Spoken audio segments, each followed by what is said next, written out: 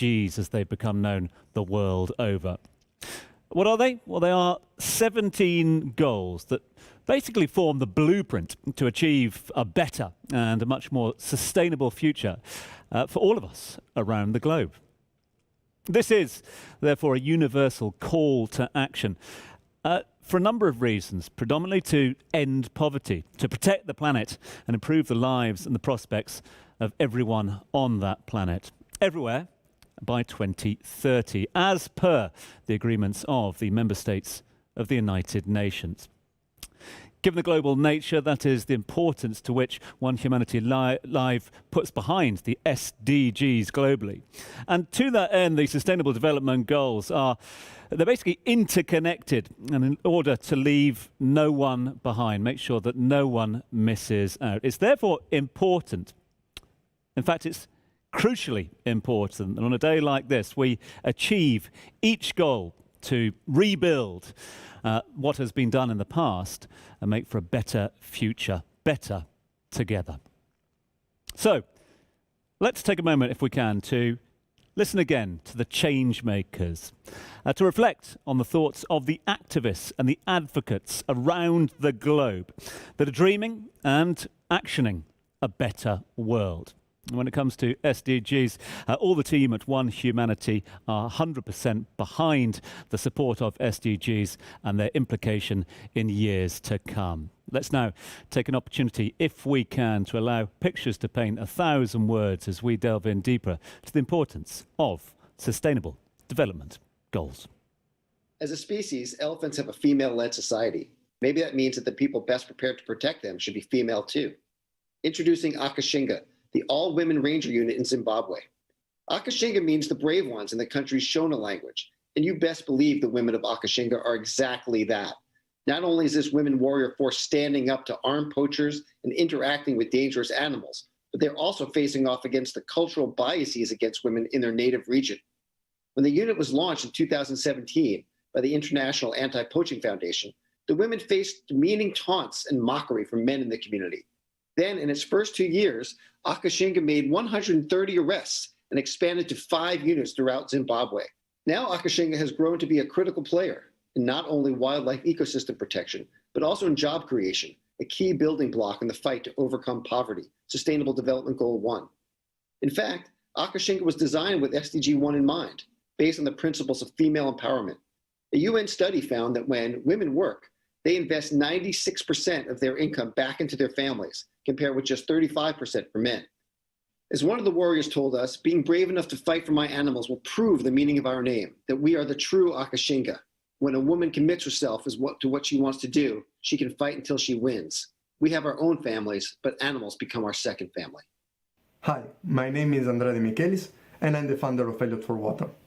I joined One Humanity Live because I truly believe that with dreams we can change the world. And what I mean by this is that when we follow our dream, when we follow what our soul inside tells us, we always try to become better, we try to grow, to evolve, to help each other as a whole. And as a consequence, everything and everyone will try to do the same, will try to emulate this. In my specific case, my dream and my mission is called Elliot for Water. Elliot for Water is a search engine that donates water when you search. We are part of the Sustainable Development Goals number 6, which is clean water for all. And our mission, in fact, is to bring safe drinking water to millions of people around the world. Because today, still, there are more than 700 million people around the world who doesn't have access to safe water. And this means that kids and women have to spend hours and hours a day to go collect water. While when you work in a village and you give a direct access to safe drinking water, then what happens is that kids have the time to go to school or the time to play and just be a kids. Women have the opportunity and the time to work, to create a community, to take care of their families. So I guess that what we are really trying to do is not just giving water, but we want to give people the opportunity to live life in a whole new way, because it's not about water anymore. It's about education, it's about life, it's about creating an economy, it's about woman empowerment. So it's really a beautiful and powerful project, giving access to safe water. And what One Humanity is trying to do right now is trying to build this sustainable future for all. So go on Constellation.art and share your dream online.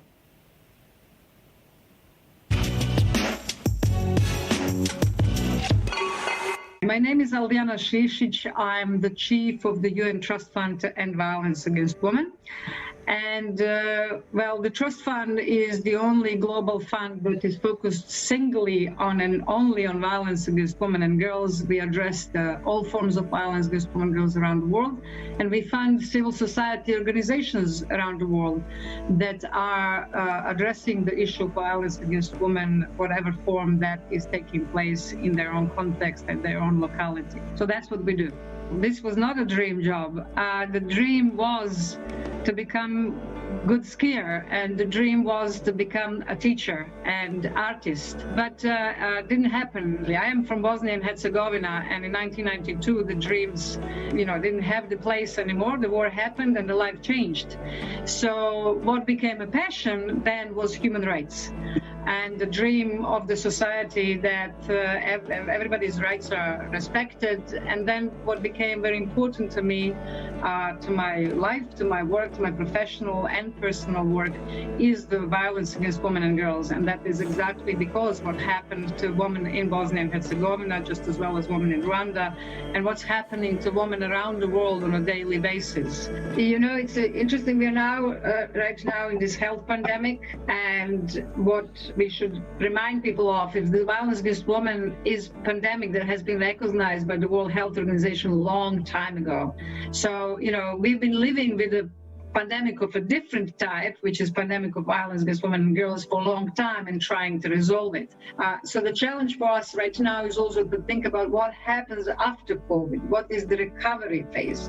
Because the systems will be overstretched. We are looking a lot on the response, what we are doing right now, and then also immediate recovery time when kind of the doors are open, when everything is finished, when we all can go out on the streets and back to work, what happens then and how we deal with what is likely to be very much increased number of violations against women and girls. My dream for the world is very, very simple, is that if we can all start educating our boys and girls at home about, teaching the girls that they have a rights, equal rights, that they can be whatever they want to be, that they can dream and they can become what they're dreaming about, and that they should ask and expect the respect and life free of violence. And if the parents then can also teach their boys that, they can become whatever they want, but not on the ground of violating somebody else's right. So I think if we start at home, then we can build this into the schools, into the workplaces, into the society and broader. So the message has always to be there. And advocacy is important. Raising awareness is important. Raising awareness in home, at work, in school, everywhere. My name is Lucia Brigham. I am Chief of Office of the United Nations Office of Partnerships. We are part of the United Nations headquarters here in New York. That's where I'm calling from. And the primary role of our office, of the United Nations Office of Partnerships, is to serve as a global gateway for partnerships to advance the Sustainable Development Goals. Grew up in one of the most polluted areas in Europe. It was, the environment and the nature around my city, the town, the whole town I grew up in, was heavily impacted and polluted by the petrochemical industries and coal mining. And there were days and sometimes weeks during my childhood when we couldn't really leave the house for a longer periods of times because the air pollution was so high and dire. We couldn't really play outside. And that clearly, that gets everyone thinking, what is it that, how can we improve what's going on? And I always knew that I wanted to be part of the solution. I wanted to do something meaningful that would have a positive impact in the environment around me and the world around me. The goals, the SDGs, they present a blueprint for a better world, more sustainable, more ethical, more just and prosperous world for all. And they represent some of the most challenging key issues of today's world, ranging from poverty to hunger to inequality to climate action to impact on environment, biodiversity, and also it includes issues such as irresponsible production and consumption patterns. Conscious Fashion Campaign, it was set up about 2 years ago, and the vision behind it was to bridge the gap between the Sustainable Development Goals and the fashion industry. And the fashion industry is one of the most influential industries in the world. It employs tens of millions of people globally, and it has got very immense environmental and social economic impact. So it is important to ensure that the industry that has traditionally been part of the problem with its negative impact on the consumption, it has driven a lot of the pollution. It has driven a lot of the challenges that are formulated in the SDGs. It's important that we change the narrative and ensure that instead of perceiving the fashion industry as a part of the problem, we guide it and help it to be part of the solution. And that's what the Conscious Fashion Campaign aims to do. I think it is important for everyone to understand that they have the power to be part. They have the decision-making power. They have a chance to be part of the solution that I was talking about. I have many dreams, but the one I would like to share with you is that the fashion industry is one of the key drivers of change, becomes one of the key drivers of change, and makes a major, strong impact on helping to achieve the Sustainable Development Goals. I would like all of you out there to think before you buy any fashion item and think very critically. Is it what you really need? Or is it just the pressure that you feel that you have to buy something to be seen in new clothes? I would love celebrities and influencers out there to choose the right, well, responsibly made fashion item and wear it over and over again, not to succumb to the fast fashion. And I would like us collectively to understand our purchase power and shift the industry.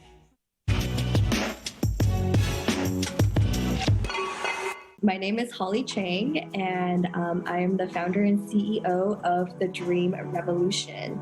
And the Dream Revolution is a project that I started that started with a workshop called the Dream Workshop. And it poses the question of what your dreams are for yourself personally and what your dreams are for the world, for all of us, for everyone. I went to Burning Man this year, and there's this beautiful art installation by Christopher Starch, and it's like a LED installation. It's very calming. There's like classical music playing, and you just like sit under it and lay there, and like it's very like hypnotic, but kind of like therapeutic in a way. And I was sitting under there and like meditating and letting it all come through, and then this vision came to me that's like, okay, the Dream Workshop is happening. It is happening. A dream is an inspiring picture of what you want to see in the future, right? And like what you want your reality to be. And like, especially right now where we're in this transition period, we're in this place and time in the world where everyone is thinking about their life, their energy, like how they're spending their time and their energy. And, you know, having a dream there to propel you forward, and it motivates you to take action to achieve those dreams. So like step by step, step by step. So having a really crystal clear vision of what you want to see in this world is so, so important in this time. Hello, my fellow dreamers, because we are all dreamers here. You know, don't be afraid. Dare to dream, and dare to dream big, because anything is possible. Truly, anything is possible. And the first step is believing in yourself, and the next step is vocalizing it, and I understand and I empathize that it is scary to say your dream out loud, but the more and more that you say it and the more that you share it, the more and more that it becomes real, it becomes a reality. And so do not be afraid, step up and share your dream with us. It would be for people to know and understand and accept that we are more similar than we are different. And that even with our external differences, and maybe it's the color of our skin or the language that we speak or our religious or political views, we acknowledge those differences and still honor the oneness in us. We're all human beings on this planet, and we all want to feel loved and be loved by another.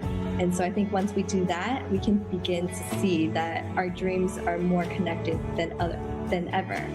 And I think some things that can help us get there is by doing the work, the inner work to heal ourselves through various methods. They're different for you, for me. And so for me, it's been meditation and mindfulness and having a daily practice of gratitude the moment I wake up.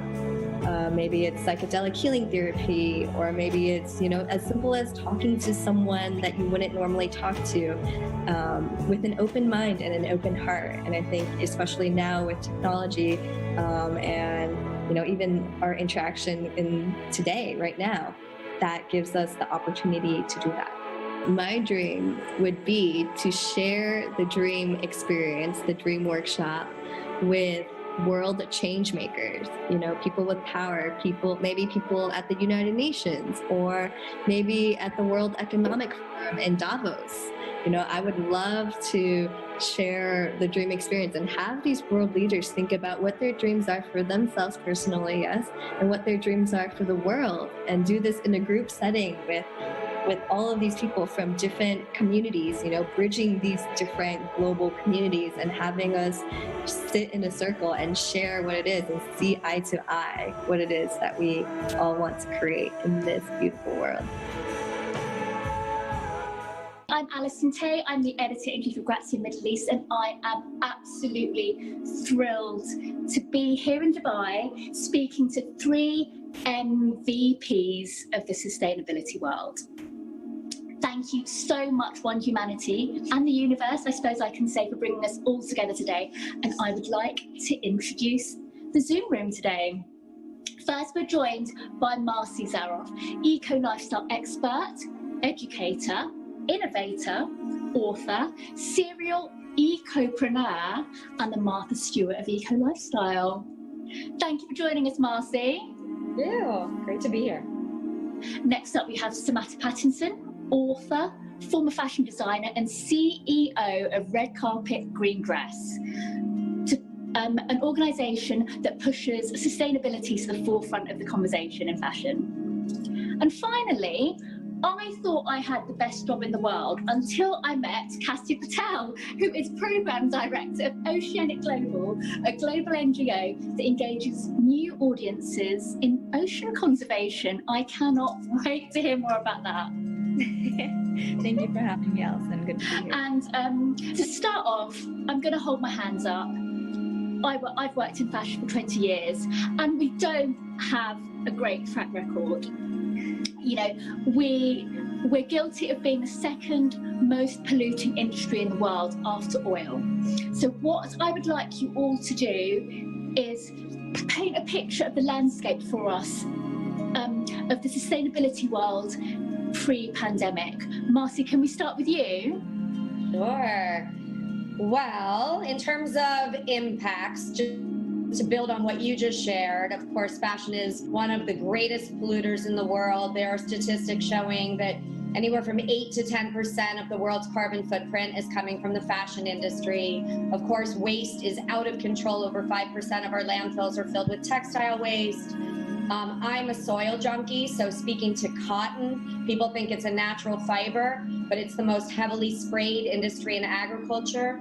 And while it's only 3% of the world's agriculture, it represents up to 20% of the most harmful insecticides and pesticides, and is the #1 user of Roundup, which contains glyphosate, which is very toxic. In addition to that, when you look at water pollution, 20% of the world's industrial water pollution is from textile treatment and dyeing. So just the impacts socially from an energy, climate change, waste, water, all across the board.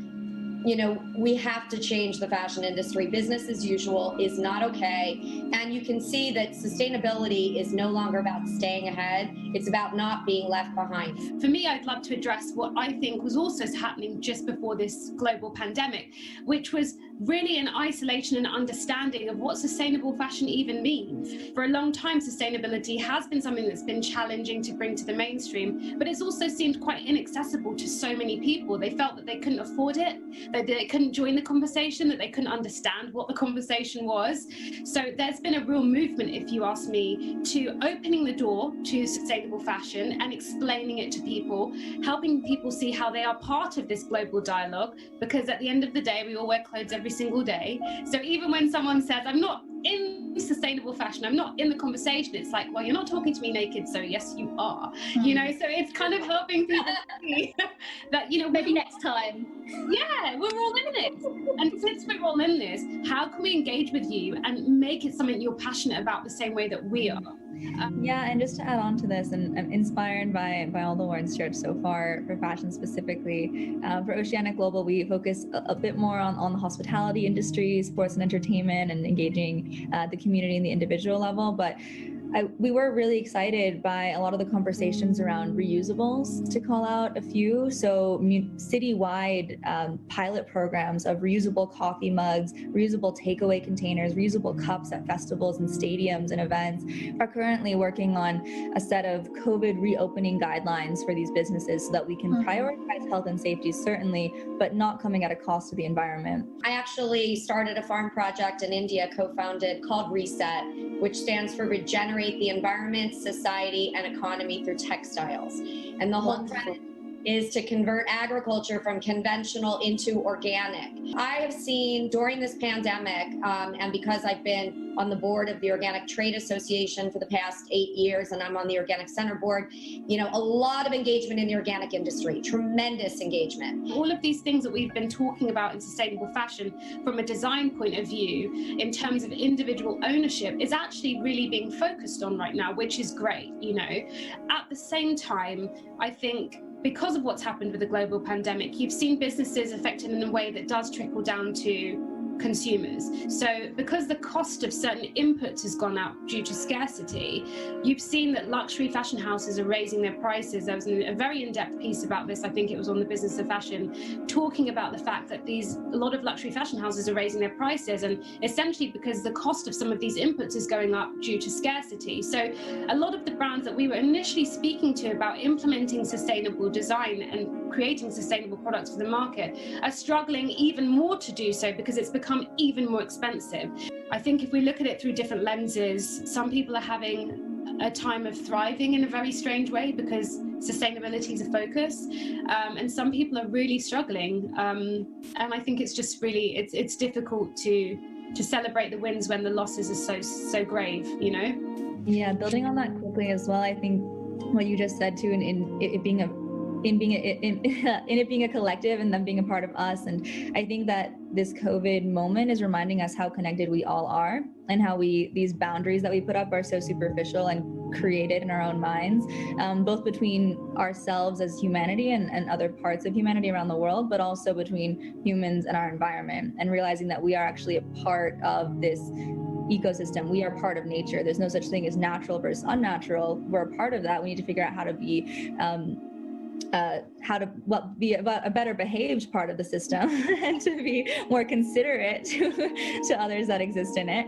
But I think in general, and we saw that a lot in the conversation, at least in the language around Earth Day, it's a little bit less about how can we conserve and protect and hold this as a distinct, separate piece of wild beauty, but recognizing that we are a part of it and have our role to play as stewards. So I think that builds to, as you mentioned, core to sustainability is community. And I think if we can respect other people, if we can respect ourselves to begin with, then those around us, then we can begin to respect the environment. You know, the journey of 1,000 miles begins with one step, right? So it is about one step at a time, moving in the right direction and doing it through teaching, through example and inspiration, not through preaching, not through shaming, as Samada said. Just to tag on that a little bit, I think you both are hitting the nose on the head in that business can pioneer our way. And we can design our way out of a lot of these issues, and we can design our way towards this better future that we want to see. But at the same time, I think that there are really three streams of action that we can see at the community level, at the industry level, but also at the policy level.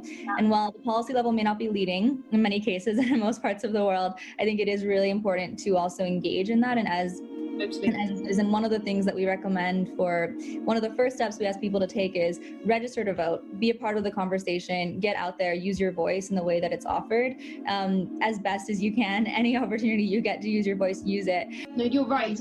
You're completely right, actually, because the little thing I wanted to add on that, because it's important, I think it's really good you made that point, was we see it with the garment workers. You know, we're talking about who made my clothes, we're talking about people in a vulnerable position, but they do need the policy, they do need the government kind of backing of their rights to unionize and so on, so that they can demand a fair living wage. So those elements are so crucial, and I'm so glad you mentioned that.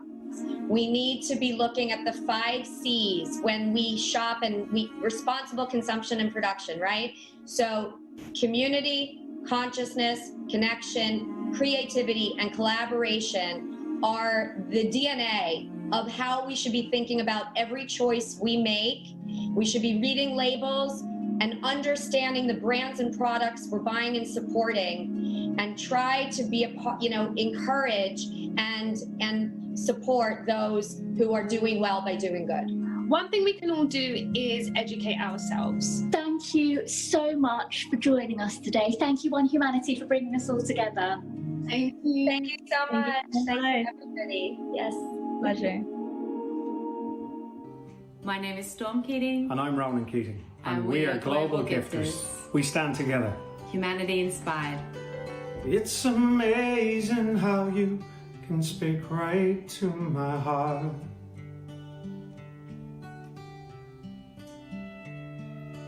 Without saying a word, you can light up the dark. Oh, yes you can. You try as I may, I can never explain what I hear when you don't say a thing.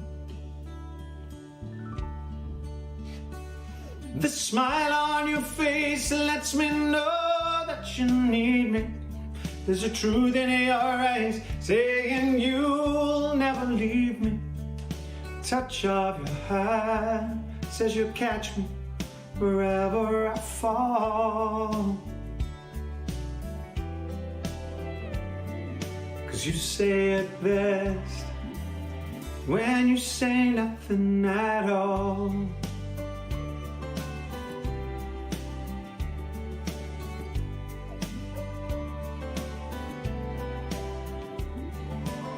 All day long I can hear people talking out loud.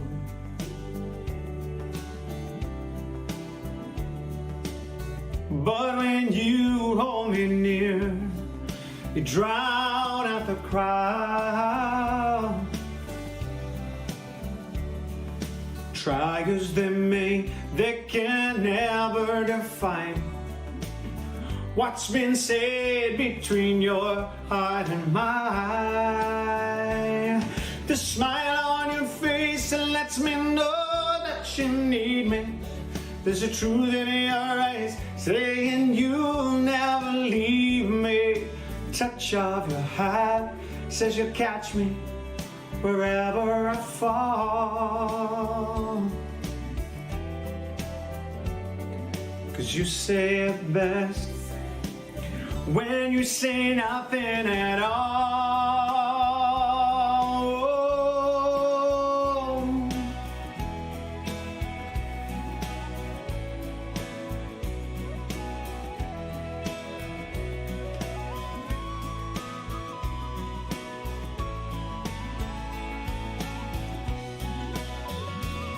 The smile on your face lets me know that you need me.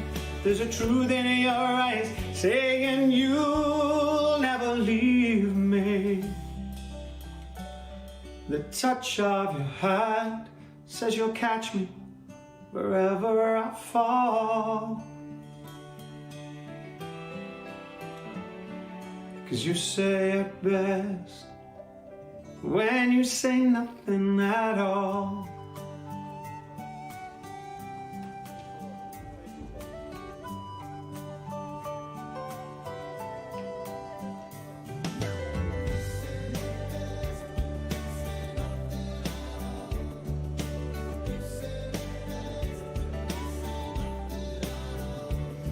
The smile on your face, that look in your eyes, touch of your hand lets me know that you need me, yeah.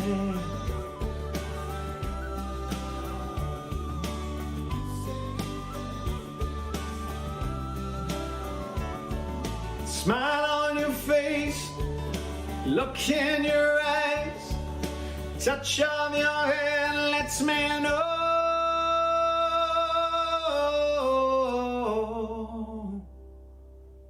that you need me. Okay, Stormy, what's your dream for the world? My dream for the world. Big question. Big question. I guess it's been like a really difficult couple of months for everybody. And I just hope that we all learn from it, because there's lots that we can take from this experience. There's lots of negatives, of course, but there's also lots of positives, and hopefully together we can all become better, better to our planet, yep, better to each other, and, and even better to ourselves. Who inspired you to dream and make your dreams come true? Well, I guess it started with my parents, like I'm sure it starts with most people. But then it's up to you. I do believe that. And I believed I could do it. I joined the band, I went solo, I met you. You fought hard. Not for me. Yeah. You fought hard for your career, for what you wanted. Yeah. You're a grafter. Yeah, but I do believe in it's inside you, and you have to want it, and you got to work hard for it, and I did that. I'm very lucky to be here. I'm very grateful, but it is about what's inside you. You made your dream come true. You made my dream come true. I made his dream come true. Yeah. Cooper made his dream come true. You made my dream come true. Oh, thanks, buddy. As I lay here on this pillow with a life of no regret, can we maybe make a moment that my heart won't forget? When we're old, will you remember laying on that Sunday bed with your white suede crashing over my red wine dusty head? This little thing called love is all that we need now. This little thing called love will stop the water if we drown. Don't matter if we're stolen by the shadows and there's darkness all around. This little thing called love's all we need now. Oh, oh, oh. As you lay here on that pillow and we breathe this northern air, there'll be no time left for sleeping. Now you're finally here. And I guess somewhere it's morning as I hear the night birds sing. 'Cause right now it's truly dawning. This is more than just a thing. This little thing called love is all that we need now.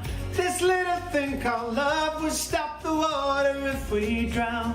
Don't matter if we're strolling by the shadows and there's darkness all around. This little thing called love's all we need now. This little thing called love is all that we need now. Oh, oh, oh, this little thing called love is all that we need now. This little thing called love will stop the water if we drown. Don't matter if we're stolen by the shadows and there's darkness all around. This little thing called love is all we need now. This little thing called love is all that we need now. Hi, I'm a 12-year-old Erica Tando, known as DJ Switch Ghana. I'm a DJ and a musician, also learning to be a sound engineer. My journey of being a DJ started way back from my hometown, Somandadiaso, in the western part of Ghana. It was 5 days to a tea with 3 talented kids, where I had everything prepared to go as a poet, and it was being suggested I try my hands on DJing. So I did, and it worked. 5 days, yes, it worked. I do face a lot of challenges as a DJ. Some people say I dream too big. Well, I say they think too small. Some thought I'll be truant, I'll be a school dropout, but here I am today inspiring both young and old to also become DJs. My goal is to be a gynecologist, a doctor DJ, with the intention of building my own hospital in the name of my DJ Switch Foundation to help both women and children, especially those who die in labor, leaving their children motherless. I'll also use the music I play to switch up the moods of all my patients to release their minds from boredom. Keep dreaming. Together with your donations, we create a better tomorrow for Global Gift Foundation and all the incredible NGOs benefiting from OHM Life. I'm a global gifter. We stand together. Humanity inspired. Switch up.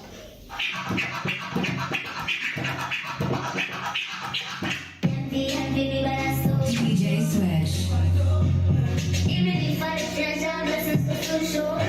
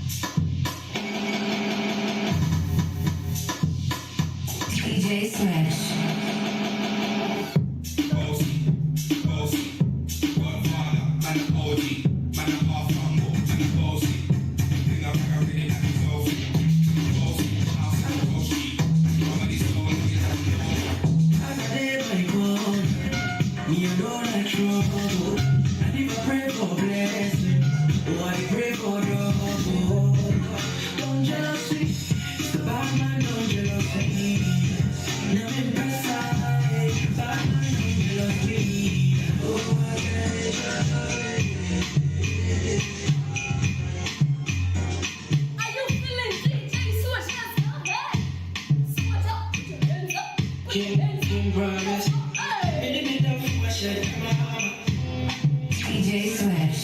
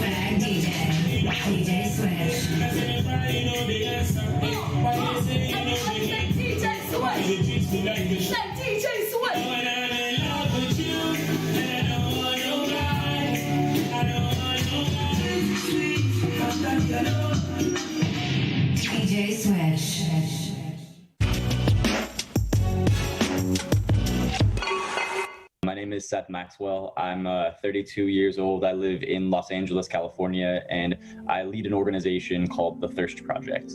I first learned about the global water crisis when I was 19 years old. And at that time, which was over about 11 years ago now, 12 years ago, there were 1.1 billion people in the world who just didn't have access to basic, safe, clean drinking water. And it wasn't just a big number. What that really meant was that all over the world in developing countries, women and children would walk from their homes to whatever standing water sources were available. So often rivers or ponds or swamps, and then drinking from those open, unprotected sources that were often shared with animals that would drink and defecate in the same water sources that people drank from, caused those people to get really easily preventable waterborne diseases. So things like diarrhea or dysentery actually kill more people every year than HIV and malaria combined. So when I first learned about the issue, I was just struck by how big it was, how massive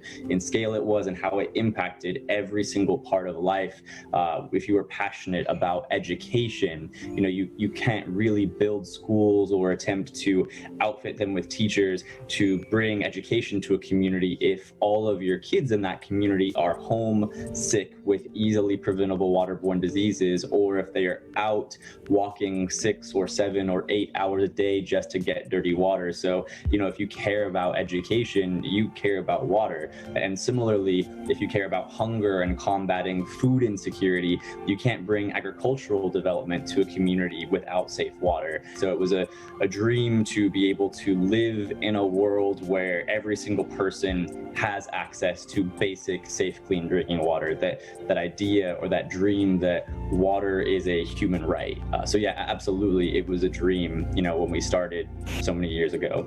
Everyone should have a dream. I think for us as human beings, we are really the only species on the planet that can imagine a world that is different than the one that we live in, and then create that different world. Anything that has ever moved us as humanity forward came first as a dream. So it's absolutely so important. It's like breathing. Yes, absolutely. As an organization, what we do is we build freshwater wells in developing communities to give people clean water, which isn't unique. There are lots of great water organizations in the world, but what is unique is that we may not be the oldest water organization or the largest water organization, but we are without question the largest youth-led water organization. And so we have schools and student groups all over the world who in their own communities raise awareness of the water crisis and then do events or campaigns or initiatives to raise money to build real water projects for people that need it most. And so with us for the last 2 or 3 months now with COVID-19, so many of the schools that we work with, essentially all of them have been shut down, not in session. And so there were hundreds of events and fundraisers and things that had been planned that were supposed to take place in that last 2.5 or 3 months that just haven't. And so, for us, we lost hundreds of thousands of dollars of donations that were supposed to come in for that we've had to be really scrappy and creative and try to figure out how to reach new people with the message of how important the water crisis is and reach new audiences with how critical it is that we still in this season meet the needs of those people who just don't have access to safe water and partner with those communities and find new ways to raise support. And then similarly, in terms of impact on the ground, when you think about the communities that are the most vulnerable to COVID-19 or to this virus, it's the communities that we work with. People who live in rural developing communities, those communities don't have access to hospitals in many cases. There are often no franchised public health systems, if any. Even the ability to wash your hands with safe water or soap is something that most of the communities that we work with just don't have access to before we work with those places. And so when you think about COVID-19, how can you fight the spread of that virus if you can't even wash your hands? And so for us, we really tried to react as quickly as possible and try to figure out 2 things at once. Number one was we didn't want to be a vector carrying the virus into the communities we work with. So we had to take our teams through really robust trainings on safety, but we also wanted to make sure that we were doing everything we could to work with those communities to insulate them and protect them as much as possible from the spread of the virus. And so we were actually asked by the Ministry of Health in Eswatini, which is a small country, we were asked by the Ministry of Health pretty early on to play a lead role in their response to helping fight the spread of the virus. And so we deployed hundreds of thousands of dollars to build hand washing stations in over 100 different villages or communities with safe water and taps for people to wash their hands. And we donated and distributed hygiene kits with soap and sanitizer, again, with training on hand washing with an elevated effort and emphasis on COVID-19 to try to fight the spread of that particular virus. And so, we've been working around the clock to try to do everything we can to prevent the spread of that and also help serve as many communities as possible. But it's definitely been something that's brand new that, we couldn't have ever planned for. We live in a really exciting time, but there's still so much work that needs to be done. And so I think when we think about what needs to be done to make the world a better place, or what that means for the world to be a better place, I think it really does start with each of us individually. I think a lot of times when we look at situations or people who need help, whether it's somebody who, maybe needs forgiveness or someone who needs love or someone who needs financial support and money, I think a lot of times we ask ourselves in those situations, well, what's the most I can do up until the point that it starts to really cost me or hurt me, right? Or significantly inconvenience me to sacrifice something. And so really we ask kind of what's the least we can do. But the reality is, like, the world doesn't need a little bit of love. The world needs a lot of love. Like, the world doesn't need a little bit of forgiveness. The world needs a lot of forgiveness. The world doesn't need a little bit of support. The world needs a lot of support. And so I think when each of us step into that place of meeting people where they are and asking asking like what is the most we can do, it really does build incredible bridges and relationships, and is the fabric and the material of what it will take to make the world a better place.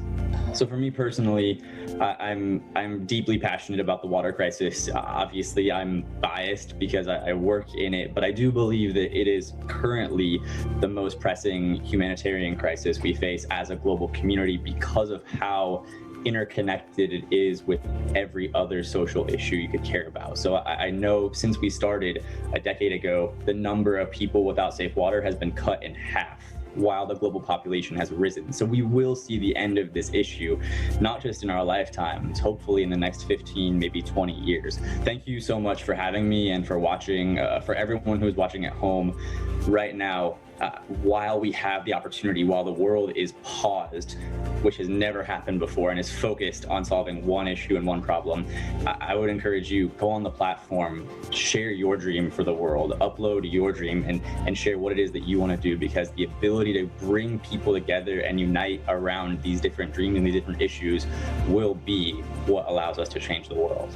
The dream of the sharing of my work, the sharing of the message that I am currently pushing, started after my mom passed away. We promised each other to connect through the new dimensions that she will be in. So I started a spiritual practice, like a deeper practice with nature, and that opened up everything. Once I started committing with nature, learning about her, the elements, then life started becoming really magical.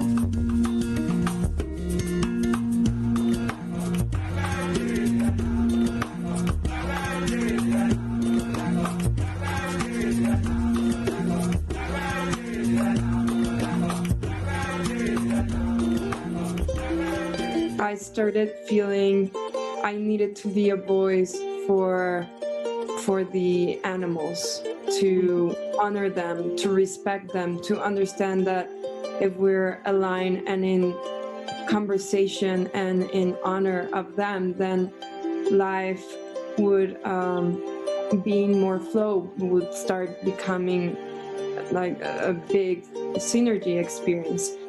I started doing street art with these animals. They're just a reflection of all the talents and all the gifts that we have when they're mixed and put together, and we actually accept this whole unique being that we are.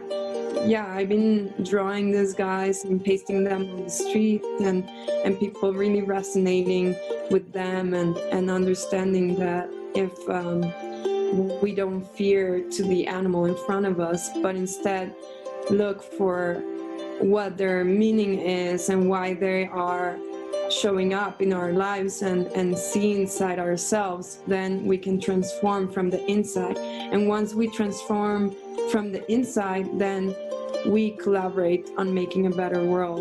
If we want to have a better experience on Earth, we have to take care of the resources. So if we all sink into collaborating for this cause, then we'll have a better experience. For me, it's very important that instead of putting the energy out into fighting something, we trust that the energy is just going to be balanced if we are balanced.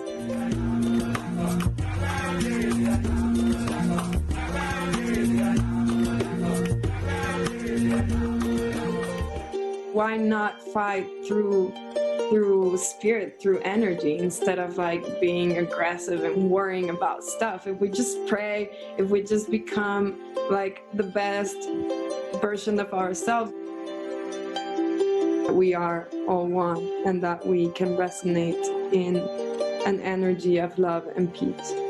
Dreams are very related, are super related to purpose, to keep becoming responsible of myself, like more and more, because definitely, even though we practice and and we have rituals to remember who we are, we forget. We forget with our reactions.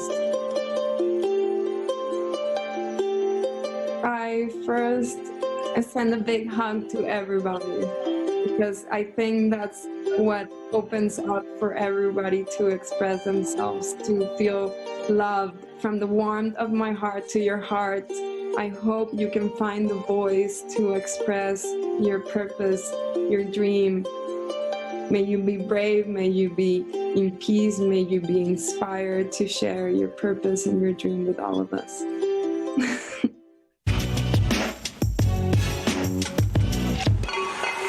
My name is Nadia Swarovski, and I work at Swarovski. This is a family business that has been active for 125 years. It was started by my great-great-grandfather, Daniel Swarovski, who came from Bohemia to the Tyrolean Alps, and he chose the location that he chose in a little town called Wattens because of the strong water power that came out of the mountain stream. And he used this water power to implement for his machines.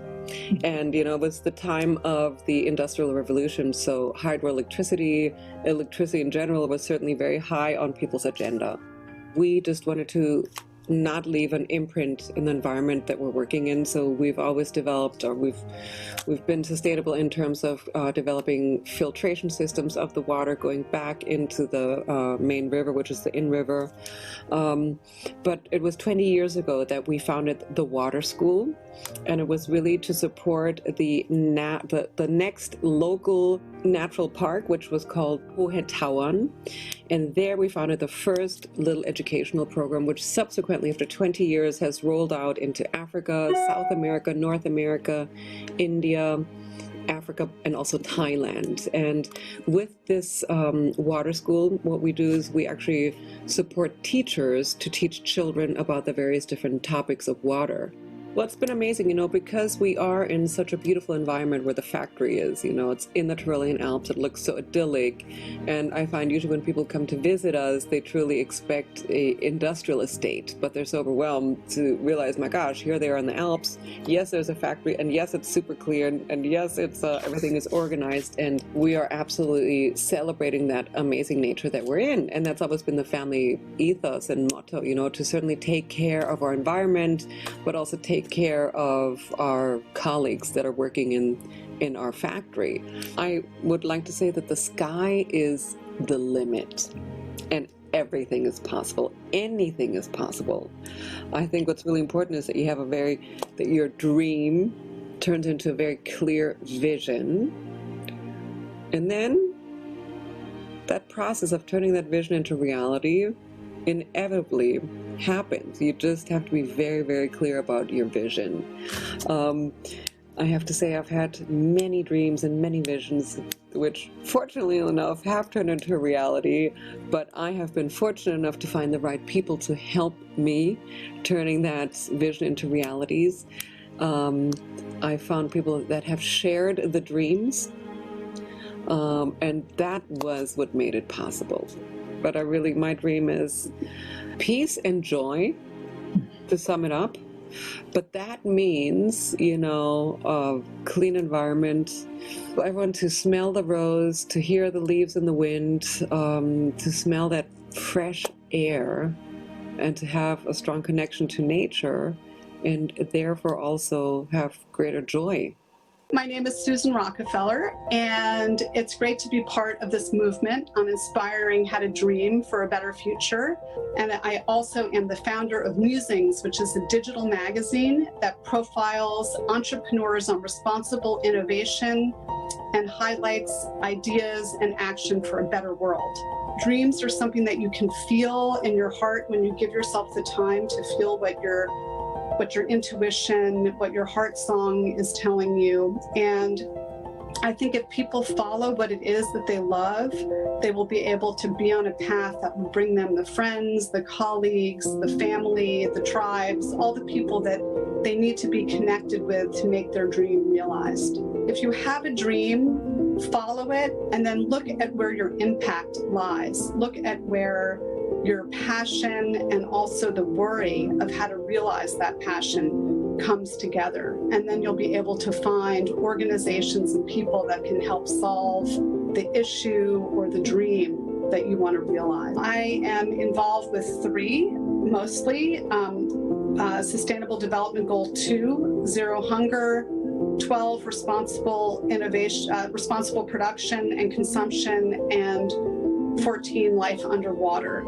But I think all the Sustainable Development Goals are obviously interrelated. It's like you think of it as a house, and there are different rooms, and you need all of them.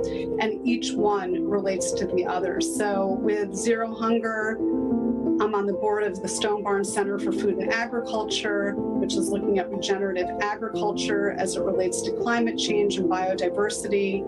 With Life Underwater, I'm on the board of Oceana, which is the largest nonprofit organization solely focused on ocean protection and trying to stop plastic pollution from entering our waters. And for responsible consumption, production and consumption, I have the Musings magazine, and I also am a mission board member for Imagine, which is the organization that Paul Pullman and Valerie Keller co-founded to really work on trying to get the Sustainable Development Goals involved with every single leader in corporate America and around the world. Current pandemic has been a time of reflection. I think that it's in a sense a precursor to the bigger challenges of climate change. The world had to come to this abrupt halt, and everything came to a stillness. And we were able to witness some rewilding of animals. We were able to see cleaner air and cleaner water. It's been this incredible transformative moment. My hope is that it will continue, that people will stay awake to what this pandemic has brought us. I think it's also brought a lot of suffering and has really brought home the need for local and national and government leadership and people that can lead with a moral and scientific basis to make decisions that will really protect human and planetary health. So it's been both a wake-up call, it's been a time of reflection. Right now, we're at our family farm, so we're seeing spring unfold and we're hearing the bird song, and we feel very, very fortunate that we're able to witness this beautiful nature on our regenerative farm. And my hope is that people will start thinking about different ways of innovating. Like here we are on Zoom, so do we really need to be traveling as much? Can we connect in a global sense, like what you're creating, in a way that's virtual, which doesn't affect the air and the waterways and oil consumption? So I think there's going to be a lot of really interesting innovation that comes as a result of this, and hopefully better understanding of health care systems, and reveals the inequities and the need to have better ways of creating more equity for all people on this planet. My dream is that you follow your heart, you listen to your heart song, you marry your passion with whatever concerns you have in the world, and you just keep loving and leading with love. And I think if love was the powerful force that defined our world, we'd have a different world. You all dream with us, and that we all dream together. And when we dream together and create together, we can create a world that is ours, that we will love, and one that we will want to have continue for generations and generations to come. Vision is the art of seeing things invisible. When I started my career, in the early 90s, it really wasn't an if, it was a when. To me, when I coined and trademarked the term eco-fashion in 1995, people thought I was crazy, that no one would ever buy into that idea, that people who are into fashion are not into the environment and social responsibility, and people who are into social and environmental accountability are not into fashion. And I was like, wait a minute, but I'm that person, right? So how do I bridge the tree hugger and the fashionista, the tribe and the boardroom, and bring style to the world of change, and bring change to the world of style? And that's been my focus of my work. We are all connected. We're all in this together. We're all part of one collective ecosystem. And that ultimately, almost seamlessly, drives community, collaboration, connection. And then, of course, consciousness is at the root of this whole movement. We have to be woke. And then ultimately, creativity, which is we are all creators. We can create whatever reality we wish to see. So let's co-create the change we wish to see, a better world. Let's redesign all of the systems that are clearly broken. I mean, one of my favorite quotes is, we do not inherit the land from our ancestors, we borrow it from our children. I believe that we have to leave this world as good, if not better, than the way we found it. My dream, if you look at things I was writing and speaking about in 1990, I was saying, I want the norm to be the alternative and the alternative to be the norm. So for the past 3 decades, I've been in the trenches, driving an eco lifestyle forward with the vision that, we have to create a new kind of world across all of these popular culture sectors, and we have to connect agriculture to popular culture, because our clothing and our food is not growing in the supermarket and the department store. My dream has been to shift the paradigm and create a world that is truly sustainable. And right now, it's not even about sustainability, it's about regenerating, because we've done so much damage in our world. It's about coming together and doing a reset and a rebuild.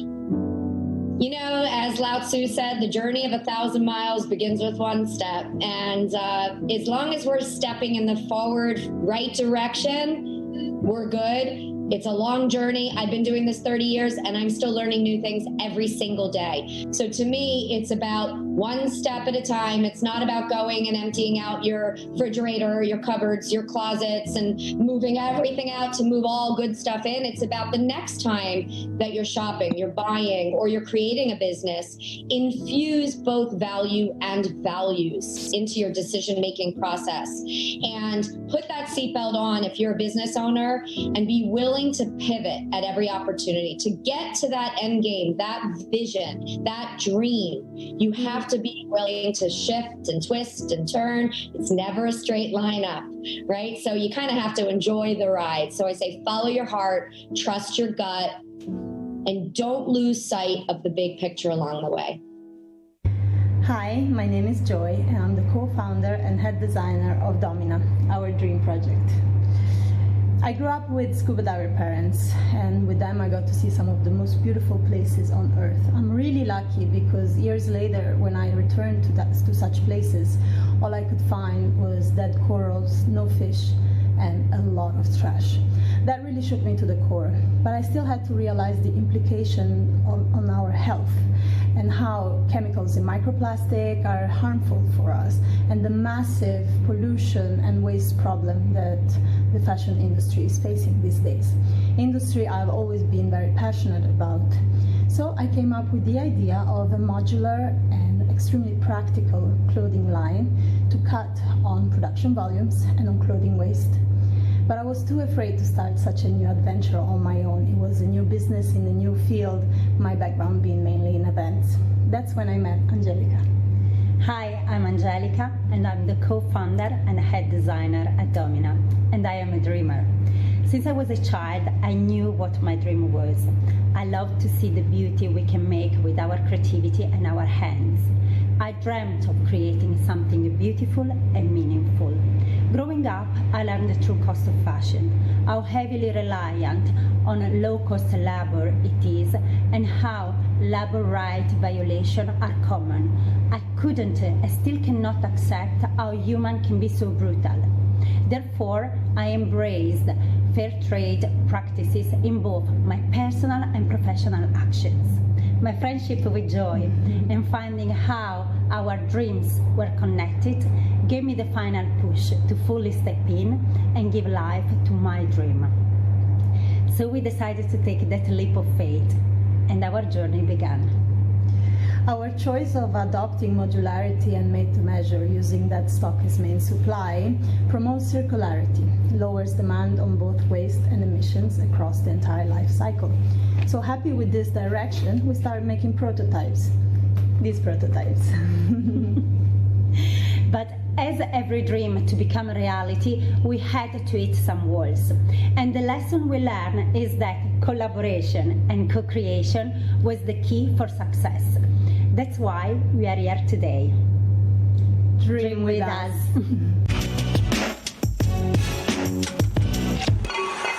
Well, the message of the film is really much giving a voice to these ancient ancestral wisdom traditions from across the world who actually all share the same message because they're all tapping into the same source. It's following the story of the 12 going to New York for the first time to create this council at the United Nations to create the ritual, which for them was also their own life mission of each of the 12 elders.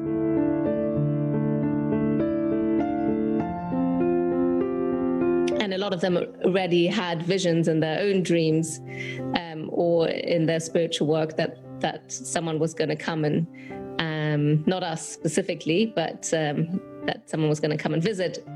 And we believe that these 12 elders actually had already met on the spiritual planes and sent down messages.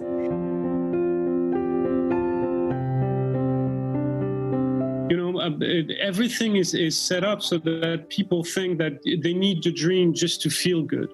No, they need the dream to fulfill their soul, and they need to act on the dreams. They need to have faith in themselves and in the incredible things that they can do if they actually listen to their intuition.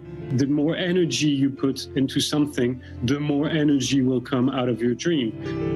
I think a dream is part of the manifestation, but then comes the real work in order to actually make it happen. And that's the work that a lot of people don't want to do, is, they want certain things, but they don't actually want to go through the shadows and the depths in order to get there. When you're really a visionary, your entourage, your loved ones, there might be 2 or 3 people that understand, but most of the people in your entourage will not, and they will actually try to discourage you from doing it.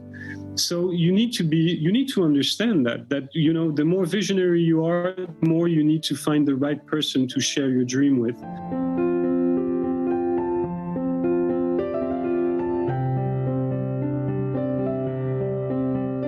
Okay, so I would tell the people, first of all, there's dreams and there's projects. Maybe they're not the same, maybe projects are something that seem more feasible and dreams are something else. I would think, as Olivier also said, it's really about finding people around you who have a similar dream and then connect with them and collaborate, and don't be shy about it or don't be scared about it. I mean, doing something together is so powerful.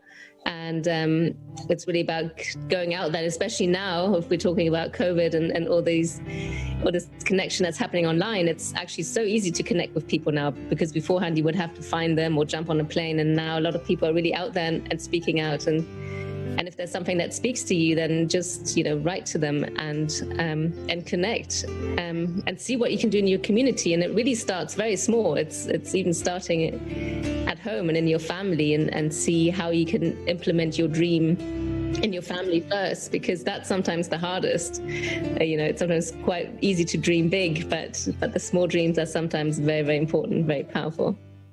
Hello everyone, I'm Wilmer Valderrama. I'm here in my Los Angeles home. I hope this finds you great and happy and healthy. And as you know, and we all know, that we're living quite a historical time. Something different has been waking up in humanity. And that's why I'm so proud to talk to you guys about my dear friend. When you're a global artist, you get to travel the world representing your country on every stage. And when COVID-19 pandemic started, Maluma returned to his beloved Medellin, Colombia to quarantine, seeing firsthand how it was affecting his country. Him alongside his foundation, El Arte de los Sueños, they found a way to support and be there for the frontline workers by donating ventilators and masks to the hospitals in his local city. And at the same time, and something that to me says a million words about him and his family, they cover the grocery expenses of the kids of his foundation. As we all know, lots of families have lost their jobs. But I could say a million more words about the act of kindness that also say a million more words about my dear friend Juan. But let's have the founder himself tell us more about this special foundation and tell us about the work they do for the kids of Medellin all year round. So it's my pleasure to introduce you to my brother, Maluma baby. Hey, ¿qué tal amigos? Les habla Maluma y durante ese tiempo de crisis tuvimos como fundación que reinventarnos y adaptarnos a estos cambios buscando no alejarnos de nuestros soñadores. Constantemente nuestro equipo ha estado monitoreando la situación de cada soñador. Al inicio sus familias tuvieron problemas para la consecución de alimentos y por lo que entregamos a cada familia productos no perecederos y elementos de aseo. Desde el primer día del confinamiento, nuestro equipo psicosocial entró en acción para ayudar a cada soñador a afrontar desde el ser todo lo que esta epidemia ha generado. Hemos tenido obstáculos con el acceso a un teléfono celular, a internet, a redes sociales, a un computador de algunos soñadores, pero en respuesta hemos buscado todas las alternativas para escucharlos y recordarles siempre que aquí estamos para ellos. Actualmente hemos retomado nuestras actividades de formación artística en modalidad virtual. No nos olvidamos de todo el personal médico y sanitario que ha enfrentado valientemente esta crisis, por lo que hicimos unas donaciones de material de bioseguridad a varios hospitales de la ciudad. El arte de los sueños llegó para transformar realidades, la mía, la tuya, la de todos, porque cada día estamos más convencidos que el arte es la mejor excusa para hacer realidad nuestros sueños. Les habla Maluma Baby, les envío un beso y un abrazo muy grande, parceros. Chao. My name is Sergio Fernandez de Cordova. I'm the chairman of the Public Foundation. Hi, my name is Alexei Medvedovsky. I'm the CEO and the founder of Mile Technologies, not emergency medical transportation company that transports people, and a new ride share in New York City. Care to Connect is an initiative that was launched under the vision of the Deputy Mayor of the City of New York in order to help bring and deliver technologies, specifically smart tablets, smartphones, to those vulnerable residents in the city of New York and those that, unfortunately, given the circumstances under the pandemic and COVID, were also going to be utilized for those that are being treated at the hospitals and through all the pop-up hospitals as well, so that people could utilize these technologies to connect to home and or just stay connected while under lockdown or under hospital care. Alexei, why did Mile get involved and how does it work? Well, Mile is a New York-based company, and it just simply wants to help New Yorkers. Since New York was the epicenter of pandemic, COVID-19, we started transporting COVID-19 positive patients, and along with that, we decided to partner up with Sergio's organization and help New Yorkers, help people that are in need. So, Sergio, how does Care to Connect NYC drive change for Sustainable Development Goal number 3, good health and well-being? Well, the Care to Connect program, number one, is it starts to drive change by, when you're looking at it from the SDGs perspective, it's actually utilizing the goal number 17, which is in your backdrop. Right, number one is a multi-stakeholder conversation, bringing in resources, bringing in different stakeholders together to help solve. Right now, when we talk about SDG number 3, we're talking about health and well-being. And, in the context of health and well-being, we are addressing, how technology could solve that issue, whether it's through, using the mobile devices to have telemedicine, access to technology and medical services that are at no cost and no additional cost to the user. Number one. Number two, tracking data, helping gather information. And number 3, creating a solution, creating solutions for those that need it the most.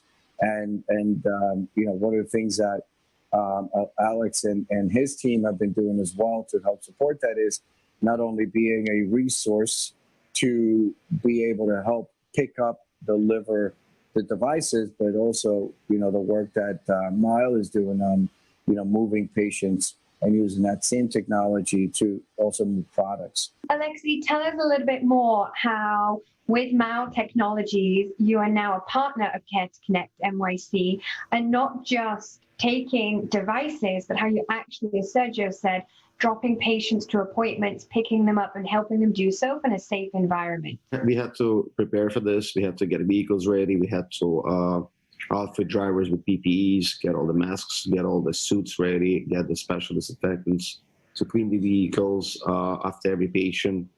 A lot of these patients are on the wheelchair, so they need special treatment. They need special assistance.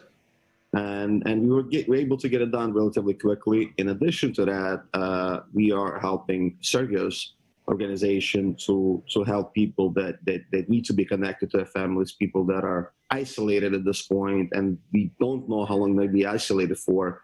It might take 2 weeks, it might be longer. Therefore, it was a good thing for us to jump and help during the tough times. The Care to Connect and Extra Mile program, it's a strategic partnership that really addresses the Sustainable Development Goals and SDG 3, health and well-being. My name is Rebecca Van Bergen, and I founded the organization Nest because I dreamed of a world where artisans and makers all over the world were able to provide for themselves and their families, producing crafts that have cultural meaning for them and for their communities. Artisans and makers are primarily women, and right now, with the global pandemic, they're at the front lines of the economic impacts that we're seeing. Nest launched an initiative called the PPE Purchasing Initiative to help these makers and artisans transition their production to making PPE for frontline workers and vulnerable citizens.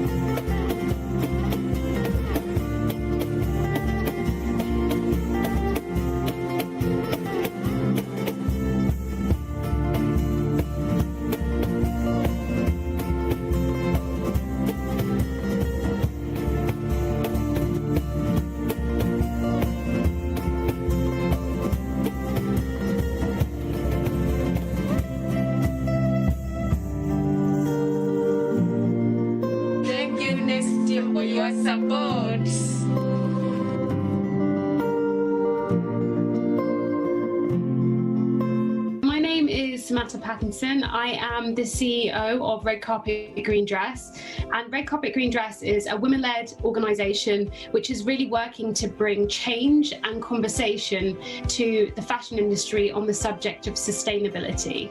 So I work between London and Los Angeles with my campaign, trying to connect with global brands, emerging designers, fashion colleges, all of it. I wouldn't say that this was like my specific dream, but I did always dream about working in the creative industry, doing something that had like a bit of soul and meaning to it. I've always been drawn to fashion. I think we all wear clothes every single day, and to me, clothing is a really big expression of identity. It means so much to many people in terms of who they are and what they represent. Clothing has always been interesting to me, but I didn't anticipate that I would end up working in sustainable fashion. I kind of followed a path to get here. I had my own clothing label. I didn't submit my sketch thinking that it would lead me to this dream situation in terms of the work I'm doing. I submitted the sketch because it was like this natural progression of my journey. I've been designing for a while. I wanted to try something different. I saw the contest and I went for it. And I think a lot of the time, the things we don't really think too much about can sometimes open these incredible doors. My first bit of advice would be, don't overanalyze things sometimes, just listen to yourself. I knew I love fashion. I knew that I needed to try something different, and I saw something that sparked my interest. And so I would say pay attention to the things that spark your interest. Those curious things that you can't quite understand why it's pulled you in, be like, why am I interested in this? Just go with it, give things a go. And sometimes you do have to be fearless. Sometimes you're your own worst enemy, and the things you tell yourself in your head, like of why you can't do something, are completely not true.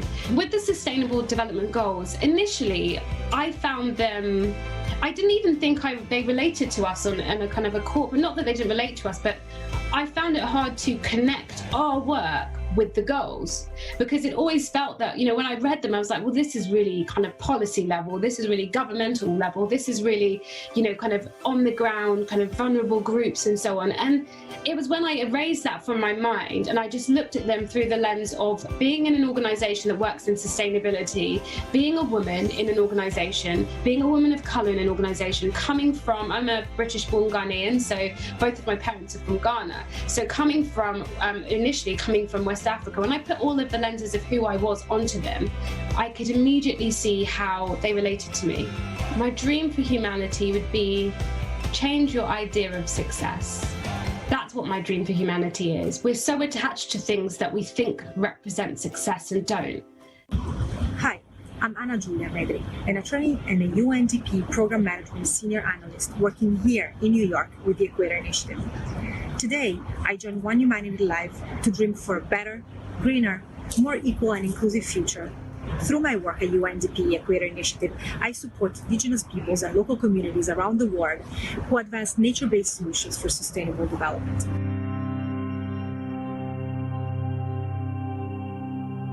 I'm lucky enough to work every day with committed people from all over the world that grace us with their indigenous traditional knowledge and teach us simple yet greatly enriching sustainable techniques that promote climate mitigation, adaptation, and altogether help combat climate change.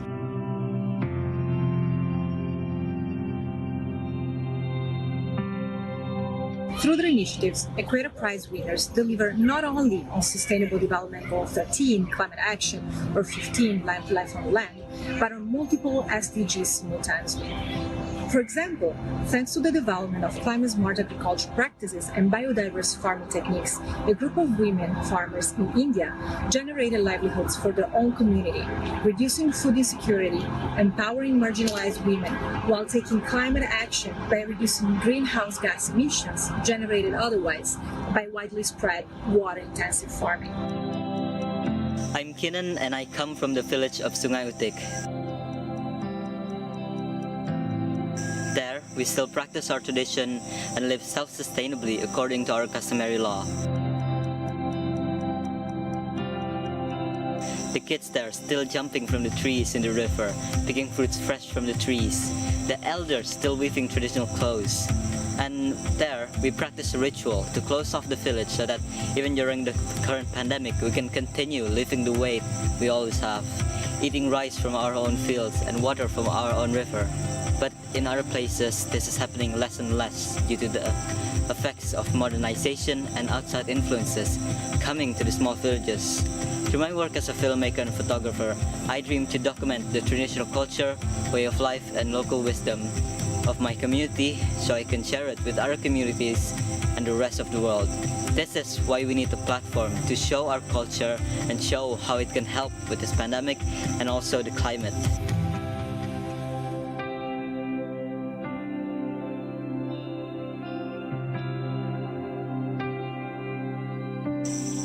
My dream is for Sungai Utik to receive legal recognition from the government so it can continue what we have been doing without worry, and for indigenous people everywhere to be recognized as wisdom keepers and rightful owners of their customary territory for a sustainable future.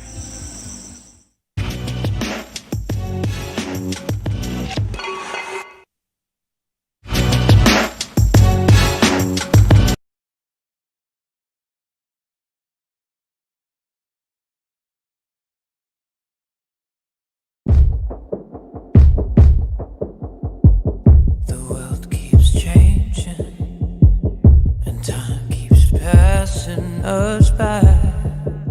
I've always wondered why we don't ever change with it. We hold on to what we know, afraid of the unknown. If we could see beyond the stars and reimagine space, believed in life on Mars, thought like one race.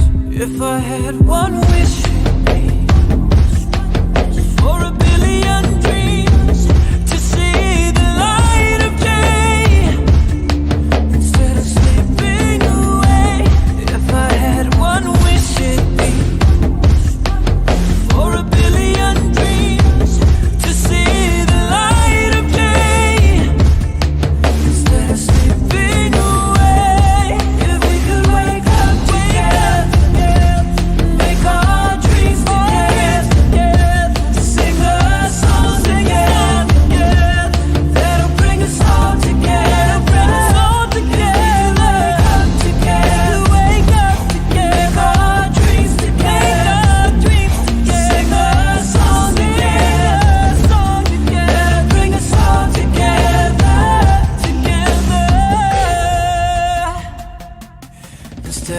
trying to change the world to fit the way we see it.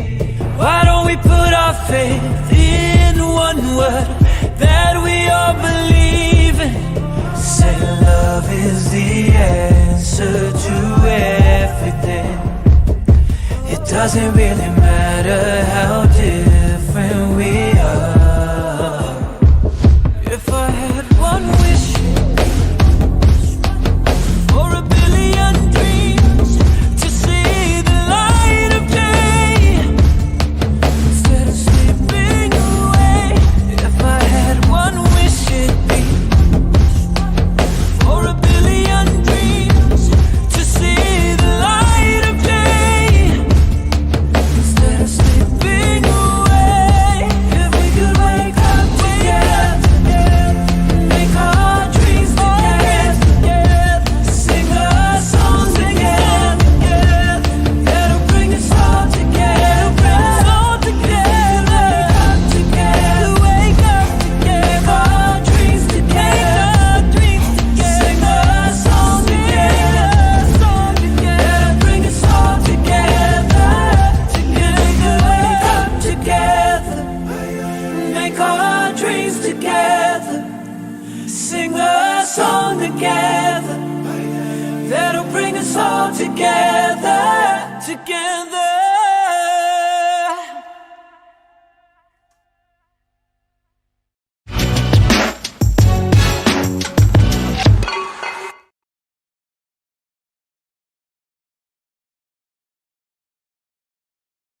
Buenas familia, soy Farruquito.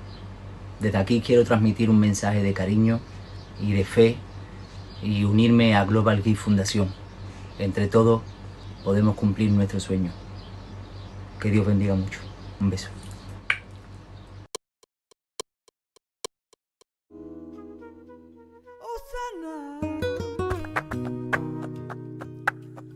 Te cura el alma si te entregas, te ayuda a caminar.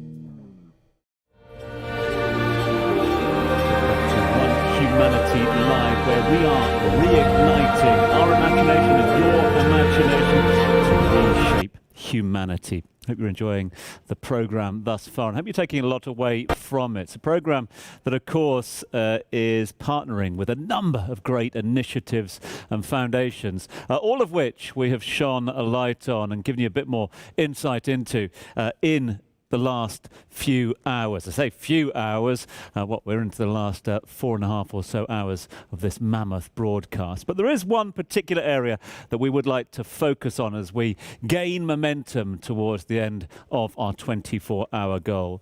And it is 3 very important letters. SDG. Sustainable Development Goals. Now, you might have heard the phrase, but how much do you fully understand them? One Humanity Live, One Humanity, all the team at Constellation and OHM believe and advocate for SDGs, Sustainable Development Goals. What are they? 17 goals that have been set out and actually form the blueprint, if you like, the map to achieve a better and much more sustainable future for every citizen of this planet, for all of us tuning in today. This is basically a universal call to action to do away with poverty, a message that you've heard time and time again from so many of our influencers and guests throughout the course of this particular broadcast. But not just to end poverty, to also protect the planet that we call home, to improve the lives and the prospects of everyone, especially those less well off and less privileged than others. And we want to do this everywhere, not just in specific areas, but everywhere by 2030, as per the mandate of the United Nations member states. So the Sustainable Development Goals that we are throwing our full weight and support behind are also intrinsically interconnected in order to ensure that no one is left behind, that those that are progressing at a faster rate are able to do so without sacrificing the needs and the demands of others. It's important, therefore, that we achieve each goal together, that we rebuild each goal to make sure that it is a better future for all. Look, I could talk about it for a lot longer, but there are a lot more well-versed change makers, activists and advocates from around the globe who've come together to throw their support, their weight behind the whole goals of sustainable development goals. So to that end, let us just indulge in the dreams and the actions of those individuals and those organisations for a better world as we at One Humanity Live support the Sustainable Development Goals.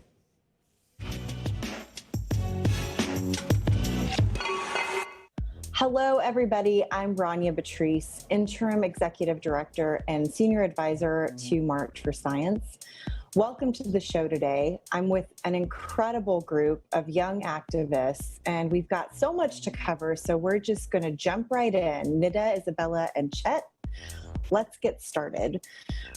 Each of you are leading in very different but important ways, and we've all done work together in different capacities. But before we get into kind of the details that, I want you to each just tell us a little bit about yourselves. So let's start with Chet. Great. Well, my name is Chet Monday. I'm 19 years old. I'm from Dallas, Texas, and I serve as the Director of Youth Engagement with March for Science. Isabella? Hi, my name is Isabella Falahi. I'm a 17-year-old climate justice activist. I'm the former communications director for Zero Hour. I also am the former one of the press coordinators for the national September 20th climate strikes, and I'm recently the co-founder for an international coalition called Polluters Out. Thank you. And last but not least, Nida? Hi, I'm Nida Alam. I'm 26. I'm down here in Durham, North Carolina, and I most recently was elected as the first Muslim woman to serve in public office in the state of North Carolina as the Durham County Commissioner. And we're so proud. And again, before we get really deep into all of this, I want to hear from you a little bit about what you to activism and what brought you to the space that you are in today. And why don't we start with Isabella? So for me, I live in Indianapolis, Indiana, where we're a coal state alongside of, West Virginia, Kentucky, Appalachia. And so we experience a lot of air pollution where I live. In fact, we are the 48th worst state for air pollution. That's pretty low on the scale when you look at all the states of the 50 of them. And as someone that has asthma, I've seen the way that worsening air quality in Indiana, particularly in Indianapolis, has affected my health and well-being. But it also is tied within being a first-generation American, a daughter of two immigrants. And I'm Colombian and I'm Iranian. And right now in southern Iran, they're experiencing terrible, terrible floods that are washing away entire villages and leaving many distraught. And in Colombia, we're seeing the destruction of Amazonia and the mountains a lot of times from extractive industries. And in both countries, being a climate activist is very taboo, and it's something that can get you murdered. So I feel it is my job and my duty to speak up, not just for my own community and for my health, but for my diasporic family and for my family's home countries and climate activists that can't speak up, even though they being from the global south, experience the climate crisis at a much larger rate than I am right now living in the global north. And so that's what really pushed me to initially get involved in Zero Hour, was that focus on justice. So yeah. Thank you. Thank you so much. Nida? I started getting involved in politics back in 2015, and growing up as a Muslim American, being involved in politics was always a taboo conversation, and especially for young girls. Except in February of 2015, I lost my close friend Yusra Abu Talha and her sister Razan and her husband Dia in the Chapel Hill shooting, where they were murdered by their neighbor for being Muslim. And seeing how the media responded to their tragic deaths and using this narrative that it was over a parking dispute rather than calling it what it was, that it was a hate crime, really pushed me to want to see a change for not just for the Muslim community that was affected so deeply, but for all communities that have to face this type of hatred and bigotry. And realizing in the state of North Carolina, there's no hate crime prevention laws for the case to even be tried as a hate crime. And that's what really motivated me to start looking at how can you change these type of laws, how can the Muslim community become more active and working to uplift our own voices, because we didn't feel like our voice was being heard, and making sure that young Muslims were getting involved in the political process. Absolutely, and it's just such an important reminder of how sectional all of this work is. Of course, this is we're focused on Sustainable Development Goals today, but one of those Sustainable Development Goals is safe and healthy communities, and so it all comes together, and that's such an important reminder. Thank you so much, Nida. How about you, Chet? Yeah, so thank you. My family are professional clowns, and so growing up, I watched them go into different communities, many underserved areas where they would go to schools and do school shows, hitting on science, math, and other huge areas that really they were not engaging in as much as they could have been. And also like refugee camps and children's hospitals, they work as therapeutic clowns. So kind of watching that growing up, I realized that inherited privilege can be used as a very great tool, and it should be used as a tool. So, you know, in high school, I started entering this space around gun violence prevention and was very infuriated by what was happening around the country, especially in the way that we looked at school shootings as that spark, but really it's about the gun violence that happens every day in communities that goes unheard of. And so that really led me to understand that these issues are so intersectional, and that whatever you're doing to affect social change or social movements, it is so necessary to every piece of that. So that's what inspired me, and that's why I use my time and work to try to forward these issues. And we're actually going to stay with you right now, Chet. You have a challenging job of engaging youth on behalf of one of the largest science advocacy groups in the world at March for Science. And you've really helped to create and manage some incredible partnerships. So tell us a little bit about what you think about Sustainable Development Goal number 17, which is around partnerships, of course. Absolutely. Well, you know, I think that the underlying statement there is that with everything, we have to do this together. Specifically with March for Science, I'd love to highlight, we have a very specific national and then an international campaign.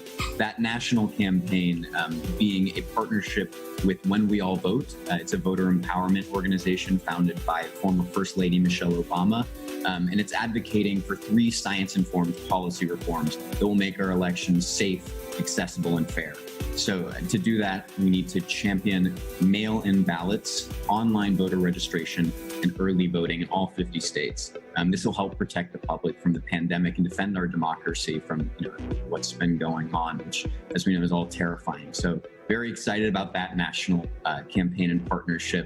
The second one, though, I'm so excited about this partnership with the UNDP's Mission 1.5. We're so glad to be partnering with them. I mean, this platform that they've created gamifies climate action, and it helps and looks like a survey almost, and that's what it serves to do, is that they're gathering info so that people in their own communities can tell those highest up about what's happening in their communities and how they're being affected by climate change in order to gather that data. And it ties into our international campaign, which is in partnership with the Samoan government, called Science Not Silence, which is in defense of the IPCC 1.5 degree report. And the goal of that campaign is to get national governments around the world to publicly embrace the IPCC 1.5 degree report, raise climate goals to reflect the IPCC report, and then create partnerships and policies to achieve success, tying into SDG 17. So really excited for all of those campaigns, and that's what we've been working on. Thank you so much, Chet, and thank you for all of the very important work that you're doing and centering partnerships and collaboration. It's just like you said, it's what's going to get us through all of this and show us some success. Isabella, you and your previous organization made some major waves when it comes to policy in the United States and youth engagement, a catapult into this next adventure that you found yourself in that is very focused on partnerships globally. Yeah, so 0 Hour has a lot of partnerships. When 0 Hour first started around 2 years ago with the Youth Climate March on Washington, climate activism wasn't as, rampant and wide as it is necessarily today with the strikes movement. It was a really big initial catapult that we saw. Of course, paying homage to the Dakota Access Pipeline movement and the indigenous climate movements that came before us. But what 0 Hour had to do was it had to build these relationships with many of the adult organizations that were already put in place, many of the other organizations that had existed in order to really organize that march. And that inspired me to want to get more involved with 0 Hour. And most recently, with exactly a year ago, we were organizing the Youth Climate Summit down in Miami, Florida, and organizing one of the first ever youth climate summits in a state where we didn't necessarily have much of a base, but we wanted to have it there because it is a significant frontline community. We had to build a lot of partnerships, not just with your, standard big organizations, for example, like that we work with on a day-to-day basis, whether it's Sunrise or Greenpeace, but working with local organizations in the area to use our platform to help uplift their work and provide them with even more resources. Because in reality, within the past 2-3 years, 0 Hour's grown significantly from what it started from. And my role as comms was to really just provide as much support I can using our social media platform to really uplift the work that's already being done in South Florida and in Miami, with the amazing youth activists we met down there that were leading daily strikes every day in front of Miami City Hall, and they eventually declared a climate emergency down there. And so that's the beauty of building partnerships, especially from a national to local level, because that relationship can then actually bring about some serious change, especially within complacent governments locally. It builds that sort of viral movement that helps launch change in almost every aspect of society, not just national or international, but local and state level, which goes very sort of underrepresented within the discussion of like the power and the true meaning of change. And I really do think that we learned a lot from the youth down in Florida, more so than they may have even learned from us. But I think it really built that relationship where we really stressed the fact that local organizing is just as important, and we wouldn't have been able to pull off the Miami Youth Climate Summit without everyone's help. I mean, from getting the venue established to getting the graphics and the programs and the various trainings and the volunteers, the hundreds of volunteers that we had sign up. all of that was just absolutely powerful. And it goes to show that even with the September 20th climate strikes and then organizing all the press for that, we couldn't have pulled off those numbers of people if it wasn't for every single one of us coming together. And I think that's the only way we're actually going to make, systemic change, is mobilizing everyone, every organization, every individual, no matter your age, whether you're young, whether you're older. But this fight is going to take absolutely all of us, and that would later then inspire me to form Polluters Out. Thank you so much, Isabella. Nida, you very recently made history, as you mentioned, when you became the first Muslim woman elected in North Carolina. And I just would love for you to tell a little bit about that journey and how partnerships helped you and helped get you across the finish line. And what would you say to young girls, young women, especially young women of color who dream to do what you've done? Yeah, it definitely is. The entire journey was not something that I could have done alone, and I think that's really important. Throughout the campaign, I continued to remind myself that I had a team, not just a team of a campaign, but a community that stood behind me. And that's not just speaking about the Muslim community, it's about everyone who sees something in themselves in our campaign message. And what our campaign slogan was, fighting for what our communities deserve.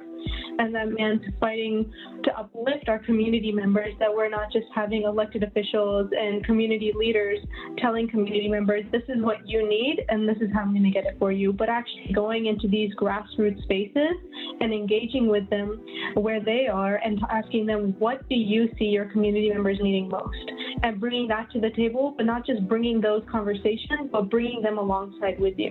And I think that was really important for me throughout the campaign, and it's going to continue to be important for me as an elected official once I'm sworn in, is to continue engaging community members at that grassroots level, because we see even in local elected positions, there's a disconnect between elected officials and the community members because of the disadvantages that some people have, that they may not be able to attend local elected official meetings, they may not be able to have access to reach out to those elected officials. So taking that responsibility on and making sure that I am still fully responsible to the people who voted for me, to the people of Durham.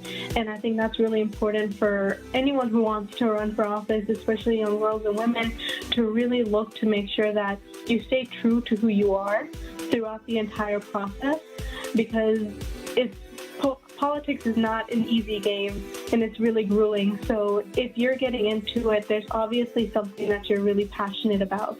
And no matter how difficult it may get, if you continue to remind yourself of what initially got me to take this step, I think it'll recenter you and realign all of your values and continue to motivate you to move forward. Thank you so much for sharing that, and congratulations again. And we just have less than a minute left. So in that minute, I want each of you to share with our audience what you dream of for our world. And Chet, let's start with you. I think what I dream of for this world is something that I've always learned, and that is empathy. Being able to look at another person and not look at anything about them, but remember that they are the same that you are, and they live the same life in the many very different circumstances. And you have to appreciate that and understand that to move forward. Thank you. Isabella? I think my dream for this world is for people to understand that the power that they as individuals have, and the power that we have collectively when we decide to work with one another to create change, because so many people have lost hope in the system per se, or in their governments or in institutions, and really we have the power to change them if we work together and use our collective voice. Thank you. And Nida? What I wish to see is that our government and our elected officials that we see in leadership positions of organizations as well are truly representative of populations that they actually represent, and making sure that one day, like right now, I'm making history as the first Muslim woman in the state of North Carolina. However, one day I hope that we see this type of diversity, that it doesn't even matter that we just see a strong, powerful elected official that happens to be a woman. And I really hope to see that. Thank you so much. And that brings us to a close. Isabella, Chet, and Nida, I just cannot say enough words of gratitude for everything that you've done and everything you continue to do. I'm Rania Patrice, and thanks for watching. Hi, I'm Shannon Elizabeth, and I join One Humanity Live to dream of a world where all sentient beings are equal and treated with love and compassion and can live harmoniously in peace. At the Shannon Elizabeth Foundation, we have a land and community.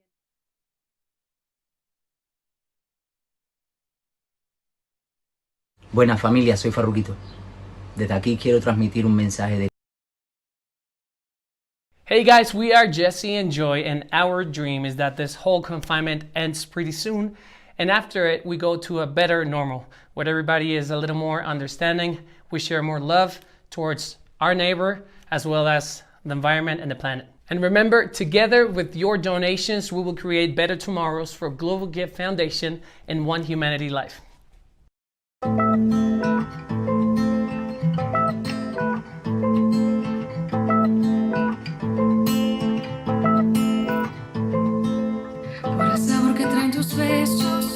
Sé que han estado en otra boca. Pensé que no eras uno de esos. Ya ves cómo uno se equivoca. Vas a decir que son los celos y hacerme ver como una loca.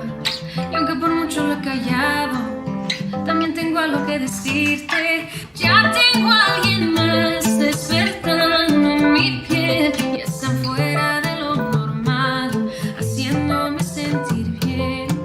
Ya regresarás delirando por mí, pero no trates de forzar que esto se acaba aquí.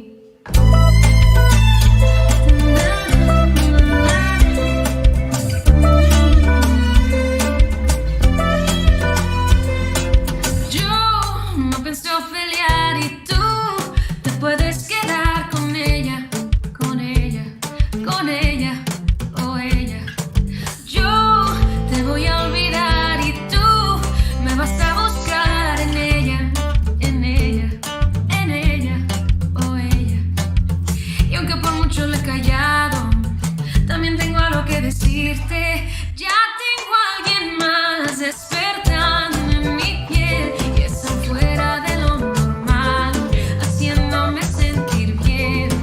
Ya regresarás delirando por mí, pero no trates de forzar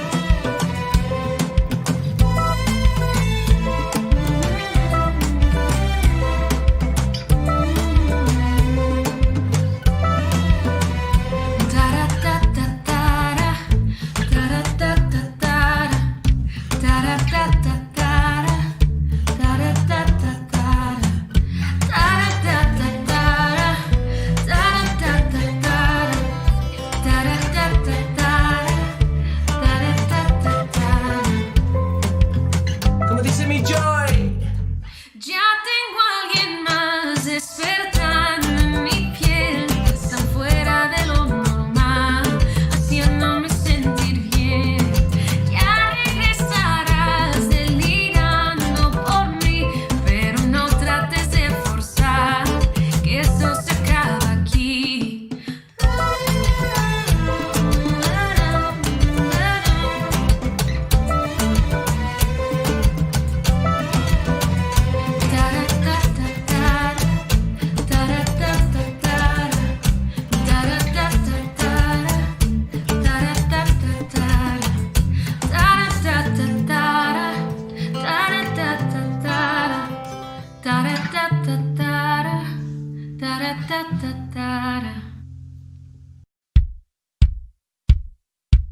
Uno, dos, tres, cuatro.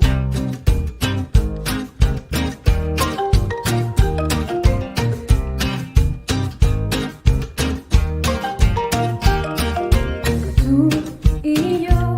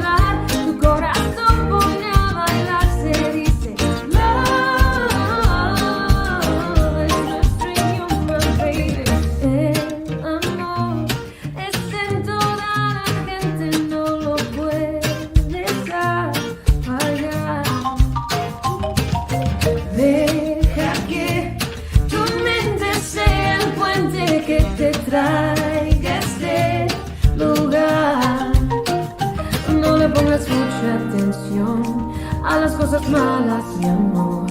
Échalas afuera, suelta la cadera, siente el ritmo de esa canción. Cariño, love es nuestro idioma. Love es nuestro idioma. Sin palabras puede hablar, tu corazón pone a bailar, se dice love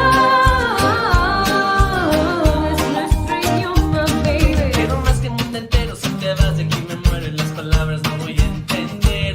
Porque el amor es el idioma y yo lo quiero de tu boca, que tu lengua lo pronuncia bien. Te quiero más que un mundo entero, si te vas de aquí me mueren las palabras, no voy a entender. Porque el amor es el idioma y yo lo quiero de tu boca, que tu lengua lo pronuncia bien, bien, bien. Te quiero más que el mundo entero, si te vas de aquí me mueren las palabras, no voy a entender. Porque el amor es el idioma y yo lo quiero de tu boca, que tu lengua lo pronuncia bien.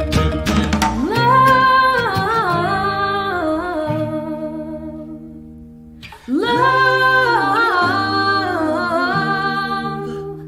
sin palabras puede hablar, tu corazón pone a bailar, se dice amor,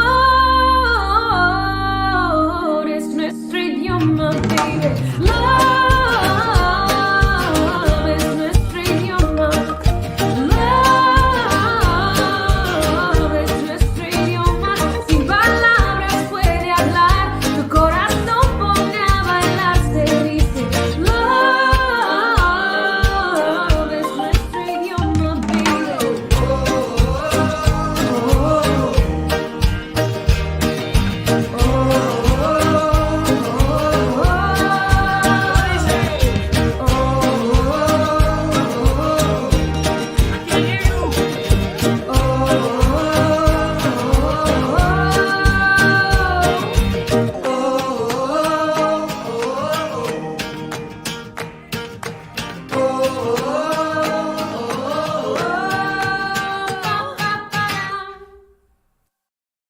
Hey, ¿qué tal, parceros? Quiero presentarles mi fundación, el Arte de los Sueños. Actualmente tenemos 6 sedes en la ciudad de Medellín. Nuestro proyecto se basa en la transformación de vidas por medio del arte urbano, como es el canto. A little more than 2 years ago, and that has been, besides a nightmare, reinvention of myself and my whole family. It is an honor being here tonight, being able to share what happened, what we started doing, what we do today, and what we plan to do. I was talking to some kids a couple of weeks ago, and we ended up thinking and knowing, and we all agree that our liberation, it's collective. So we need to work together. And it hurts when any son, any daughter, any girlfriend, any boyfriend, dad, mom dies out of injustice, or just because we don't have enough leadership to make sure that we are secure and safe. It hurts deep in here. Maybe because I lost my son, I understand it better. But you don't have to lose your loved one to understand what we're saying. You should listen, because you don't want to be doing what I'm doing tonight. You think it's the end of the world. There's nothing you can do. Your life is over. Joaquin was the reason for me to be alive. To wake up every morning, work a lot, and then come back home and enjoy my family. Today I think that Joaquin still is a reason for me to be alive. Because my role as a father evolved into something bigger. Now I have a responsibility, not only for Joaquin, because it's too late to save Joaquin's life, but for society, for other kids, for your kids. And I need to play that role in the best possible way. So yes, you can reinvent yourself. Find a reason My reason has always been the same. My beautiful son, Joaquin. We have to be critics with ourselves, number one. And number two, with what's going on around us. If we take it or leave it or change it.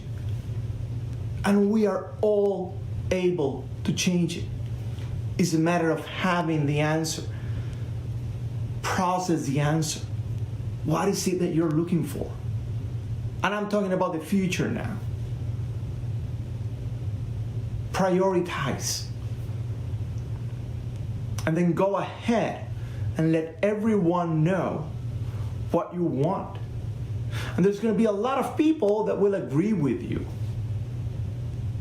And that's what social movement is about. People agreeing to deserve and demand change. By the way, change means better things, the way that I see it. We have been traveling and painting and using these murals. It's like a graphic form of language.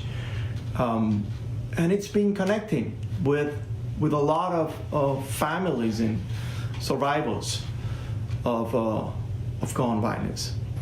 It's really hard when you have a nonprofit and you're concerned about gun violence and something like the virus appears and attacks people in a massive way, the way that this COVID-19 is attacking people.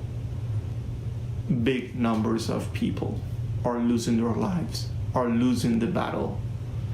So we needed to, besides expressing our frustration, because for me, any death, it's painful. So we needed to find a way to learn from this terrible experience. And what is it that we are not communicating to society that will reflect the emergency that gun violence has? The emergency that 100 people losing their lives every single day means to a nation. We have to find a better way to engage people.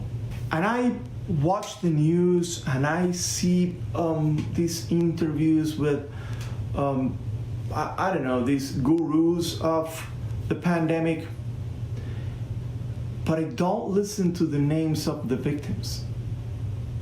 I mean, there's a number for that, a unique number, 1,000, 5,000, 100, 15, I remember that. Or 92,000, almost 100,000. So I wanted to express my frustration, my respect, my support to victims and families that in some way have been hit by COVID-19. I don't see the difference between one thing and the other. I only see a leadership that is not capable of solving neither of the two. We're going to get over the COVID-19 at some point. And then we're going to go back to what the other virus means, the gun violence virus. And we're going to still be here. Now I'll tell you something. My son Joaquin, he will really be concerned about what's happening here. And actually, Joaquin still feels very concerned every time a kid, a mother, a dad, a boyfriend, a girlfriend loses the battle. So along with Joaquin, we decided to put together some names and of course the same graphic form of language that we have been using since the last 2 years.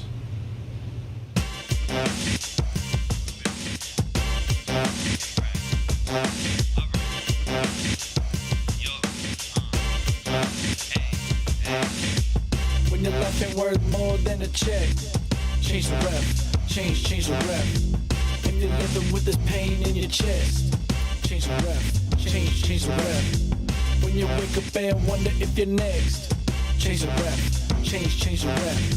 You won't change, then you gotta be direct. Change the rep, change the rep. When your life ain't worth more than a check, change the rep, change the rep.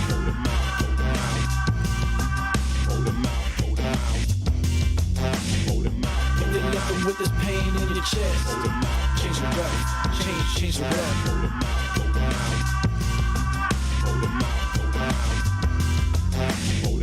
When you wake up and wonder if you're next, change the rep, change the rep.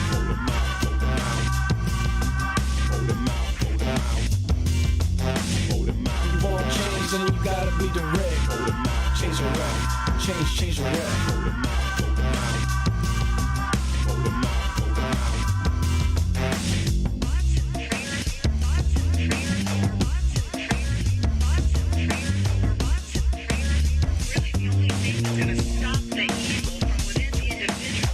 Hesitation with this invitation.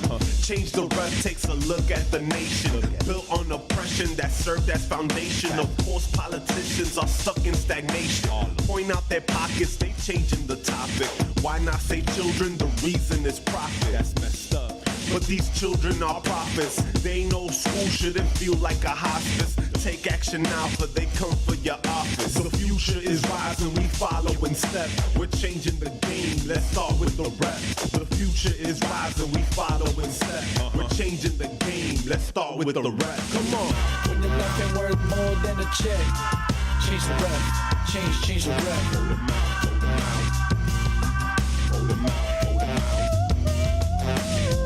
When you're living with this pain in your chest, change the rep, change the rep.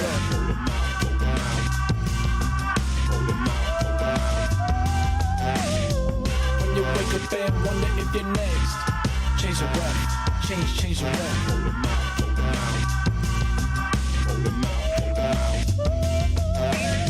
You won't change, then you gotta be direct. Change the rep, change the rep.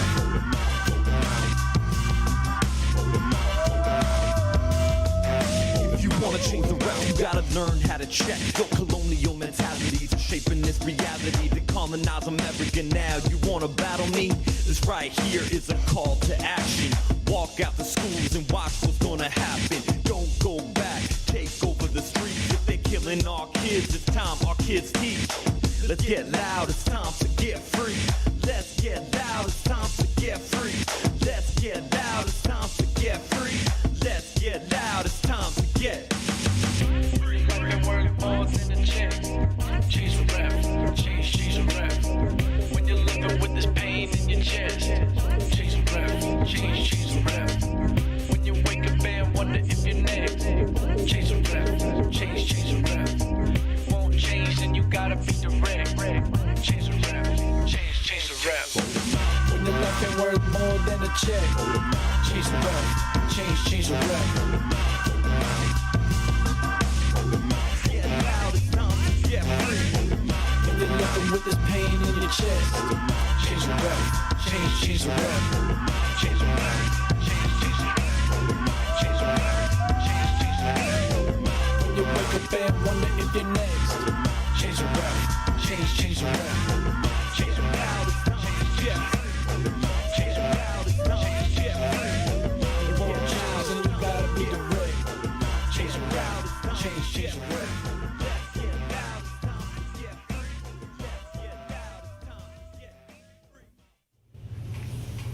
So this is our piece dedicated to humanity to this amazing event.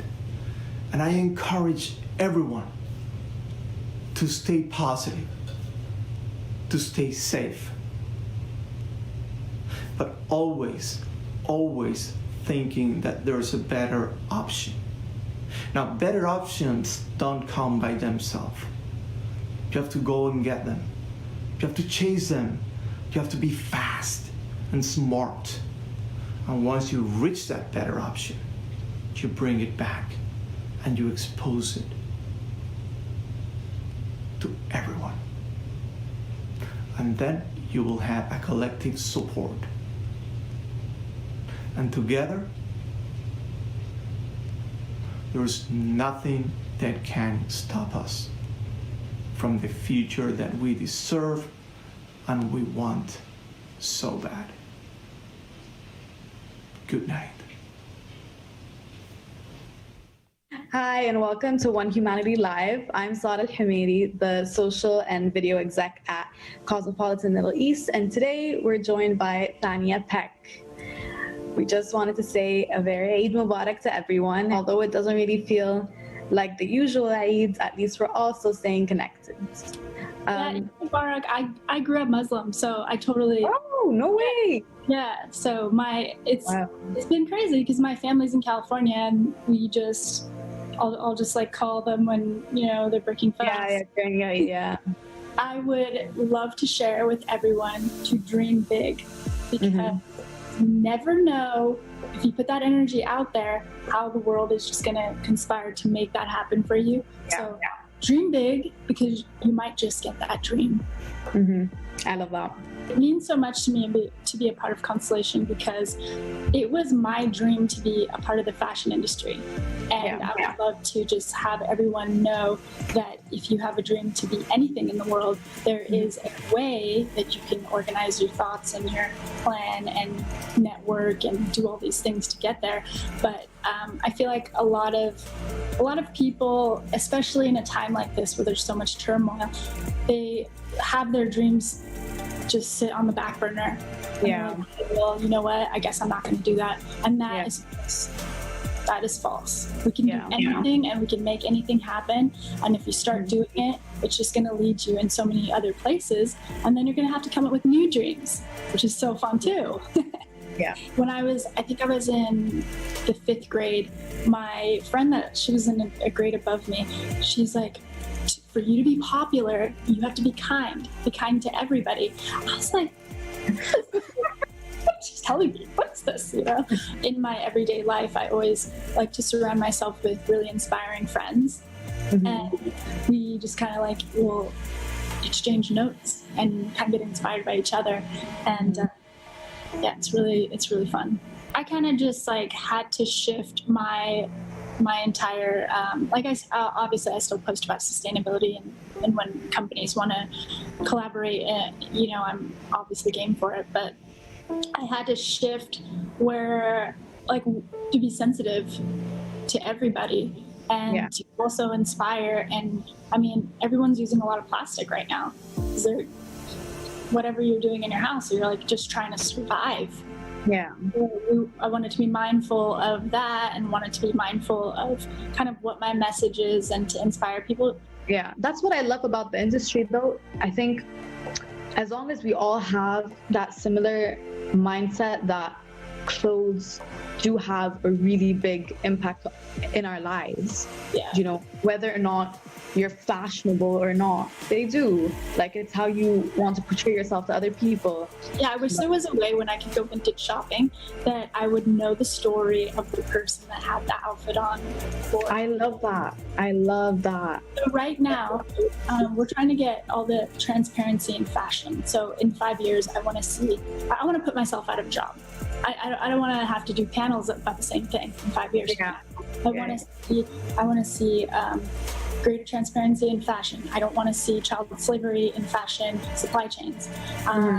If somebody's talking about that they have a sustainable product. I want from the farm to my closet for it to be ethically sourced, trade, all of it, and I don't even want to have to think about it.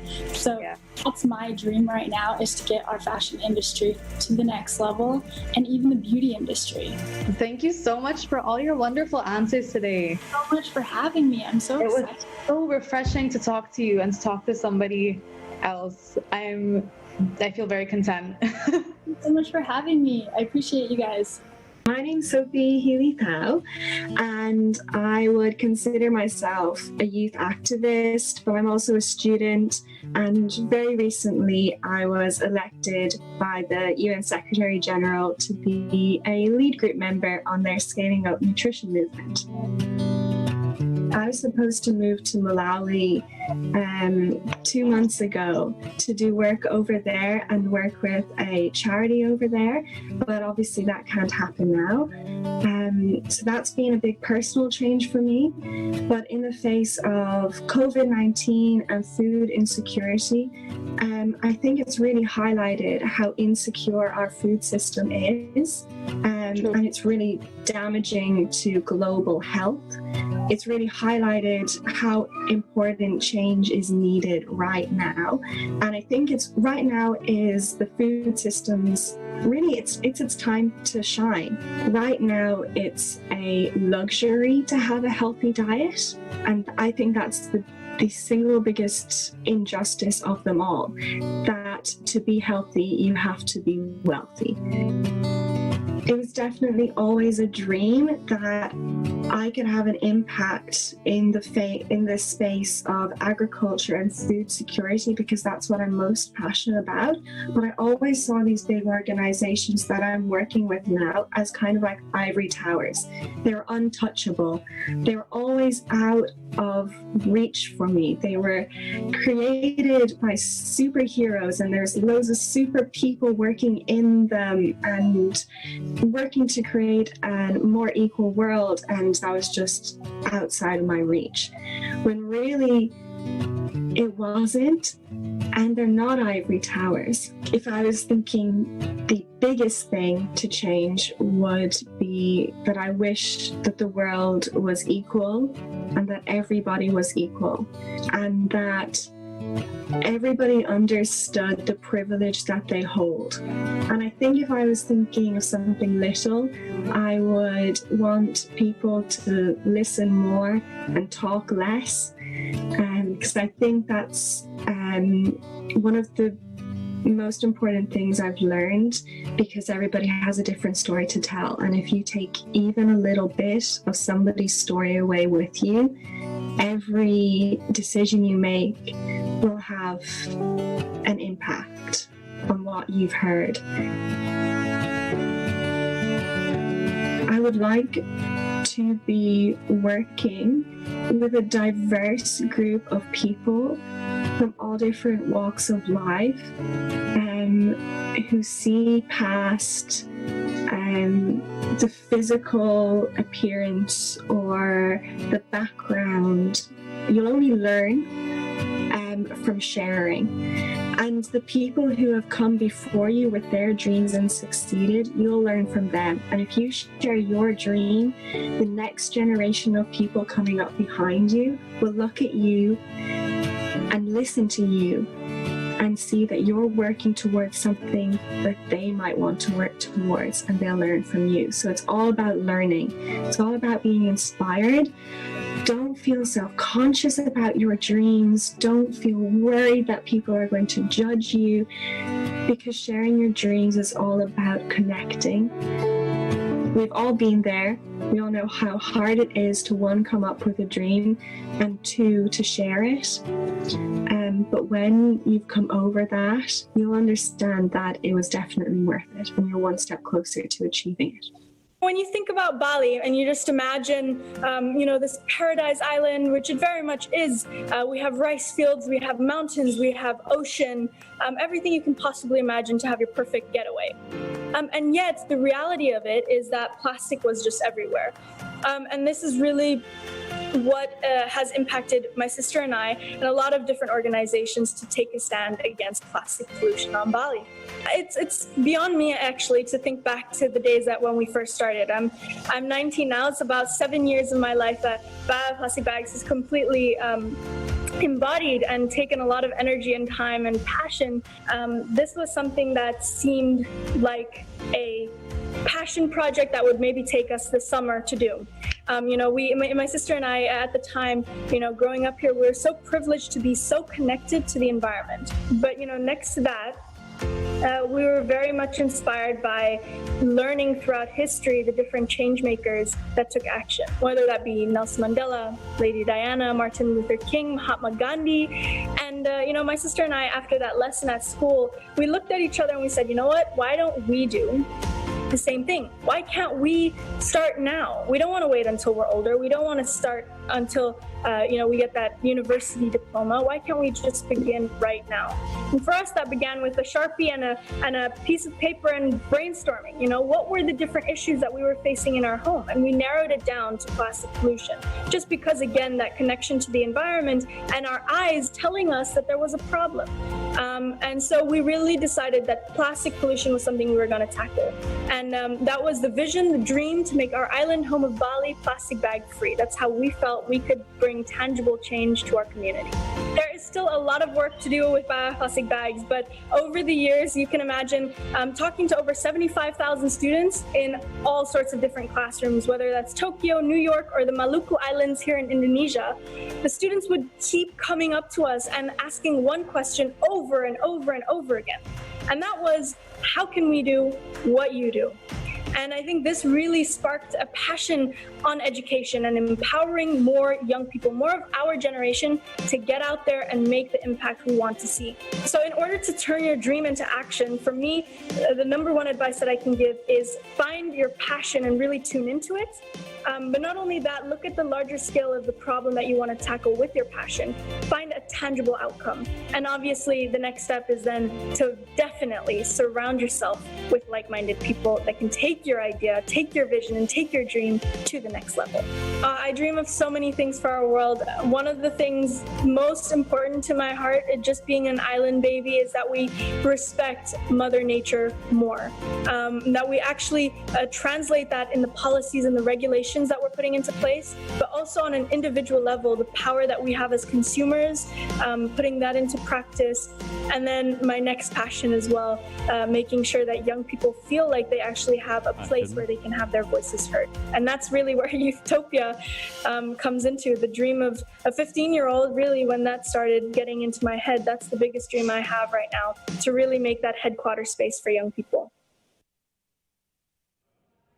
Some extraordinary stories there as we focused specifically on the SDGs that we've thrown our full support behind in the last, 20 odd hours or so, into the last 4 hours of our marathon broadcast down here at OHM. Hope you've enjoyed yourself thus far. Hope you've been inspired, and hope you keep sending through those dreams to us. The dreams are so important. Yep, the donations are important to make a difference in the fight against COVID-19 worldwide. But the dreams, those billion dreams that we're looking for, we won't get to 1 billion today, but we will keep that momentum going. So keep your dreams coming through. Get yourself onto the website, have your say, and see your dream up there in the sky. Look, if you need more inspiration, it's coming your way right now on OHM Live. Thanks again for being a part of this journey of discovery for us. I hope you've taken a lot away from it. I hope you've learned how to dream and how to dream big. And as I said, if you need any more evidence of how dreams really can make a difference, stay tuned for this, because our next performer is, well, quite simply, a force of nature. Diagnosed with hydrocephalia as a baby, Adrian has used music as his inspiration, while literally capturing the hearts of thousands around the world with his talent. His first album, singing duets with some of Spain's top recording artists, brought not just acclaim, but a Grammy nomination and gold sales status. Now, if that weren't impressive enough, how about the fact He was only 11 years old at the time. This is a truly, truly inspiring story from a truly, truly inspiring youngster. Let's all dream together. Let's all dream big. As I ask you, please, to give it up for the extraordinary talent that is Adrián Martín.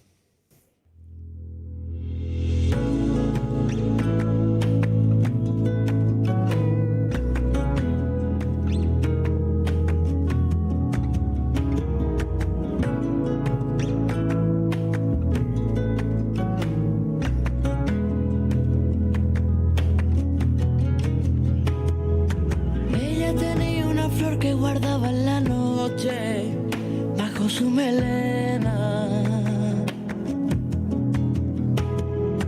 Ella decía que la protegía de todo, que el alma le llena. ¿Cuántos sueños tienes que no llegan? Dime, niña, lo que quieras para yo curar tu pena. Déjame guardarte un beso con sabor a bulería. Si tú quieres yo te busco para cantarte todos los días. Dime lo que quieres tú, te lo bajo yo del cielo.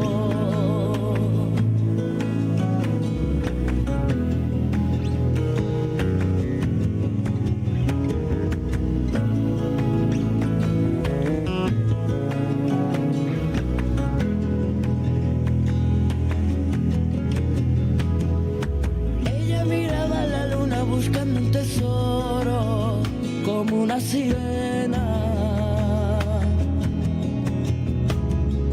Yo susurraba en su oído cuando ella lloraba, mi niña morena.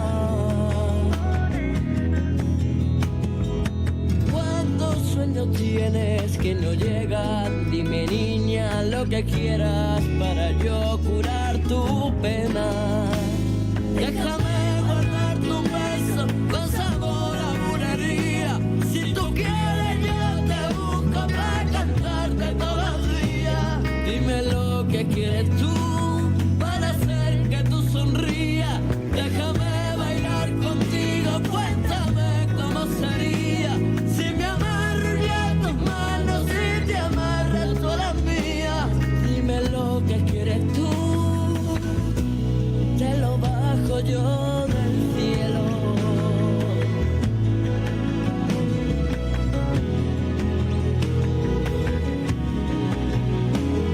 Yo del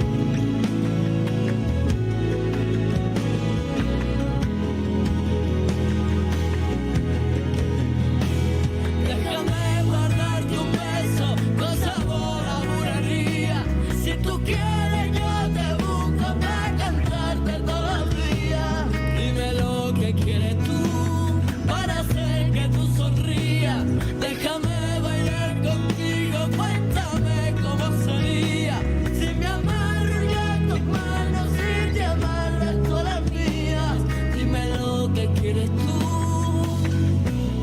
Te lo bajo yo del cielo.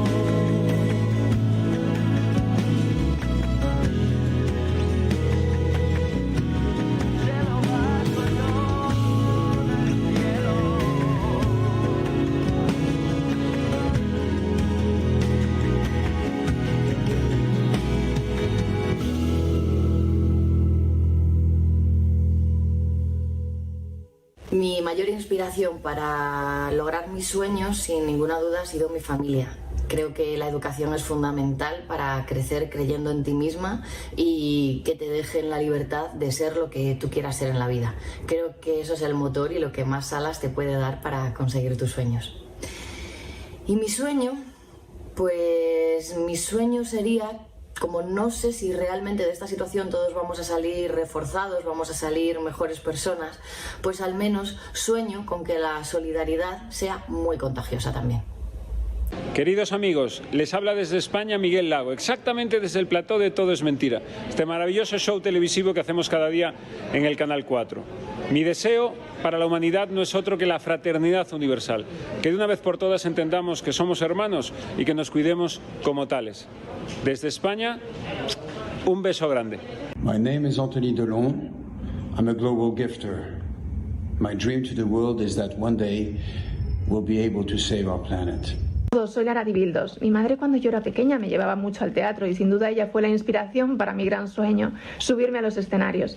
Ahora espero que la humanidad aprendamos a disfrutar intensamente de la vida y de cada momento por simple que sea, porque por desgracia la vida es muy corta. Hello, I am Carlos Overa, I am a global gifter. Mi inglés cada día es mejor, como podréis comprobar. Bueno, ¿quién inspiró mis sueños? Pues mis sueños de ser actor los inspiró John Wayne. Sí, señor, John Wayne. Yo veía todas las películas que daba la española, la tele, cuando era pequeño, y sobre todo Río Rojo, y fue el hombre que me inspiró y que hizo que en mí creciera la necesidad de ser actor. ¿Y qué sueño tengo yo para la humanidad? Un sueño que me gustaría que se cumpliera. Pues mira, a mí me gustaría que se cumpliera el sueño de que algún día fuéramos capaces de entendernos todos. Con eso me basta. Con que nos entendiéramos. Yo creo que eso sería el principio de una nueva civilización. Eso que se oye son los pasos de mi hija en la habitación de arriba. Hola amigos, soy José Mota y me gustaría mandar desde aquí, desde Madrid, un cariñoso y afectuoso abrazo a todo el mundo. También deciros que, bueno, en estos 2 meses y pico que llevamos conviviendo con esta terrible pandemia, yo creo que a todos nos ha dado tiempo de alguna manera a pararnos, reflexionar y echar un vistazo en los adentros de uno mismo, para darnos cuenta de lo pequeño que es el mundo y lo frágiles que somos. Por eso la vida es demasiado corta como para estar permanentemente cabreado, no merece la pena. Brindo de corazón, y este es mi gran deseo, por ese abrazo físico que nos debemos. Brindo por ello.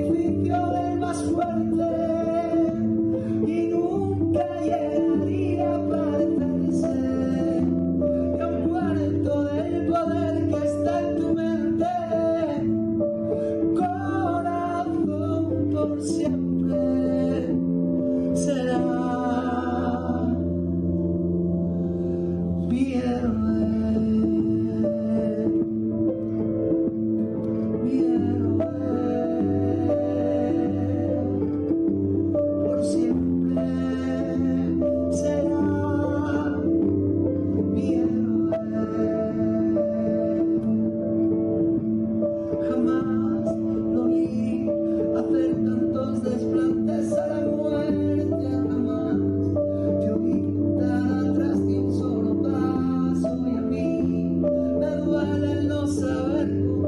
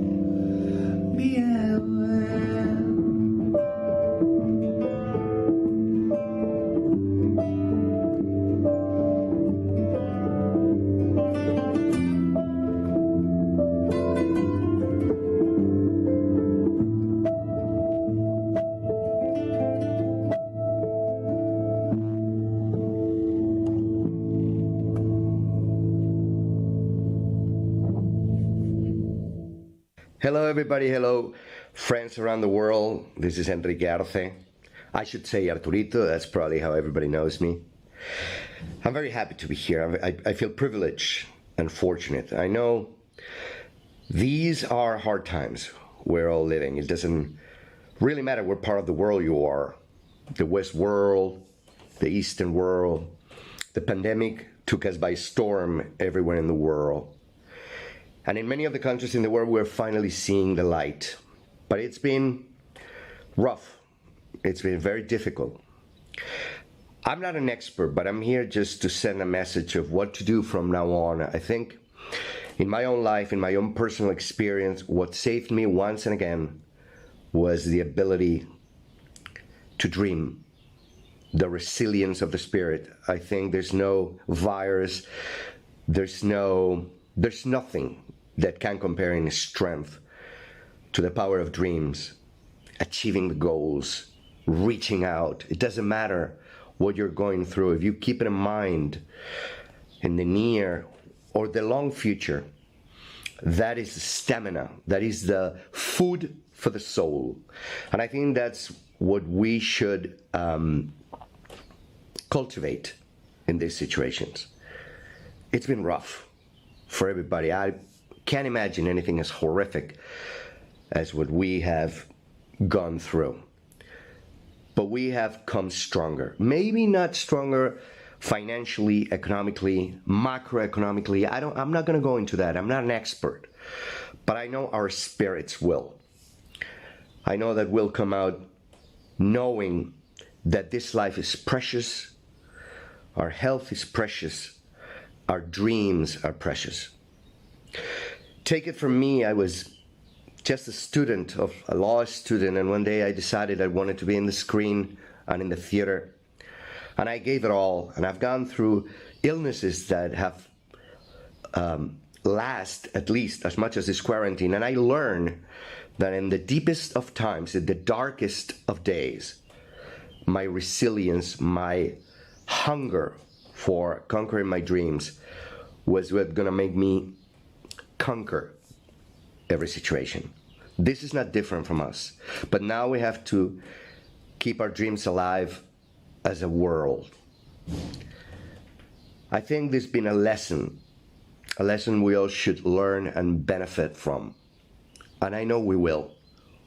We are a very strong and resilient class, people, humanity. And this is just my shout out and my reach out.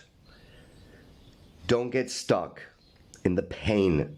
I know it's hard, but don't get stuck in the pain, in the anguish of these days, in the fear.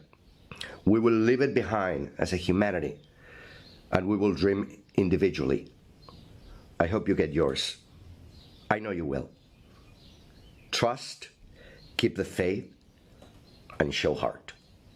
From Enrique Arce in Valencia, Spain, in the middle of this quarantine. God bless you guys, and thank you so much.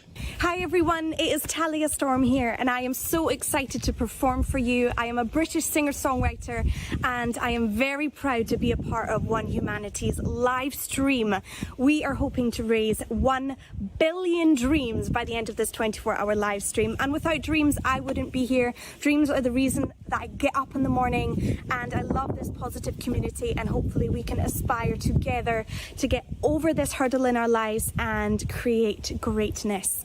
When I was 13 years old, I passed my demo tape to Sir Elton John. 24 hours later, he called my mobile asking if I would like to open his concert at Falkirk Football Stadium. And that right there is dreaming. Without the power of dreams, I wouldn't be here. So I want every single child watching this to be able to chase their dreams, to be able to take risks, to be fearless, and know that we will get over this hurdle together.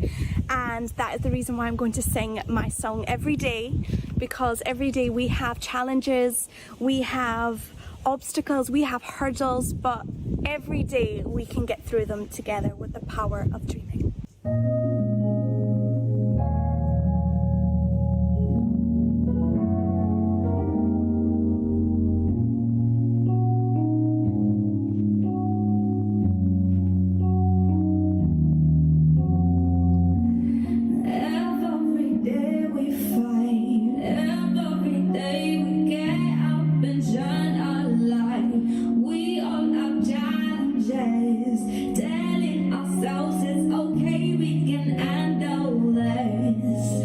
It's okay, it's okay. It's okay, it's okay. Every day I tell myself it's gonna be okay. You're the power that's strength with the feeling of the brain. Every day, every day, every day. We are warriors, carrying the weight of the world on our shoulders. Fever's the enemy. We came to conquer, and the rest is history. It's okay, it's okay. It's okay, it's okay. Every day I tell myself it's gonna be okay. You're the power that's strength with the feeling of the brain. Every day, every day, every day. And don't get emotional. This is your time to get up and take control. You got the strength within. Show them your power and throw them your confidence. It's okay, it's okay. It's okay, it's okay. Every day I tell myself it's gonna be okay. You're the power that's strength with the feeling of the brain. Every day, every day. I said every single day. Every day.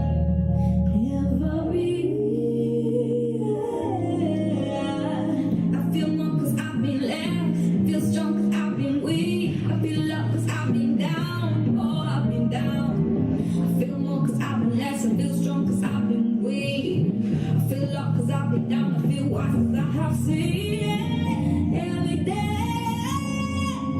Every day. Every day.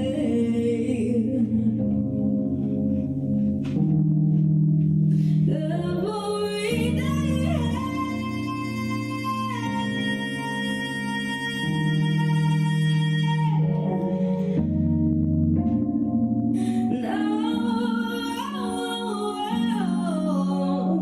It's gonna be okay. It's going to be okay.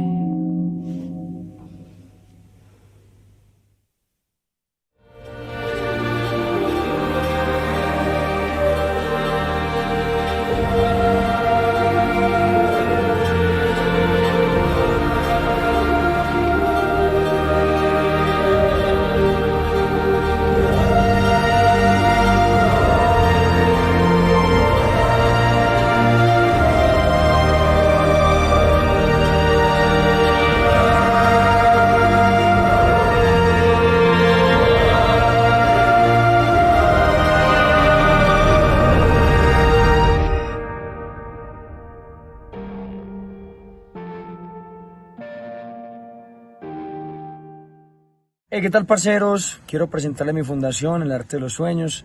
Actualmente tenemos 6 sedes en la ciudad de Medellín. Nuestro proyecto se basa en la transformación de vidas por medio del arte urbano, como es el canto, el baile, la percusión y el arte creativo. Y tenemos alrededor de 150 jóvenes soñadores que se benefician de estos talleres. También tenemos todo un equipo de psicólogos que complementan los procesos individuales y colectivos de los jóvenes. Ayúdanos a seguir soñando, parceros, y convertir sueños en realidad.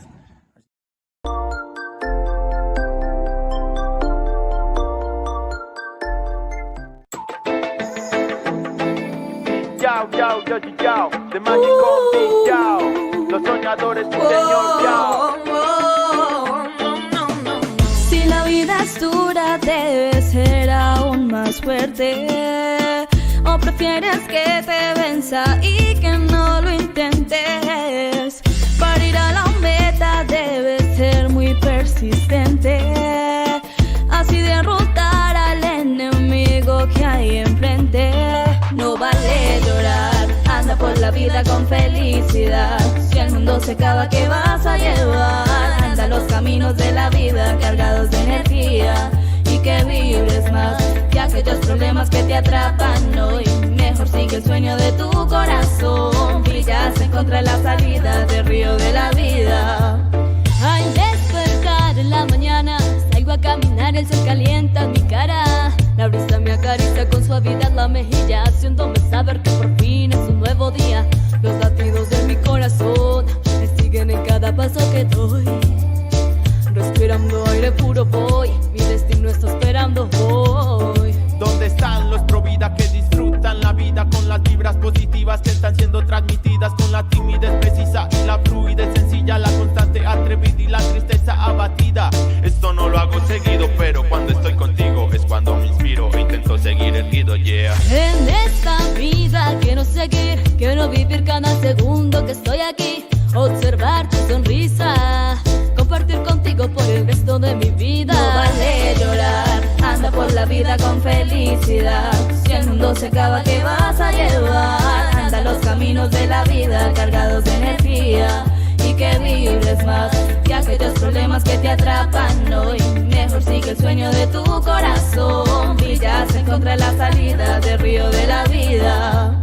No te sientas solo, si tal vez crees que tu vida está perdida. No dejes esas ganas de poder triunfar y ven, vibra conmigo al son de este compás. Hay cosas más importantes por qué luchar. Límpiate la tristeza y ven a bailar. No dejes esas ganas de poder triunfar y ven, vibra conmigo al son de este compás. Nada de sufrir, hay que vivir la vida como viene y como va y como se nos da, nana. No puedo mentir, la he sentido perdida. Es tiempo de surgir y nunca mirar hacia atrás. Sin importar, no quiero llegar al más allá. Quiero mi vida de mucha felicidad. Sin importar, no quiero llegar al más allá. Quiero mi vida de mucha felicidad. No vale llorar, anda por la vida con felicidad. Si el mundo se acaba, ¿qué vas a llevar? Anda los caminos de la vida cargados de energía y que vibres más que aquellos problemas que te atrapan hoy. Mejor sigue el sueño de tu corazón, brillas, encontré la salida del río de la vida. Escrito en el lenguaje de la felicidad, se escucha el trinar de un ave que apenas despliega sus alas para volar. Con tembloroso aleteo, pero aguerrido caminar. Interpreta letras mayúsculas, bienvenido a tu hogar. No vale llorar, anda por la vida con felicidad. Si el mundo se acaba, ¿qué vas a llevar? Anda los caminos de la vida cargados de energía y que vibres más que aquellos problemas que te atrapan hoy. Mejor sigue el sueño de tu corazón, brillas, encontré la salida del río de la vida. No vale llorar, anda por la vida con felicidad. Si el mundo se acaba, ¿qué vas a llevar? Anda los caminos de la vida cargados de energía y que vibres más que aquellos problemas que te atrapan hoy.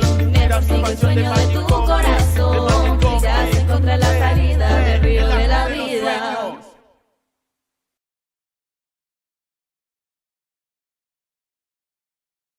Les habla Maluma Baby y canta mono. Cuando los años nos pesen y las piernas no caminen, los ojos se nos cierren y la piel ya no se estire. Cuando lo único que pese sea lo que hicimos en vida, y aunque nada de esto pase, wow, eres el amor de mi vida. Maluma Baby, yeah. I'm a global gifter. My dream for humanity is being yourself, being happy. Buenas familia, soy Farruquito. Desde aquí quiero transmitir un mensaje de cariño y de fe y unirme a Global Gift Fundación. Entre todos podemos cumplir nuestro sueño. Que Dios bendiga mucho. Un beso.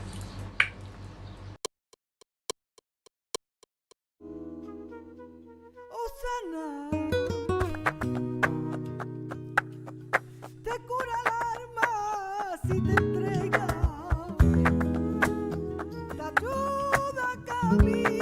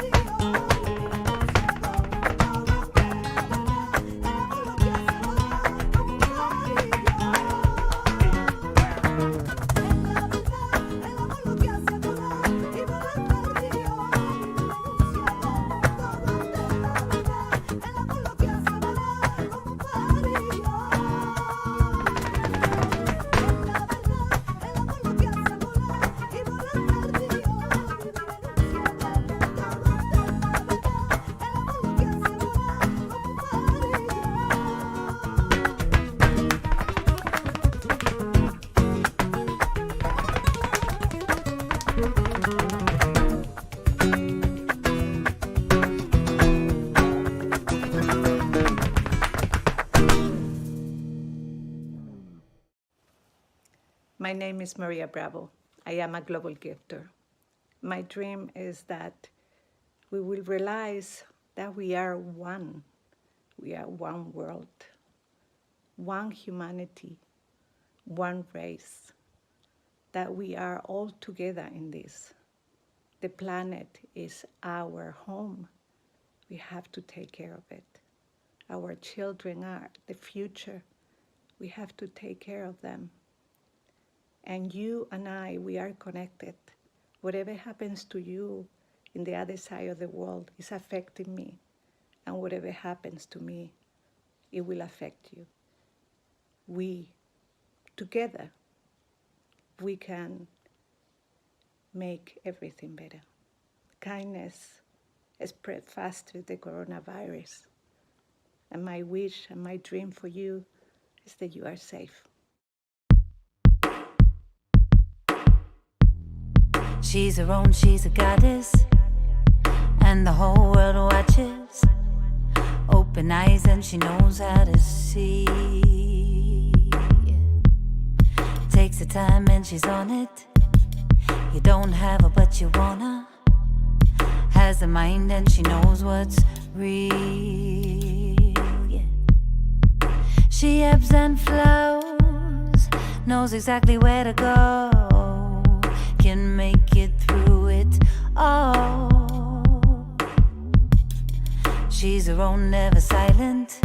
Lays it all out, breaks the quiet. Held down, now she grows tall.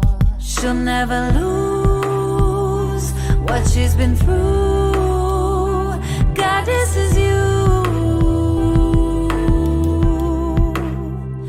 And she can see all that she feels. Goddess is real.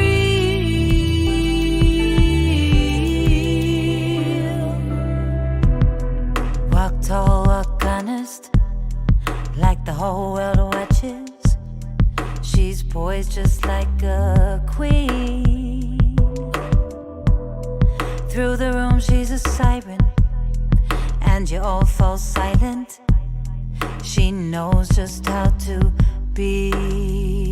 She'll never lose what she's been through. Goddess is you. And she can see all that she feels. Goddess is real.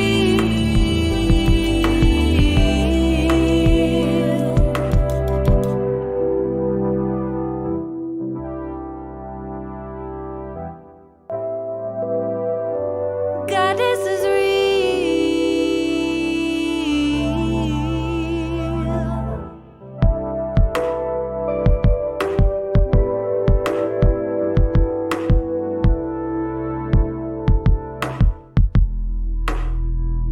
Bop, like the whole world watches. Bop, she'll never lose what she's been through. Goddess is you. And she can see all that she feels. Goddess is real.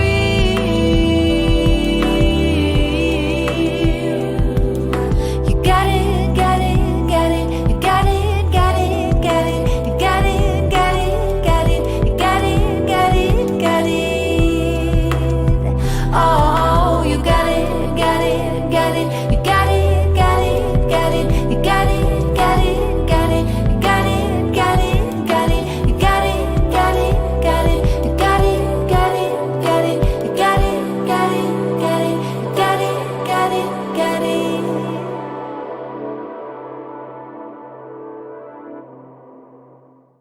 Dreams are the sequel of her past, the guide of her present, and the building blocks of her future. Dreams are the essence of our being, so we challenge you to share your dreams with the world. Share your dream and location in a short video clip on your social media channel and tag Constellation_Dreamers and use the hashtag Dreams Can't Be Quarantined to inspire humanity and get featured on our 24-hour live stream, OHM Live, on May 29th.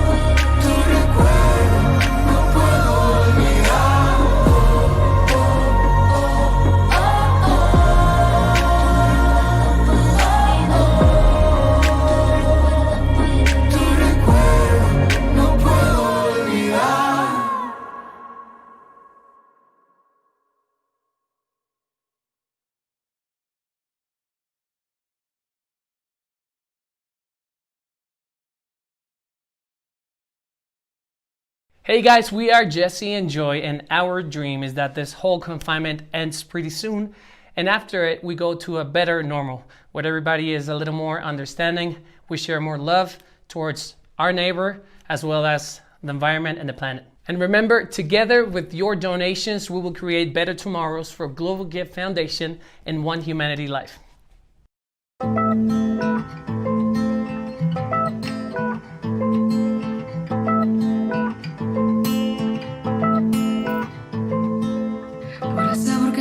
Besos, sé que han estado en otra boca.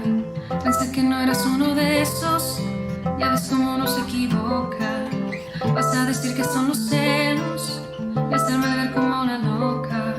Y aunque por mucho lo he callado, también tengo algo que decirte. Ya tengo a alguien más despertando en mi piel y están fuera de lo normal, haciéndome sentir bien.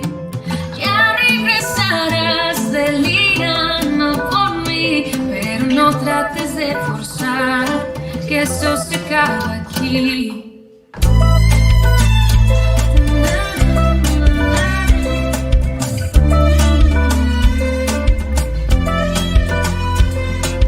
Yo no pensé pelear y tú te puedes quedar con ella, con ella, con ella o ella. Te voy a olvidar y tú me vas a buscar en ella, en ella, en ella, oh ella. Y aunque por mucho le he callado, también tengo algo que decirte. Ya tengo a alguien más despertando en mi piel y está fuera de lo normal, haciéndome sentir bien. Ya regresarás delirando por mí, pero no trates de forzar que esto se acaba aquí.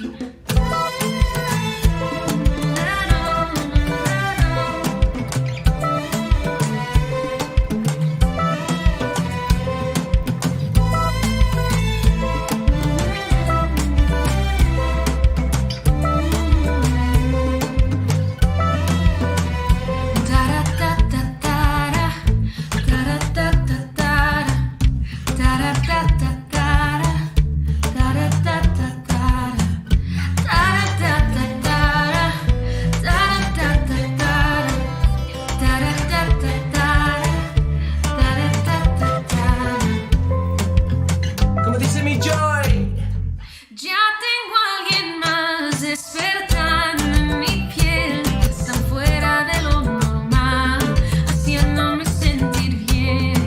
Ya regresarás delirando por mí, pero no trates de forzar que esto se acaba aquí.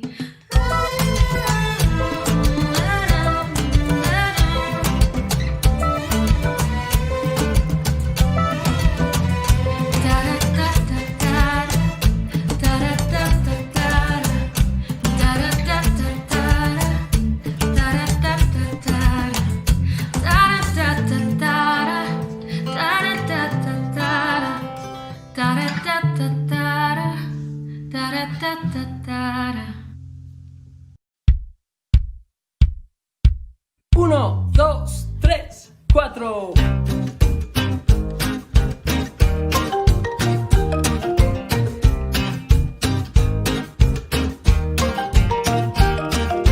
Tú y yo podemos ser de otros lugares, pero nos brilla el mismo sol. ¿Para qué querer vernos iguales si el paisaje es a color?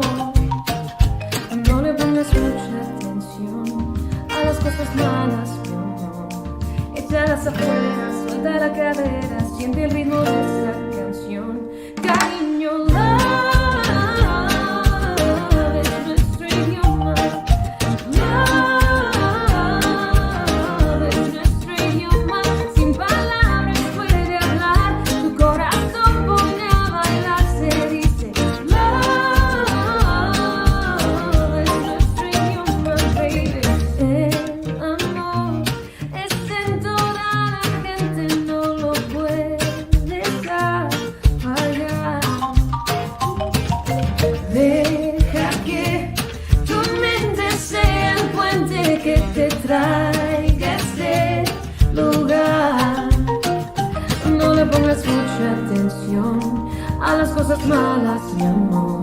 Échalas afuera, suelta la cadera, siente el ritmo de esa canción. Cariño, love es nuestro idioma. Love es nuestro idioma. Sin palabras puede hablar, tu corazón pone a bailar, se dice love es nuestro idioma, baby. Quiero más que un mundo entero, si te vas de aquí me mueren las palabras, no voy a entender. Porque el amor es el idioma y yo lo quiero de tu boca, que tu lengua lo pronuncia bien. Te quiero más que un mundo entero, si te vas de aquí me mueren las palabras, no voy a entender. Porque el amor es el idioma y yo lo quiero de tu boca, que tu lengua lo pronuncia bien, bien, bien. Te quiero más que el mundo entero, si te vas de aquí me mueren las palabras, no voy a entender. Porque el amor es el idioma y yo lo quiero de tu boca, que tu lengua lo pronuncia bien.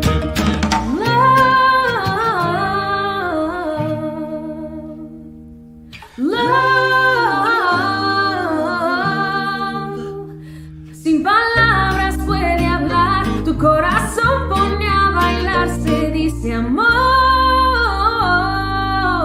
es nuestro idioma, baby. Love es nuestro idioma. Love es nuestro idioma. Sin palabras puede hablar, tu corazón pone a bailar, se dice love. Hey guys, we are Jesse and Joy, and our dream is that this whole confinement ends pretty soon, and after it, we go to a better normal, where everybody is a little more understanding, we share more love towards our neighbor, as well as the environment and the planet. And remember, together with your donations, we will create better tomorrows for Global Gift Foundation and One Humanity Life.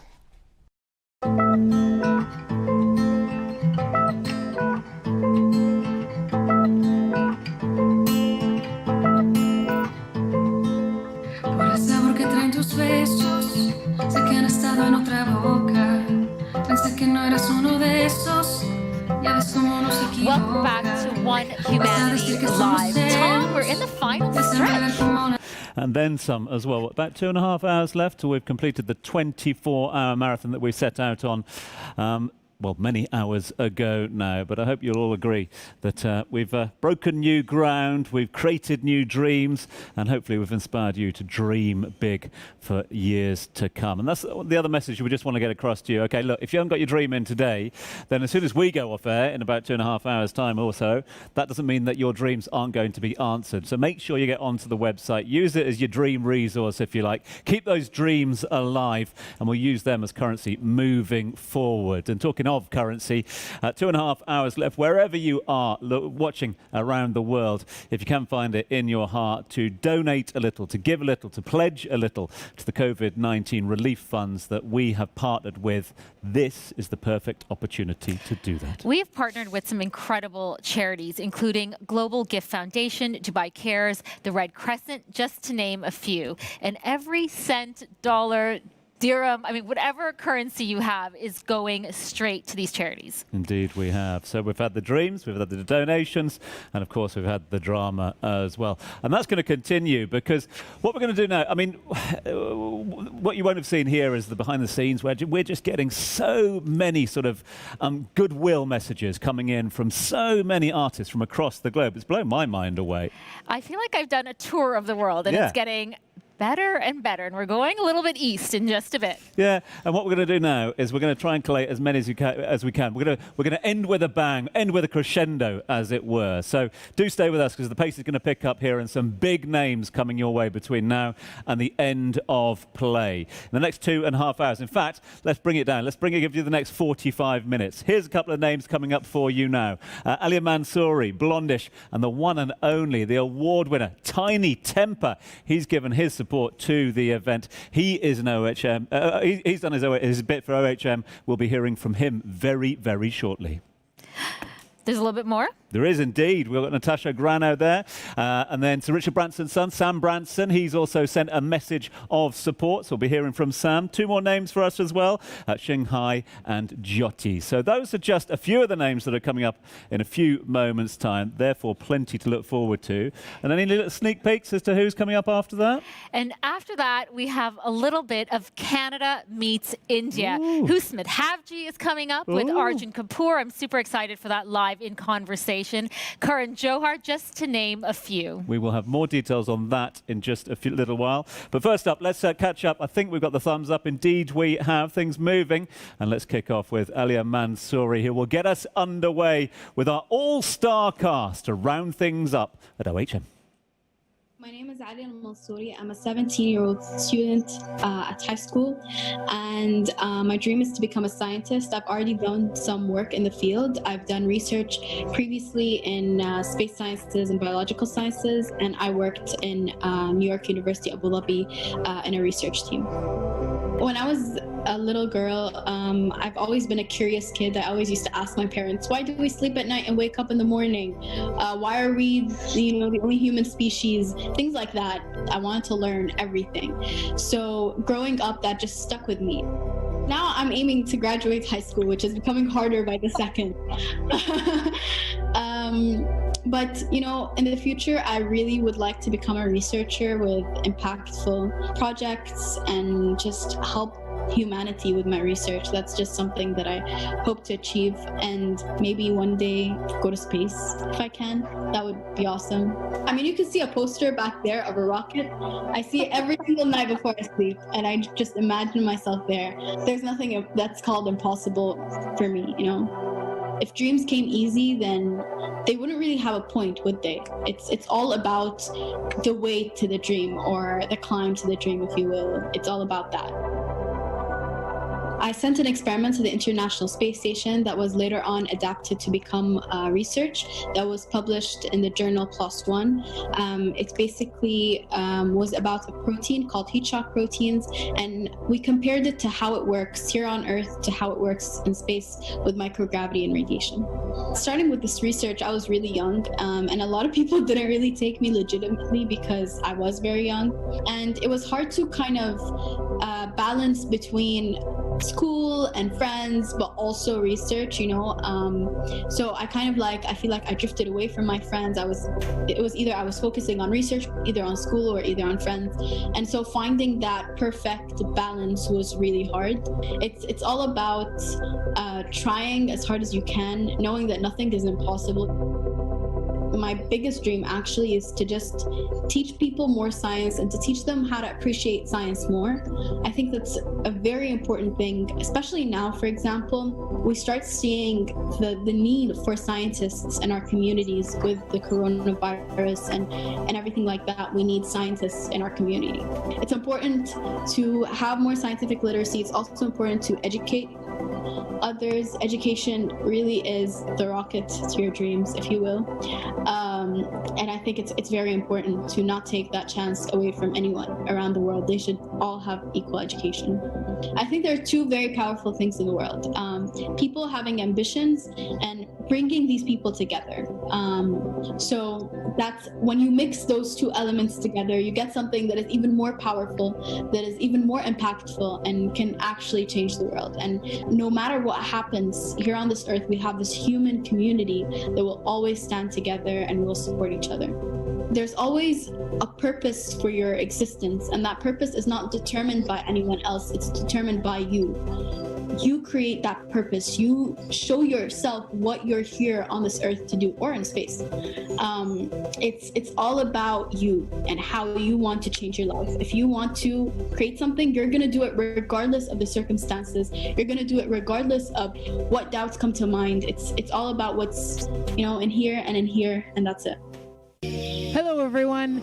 I'm Blondish. Some of you know me as a DJ and a producer in the electronic music scene. So another question I'm getting asked for this Dream Challenge is, how do you take a dream and make it into action? So I have a couple ways that I work on that. And one of them is understanding that attention, like putting attention on your dream with an intention. So attention plus intention equals manifestation. That's what I've learned through all of my teachings, and I wanted to share that with you. So right now, some of my current short-term dreams, I am creating movements, like for instance in my in the sustainable kind of culture and in the music industry. I saw that I can remove single-use plastics in the music industry, and that no one else was kind of dealing with that, and it's close to my heart. So we started a project called Bye Bye Plastic, and that's our job in the music industry, is to just figure out the solutions on how to remove single-use plastics and to activate the music industry, get them excited, round up the troops, round up the DJs, round up all the different stakeholders in the industry. And that's what we're doing. I started the nonprofit and with Bye Bye Plastic, and then now we're just gathering everyone together. And the beautiful thing about a movement is that you start with a passion and a purpose. So right now it's a single-use plastic, and then you live it, you practice it, you remove the single-use plastics. So I wanted to share a couple different ways I've been doing this, and it's really important to understand this formula. It's called AIM. It's called attention plus intention equals manifestation. So we can take the example of creating the Bye Bye Plastic movement, which is a project that I started. It's a nonprofit to remove single-use plastics in the music industry. So that my dream is to remove single-use plastics from the music industry by 2025. It's a huge, huge dream.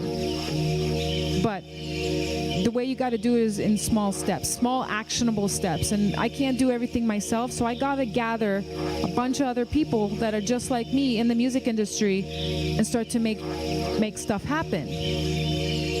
So basically what we did is I got together a crew, like there's an amazing crew of us girls on the team of Bye Bye Plastic, and the way we create movements from there is that we gathered all the DJs together, all the kind of eco warrior DJs, and we said we don't want plastic on our riders no more.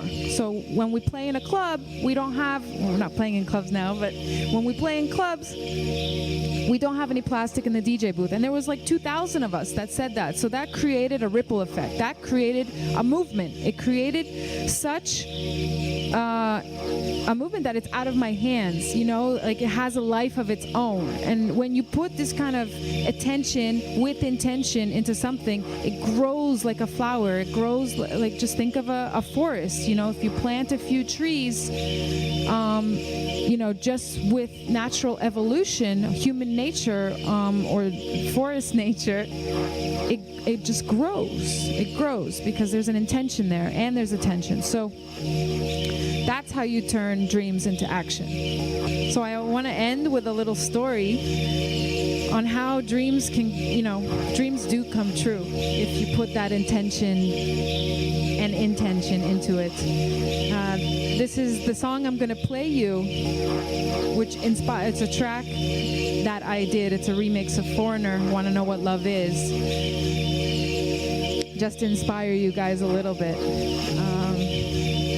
That dreams do exist. I did this remix just as a fun thing for Burning Man, just to make everyone happy and play a little, a memorable track on the playa on Sunday morning when everyone is just letting loose. So basically, I was like, well, why don't we just try to get this signed? And then, we persevered, and we got a lot of no's. We were trying to message all the labels. We weren't getting answers. And then, finally when all these other doors closed, one opened, and finally we got it signed. And it came out at the start of COVID, and it's bringing a lot of people happiness now. This is my contribution to One Humanity Live. This is my dream track that inspires me to dream. See you guys on the other side.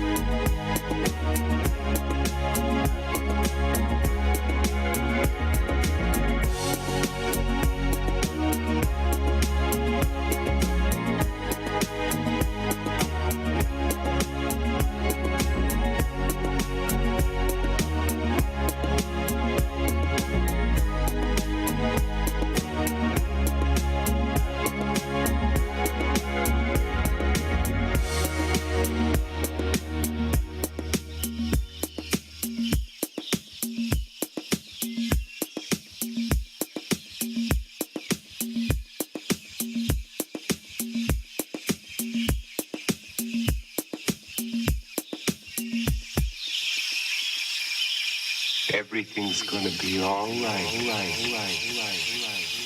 At the end of the day, I like to think of myself as a humanitarian. You know, I think we're all one race.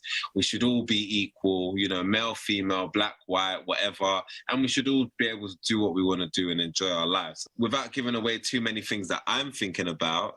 In terms of pragmatism, I think everyone just needs to just try and be as pragmatic as possible and just try and innovate as much as they can and find ways. Like I did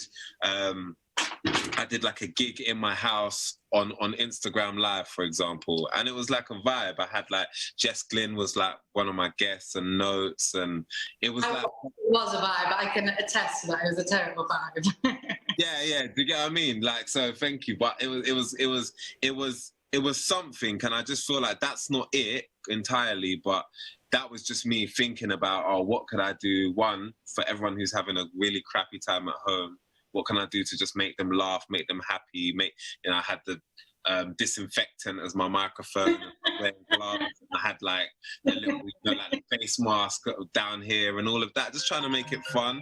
And then I think, I think a lot of people are just trying to do things like that. We've seen Tory Lanez with the quarantine radio and all of that kind of stuff. It's just trying to be pragmatic, and I guess artists have always survived. You know, whether you know we're talking about people like Picasso, who used to just paint, and he used to paint in exchange for food. We're always going to do it regardless. But I think it's just about trying to innovate and trying to come up with something that is, you know, revolutionary. And, you know, we're in the event space, so we obviously do Disturb in Dubai, we do Disturb in Ibiza.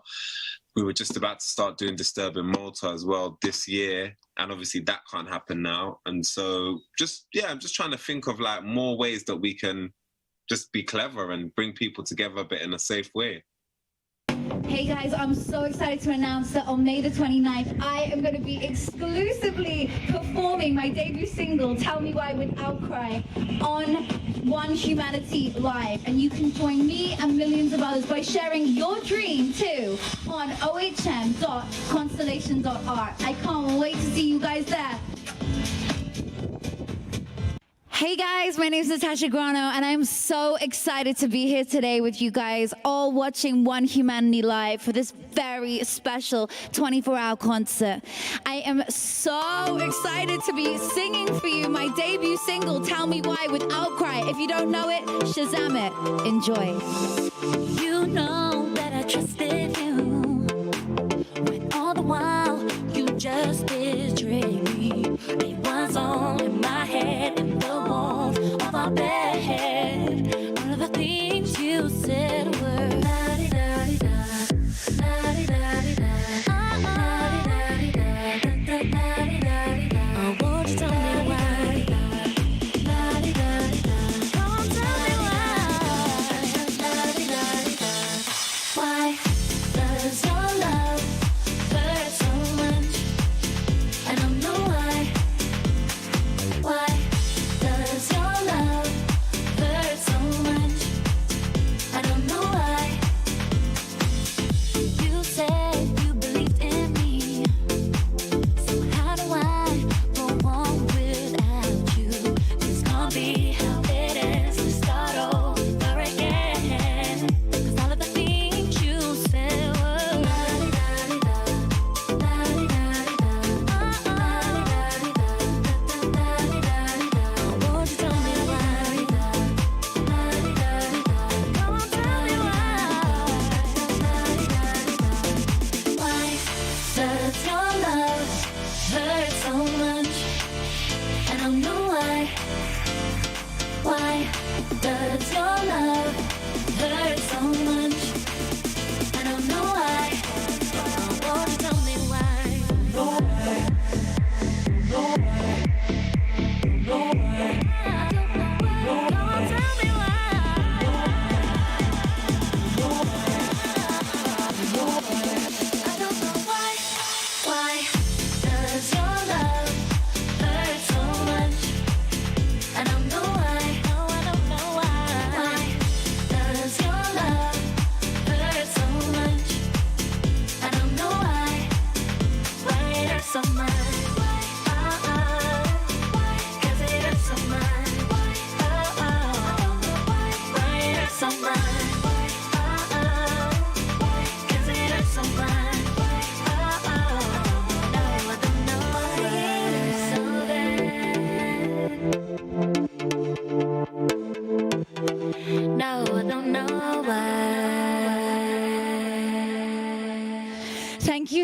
much, guys. I hope you enjoyed my new single with Outcry, Tell Me Why.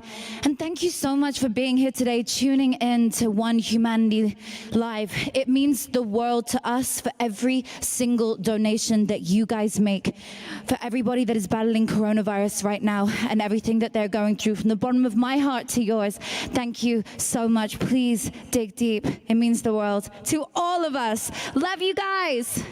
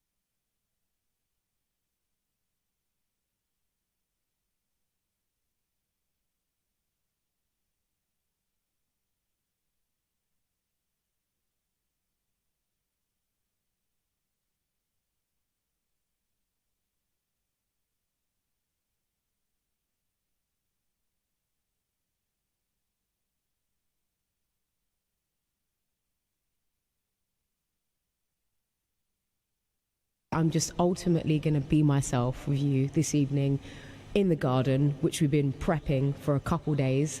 So big up to my family, big up to the neighbours for bearing with us with our noise. But it's all in the spirit of sharing love and beaming good vibes to you right now in the lockdown. I think we need to start dancing. I feel like, let's dance. Let's dance. Hey! Okay, so yeah, let's just do that. Woo! Hey!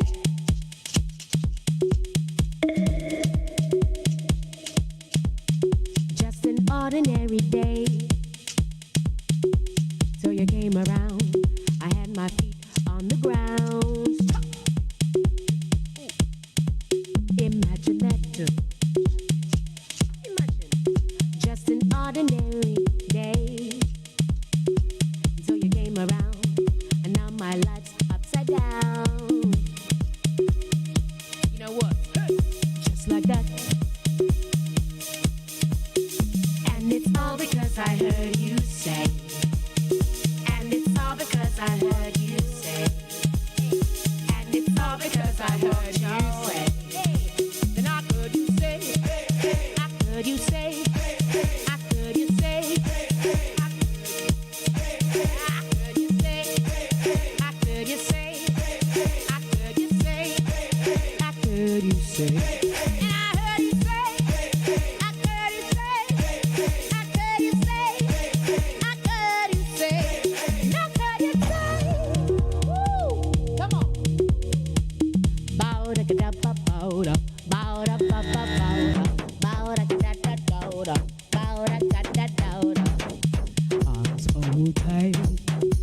Close your eyes and let your head roll down. Hey, come on. Hey. Just an ordinary day. Hey, till I came around, and now my life's on the bounce. Come on, let's go. Just like that. This is not an ordinary day. Welcome to Shingy Town, cause now my life's on the bounce. Hey. My doctor told me that, hey, Dokita. And it's all because I heard you say. And it's all because I walked your way. You know what? And I should've known to stay away. Till I heard you say, I heard you say, I heard you say, I heard you say. Till I heard you say, I heard you say, I heard you say, I heard you say. And I heard you say, I heard you say, I heard you say, I heard you say, I heard you say, I heard you say, I heard you say, I heard you say, I heard you say.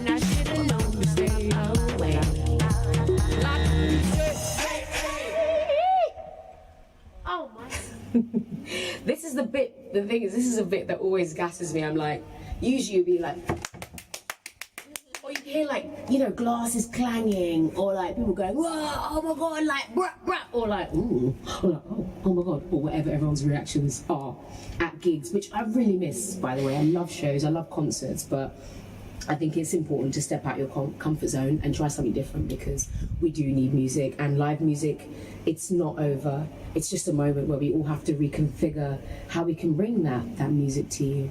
So without further ado, we're going to end on a song called War Drums.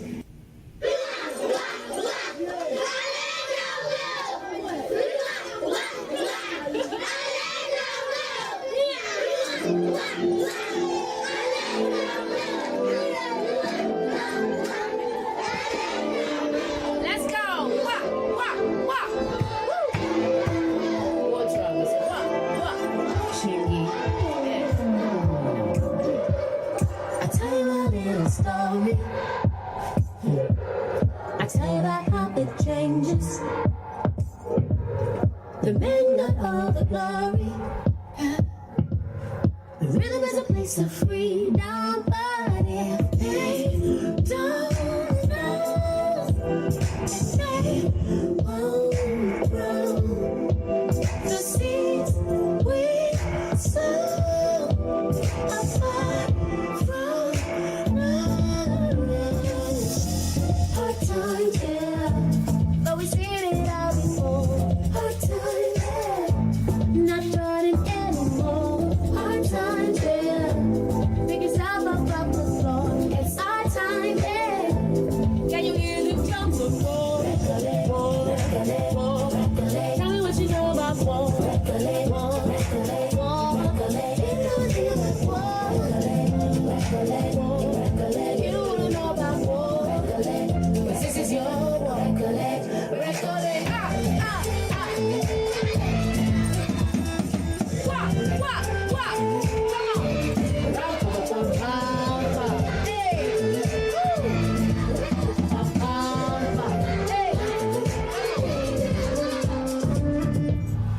You don't gotta speak my language,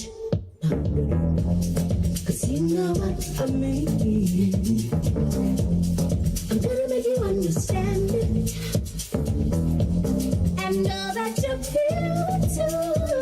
If they don't know, then how do we grow? It's time to show. It's time to stand up, nourish, flourish. No, no, no, no. Hard times, yeah, but we've seen the sound before. Hard times, yeah, we're not running anymore. Hard times, yeah, pick yourself up off the floor. It's our time, yeah. Don't wanna hear the drums of war. War, war. Tell me what you know about war. War, war. You know nothing about war. War, war. You don't wanna know about war, cause this is your war. Recollect. I won't be discouraged. I can see the way you're moving. Yeah. See, we got the courage. We got the courage. I don't know what you're trying to prove. See you banging on the wall drums. See you banging on the wall drum. Yeah, banging on the wall drums. Stop banging on the wall drums. Hey, you don't want the wall drums. Hey, rap-a-bum-bum-bum-bum. Hey, if you don't wanna get some. Hey, I wouldn't bang that drum unless you want war. War, war. You don't wanna know about war. War, war. Tell me what you know about war. War, war. You don't wanna know about war. Hey, because this is your war. Come on, recollect. Come on. Woo, stand up and be counted. Through these times. Hey, hard times, yeah. It's time to stand up, flourish, flourish. No, no, no, no. Hey. No, no, no, no.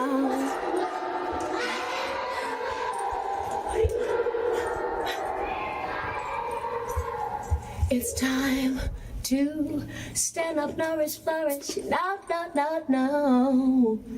Thank you. The future is bright, and as much as I feel it's my responsibility to sing about the dark things that I may experience, I also want there to be hope in songs. I can't just sing about sadness and pain without any respite or any reprieve or light at the end of the tunnel. And so that's really important to me as a songwriter. Yes, the pain is there and you can feel it in the voice, but there's got to be that, you know, the future's bright, you know the future's bright, 'cause we've got to live our lives and rise, the future's bright, 'cause we're traveling light. Some call me Grandma Jyoti, some call me Jyoti Ma. I live in California on the Pomo property here. This is their original land. That is the people of many origins, because there are many tribes that come together to create that. I'm excited to be a part of One Humanity Live today, and hopefully I can offer just a little bit in regards to what you're sharing, which I feel is just extremely good medicine for our time. As we're in our 0 points, it's a time to get still. It's a time to really do some self-reflection. It's a time of really getting honest with where we are. We can't fix what's happened. We can't change what's happened. We can't judge what's happened. That won't take us anywhere. We can't get caught in our minds with the fear of what's happening or the fear of what might happen, because that'll keep us out of our hearts. The only way to find right way through this is in our hearts. It all resides right there. So the instruction I'm getting is stay in the present moment. If you run ahead of the present moment, your ego will try to construct something and we'll miss our opportunity to come to stand on our authenticity. It's a big yes to where there are obstacles or challenges. It's a big yes to where there's surprises and mysteries revealed that I could have never guessed. Did I have an aspiration to be who I am and sitting where I am as a grandma? I did not. It came to me and it knocked on my door and threw the door wide open. And then it was really, would I accept this? Could I accept this? And so I did, obviously. And when I looked back just the last few years, I realized that there was something divinely being crafted through myself and my community over all these years. Oh, you know, we're all living in a dream, right? You have to allow the dream to instruct you about the steps you're going to take, and then it will find its own authentic expression of itself. And that's the moment we're in right now, because the world is as we dream it. If we take a moment and realize that what's happening in our bodies is a reflection of the Mother Earth's body, then what do we need to do right now to make her body healthy again, to help her restore her own fullness of life? And once that happens, then that's when we're going to be feeling healthier again inside our bodies. And we are going to realize then the interconnectedness of the two and how life's flow really does work. And that puts us on a totally different way of life.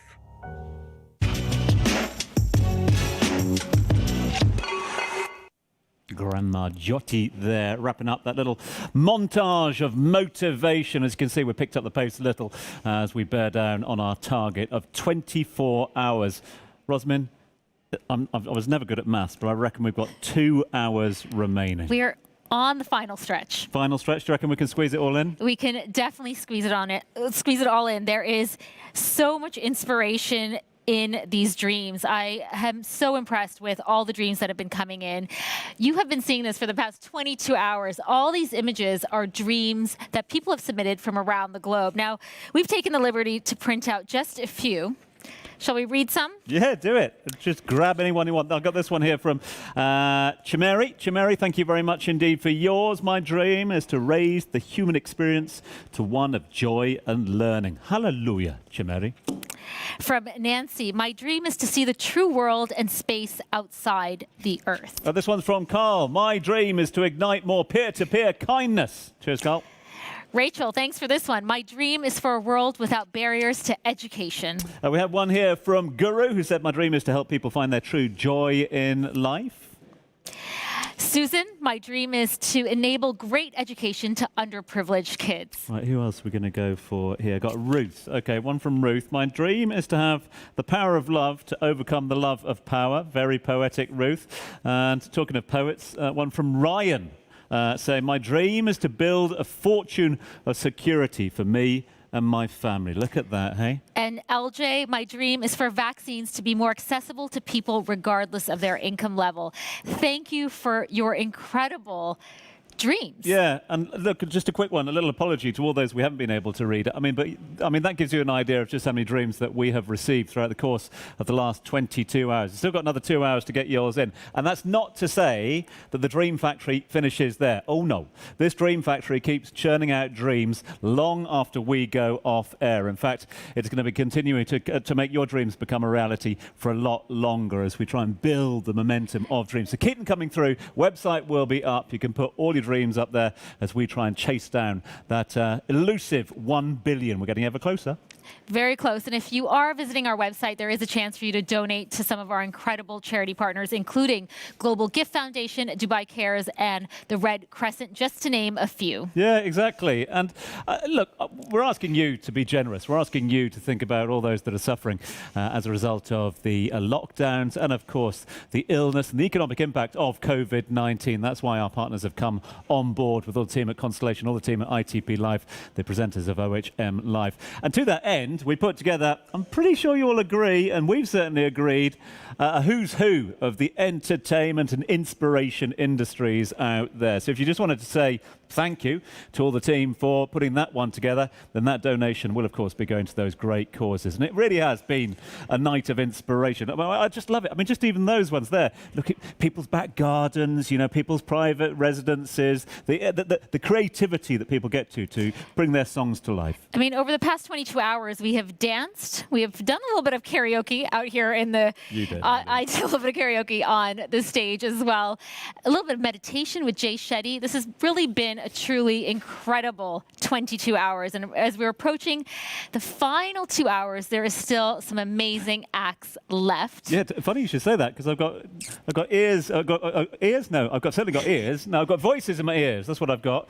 Saying, yeah, talking of those acts, we've got loads to cram in. So come on, guys, who's coming up? Because we've got some names for you. We have Pixie Lott, Alicia Dixon from London.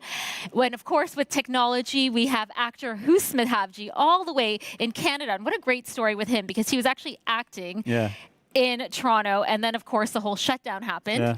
And through technology, he was able to connect his work through all his Zoom meetings, and even though production had stopped, but he was able to connect with another incredible Bollywood actor, Arjun Kapoor, in India. So you're going to see a live in conversation with them in just a few minutes.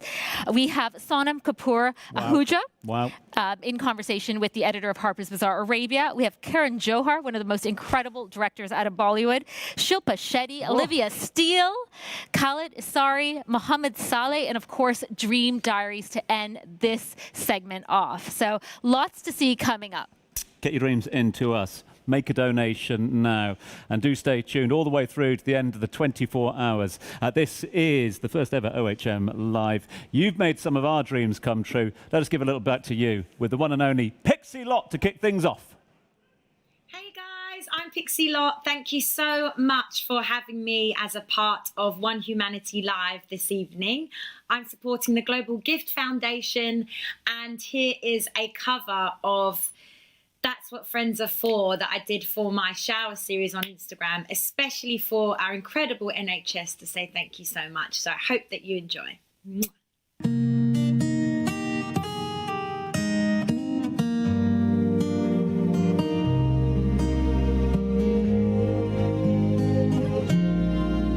And I never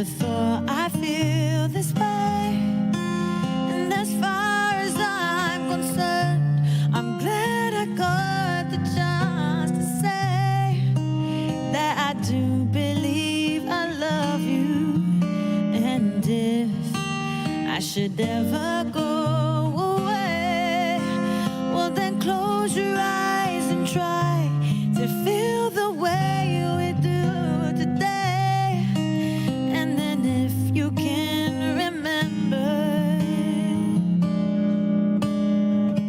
keep smiling, keep shining, knowing you can always count on me for sure.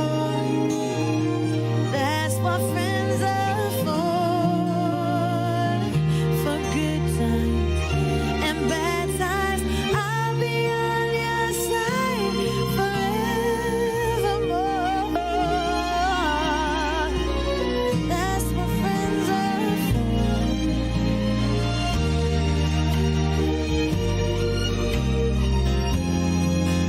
Well, you came in loving me, and now there's so much more I see.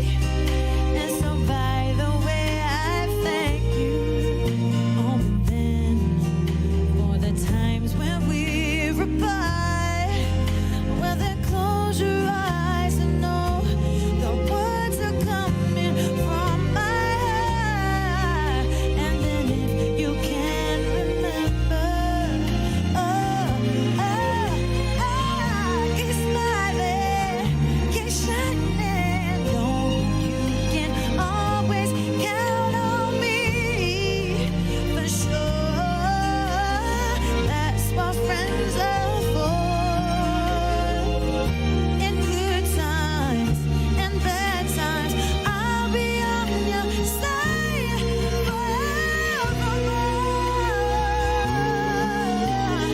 That's what friends are for. Keep smiling, keep shining, knowing you can always count on me for sure. That's what friends are for. In good times and bad times, I'll be on your side forevermore.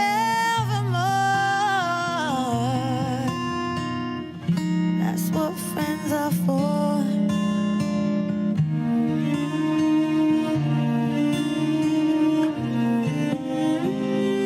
Always count on me, I believe for sure.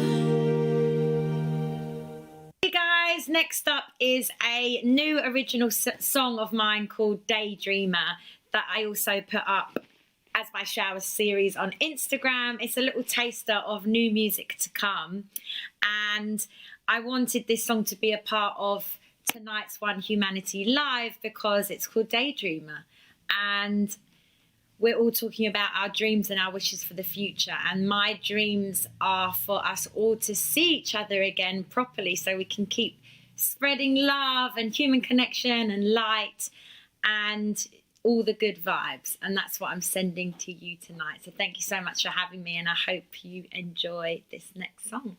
Please stay safe, stay well, and hopefully I'll see you very soon. Mwah. I'm a daydreamer, I'm a deep thinker. I get caught in the world in my head.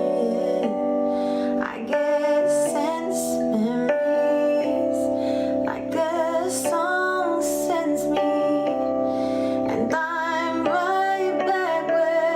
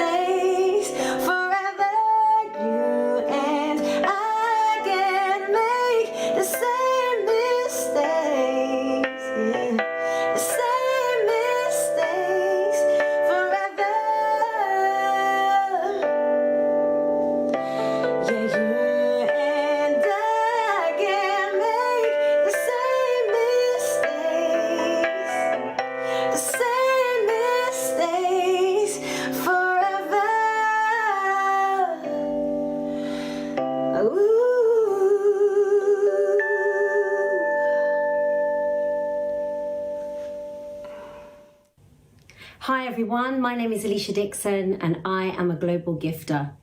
I would say that the person that inspired me to fulfill my dream would have to be my mum. When I was a young girl and I wanted to sing, I wanted to be on stage, most people would have said, don't bother, stay away from that, go and find a sensible job. But I remember my mum saying to me that it's so important to follow your instinct, that when you wake up in the morning that you feel inspired and driven to go to a job that you absolutely love, that you are passionate about, and that's the most important thing. And I really held that with me, even when times were tough, when I didn't know what the future was going to hold for me. My mum really gave me the fire and the drive that I needed to go out there into the world and pursue my passion. So, Mum, I'm eternally thankful to you for that. My hope to the world for the future is that we can become more patient with one another, that we are more understanding of our individual needs, more compassionate, and that we always lead with love, because love is the only thing that matters. So One Humanity Live, congratulations on a fantastic event, sending love and light to everyone around the world that is watching. Stay safe. God bless. Mwah. Bye. Welcome guys, my name is Olivia Steele. I am a light artist. I'm coming to you from Mexico, from Tepoztlán. It's a small city outside of Mexico City where I have been spending my quarantine. Thank you to One Humanity Live for inviting me for this interview. I'm going to share with you a couple nuggets of reality and wisdom which I've come to dream upon during this lockdown. And thank you to Constellation, my friends at Constellation, keeping the dream alive in a very big way in their mission to collect 1 billion dreams. You know, we are living through humanity having its largest collective global experience as one ever. And this is a very powerful thing. So pay attention and be grateful. Transformation, in essence, is painful.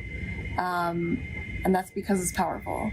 And, you know, caterpillars turn into mush before they become butterflies. So that's one thing to keep in mind as we go through this shift together. It's the first time in history as we know it that really the universe is all going through the same thing at the same time. So this is a pretty polarizing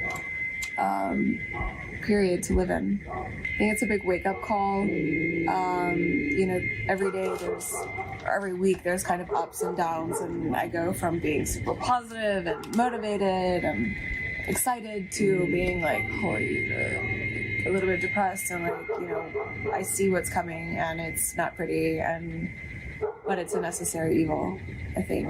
I think in all of this chaos and pain and suffering, there's a lot of opportunity for growth and for evolution and for a huge shift to happen, which is necessity. It's necessary for us to continue. We can't continue as we were going. So it's been, I have to say, a pretty inspiring, conflicting and inspiring at the same time, because I've never had the opportunity to do nothing. No deadlines, no flights, no installations, no like constant. I've been living in a rat race and a hamster wheel for the past minimum 10 years. So this has been a really interesting experience to like not have to get up in the morning and not have anywhere to go and anything to do. So it's been interesting.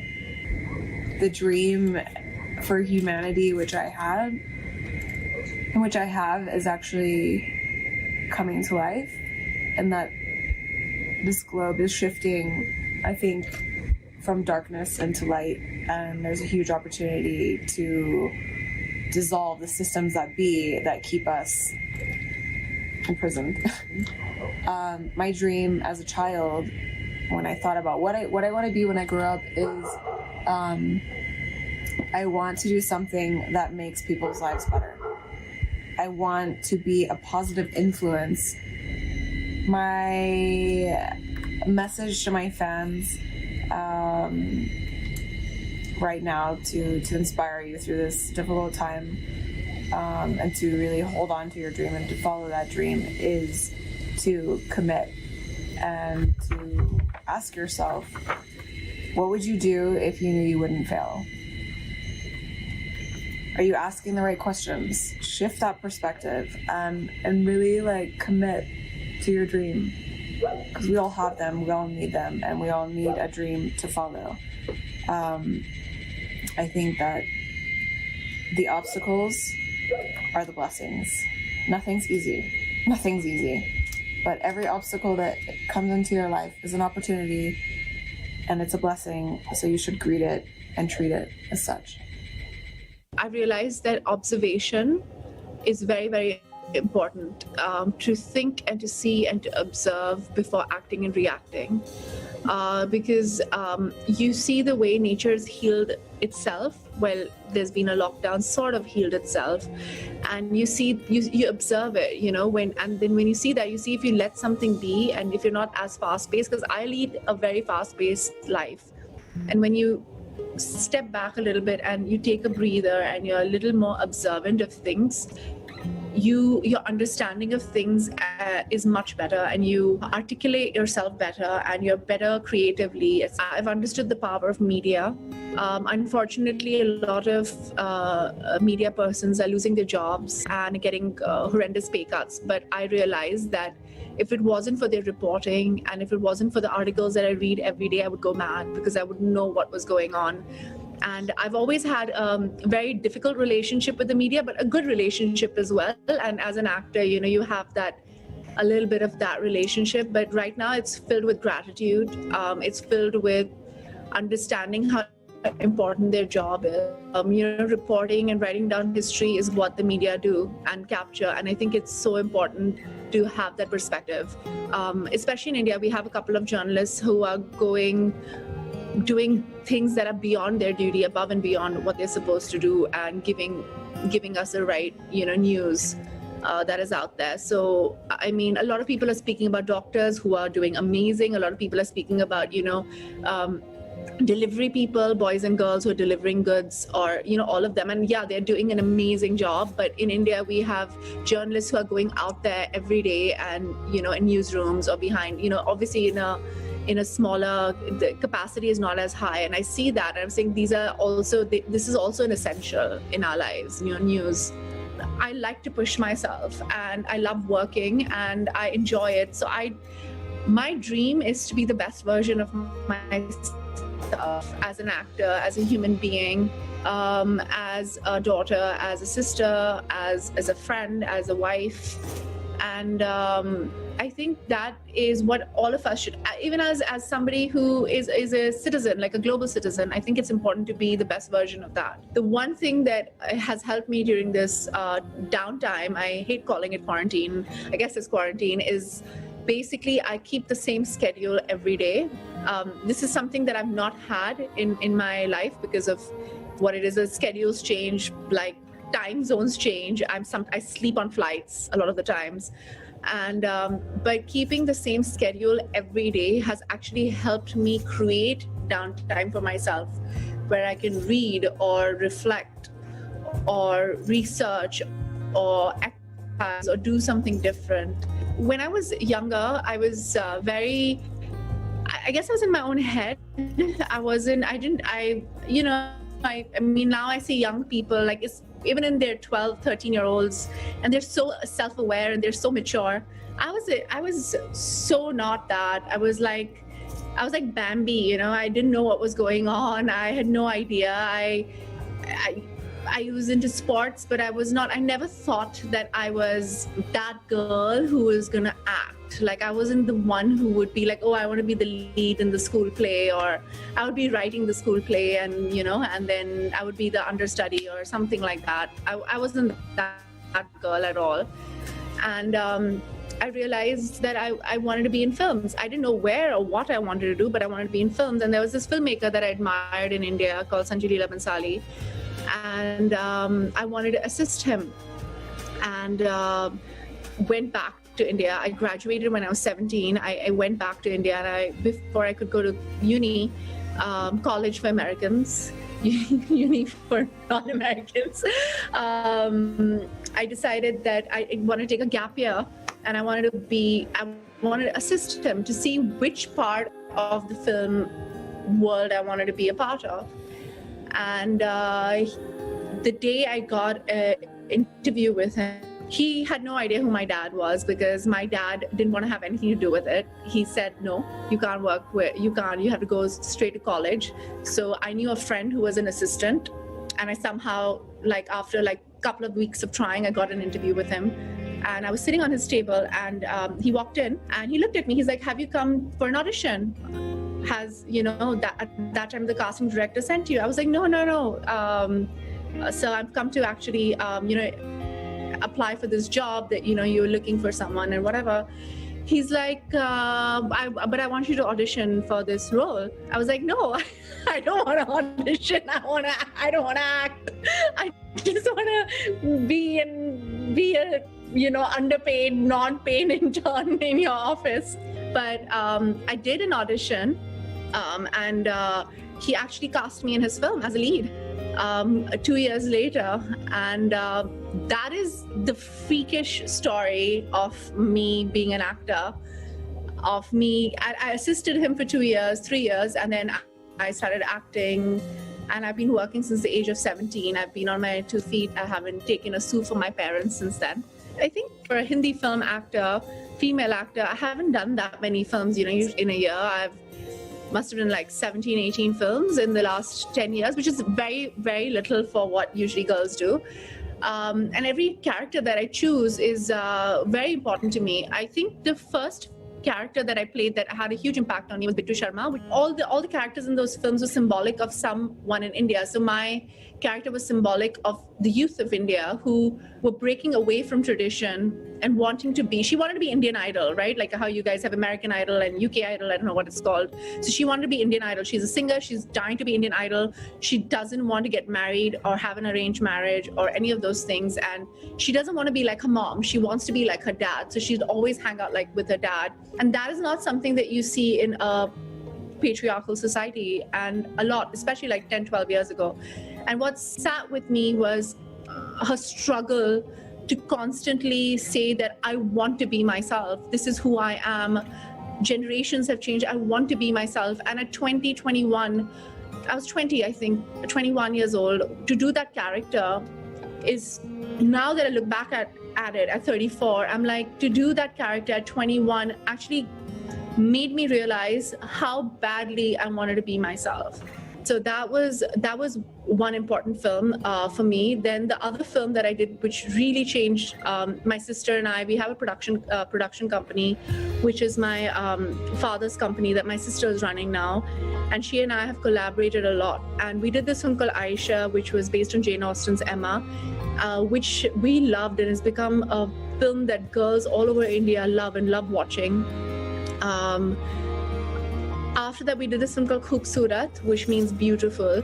And it's about this girl who was, again, struggling. It was a Disney film, and I think Disney was going through a transition at that time where the female heroines were changing. And in this, she was like, the whole idea of it was, I was 27 years old, I was not really lucky in love at that point. And I realized the one thing that I wanted to tell girls out there and boys out there, that you don't need to change yourself for anybody, even if he's Prince Charming. If the right person comes along, he or she will love you for who you are. And again, so for me, that was really important. I met my husband straight after that, 2 years after that. And then the other film that really had impact on me was Nirja. Nirja, Padman, actually these two films, where I would say Nirja because it was based on a real life girl. She's an ordinary air hostess. She was an air hostess, a steward for Pan Am. The plane got hijacked, and because she was a head stewardess, she was in charge of the plane. And I realized that even ordinary people can do extraordinary things. And this is what we are seeing right now. People who are what we consider ordinary. They're not superheroes, but they are superheroes because of their actions and because of the courage that they have. Well, if you're reaching for the sky, you'll eventually reach somewhere, right? So if I'm playing these women who are aspirational in some way or the other, right? A lot of the characters that I've played have had a lot of gray undertones. I don't mind taking those because as human beings, we're selfish, we're greedy, we're materialistic, we are self-centered. We have all of these traits, but we also have amazingly beautiful things about us. And so I don't mind taking on those characters, but it is so important through your art, especially in this day and age, to be as idealistic as you can be. It's the most important thing to do. My parents are extremely progressive, liberal people who believe in hard work, who believe in doing, they're not deeply religious. They're very, they're like typical Indian parents. They're not very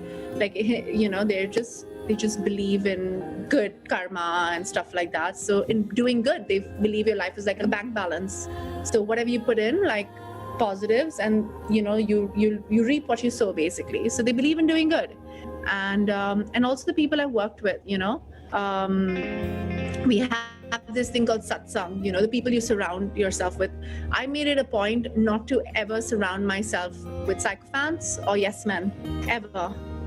Anybody who tells you you're amazing and brilliant all the time is not your friend. I have thick skin when it comes to criticism. I take it and I learn from it. I don't take offense to it.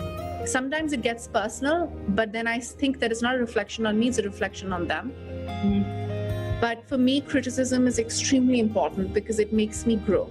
So in that way, I think when you have a platform, you need to be very aware of what you put out there, who you support, what you're trying to say. I do that with my films, I do that with what I say, I do that with who I associate with, I do that with everything that I do. I might get criticized for some of my opinions, but that is my opinion. And I try not to get personal with it. And I think it's important to be politically, socially, culturally aware and have an opinion on things. But I think, I think we're all trying. I think there's a lot of,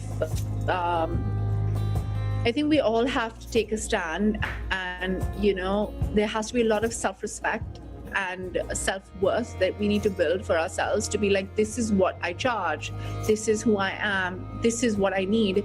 And it doesn't matter if people think you're aggressive, it doesn't matter if people think you're too hard, it doesn't matter, who cares? Like, you're not that, I don't care. And we need to have the devil may care attitude or whatever. It's a very American saying, but just don't care.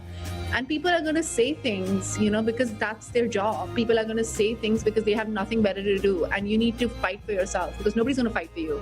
We talk about Asia and South Asia, and we talk about Middle East, but I see it everywhere. I see it everywhere. The whole idea of being feminine, which gives you, if you're feminine, then you can't be too loud, you can't be too, you can't ask for things, you can't be the first one to ask somebody out on a date, or, all those things are still there, those things are still there. You need to wax, you need to do eyebrows, which is fine. I love doing that stuff as well.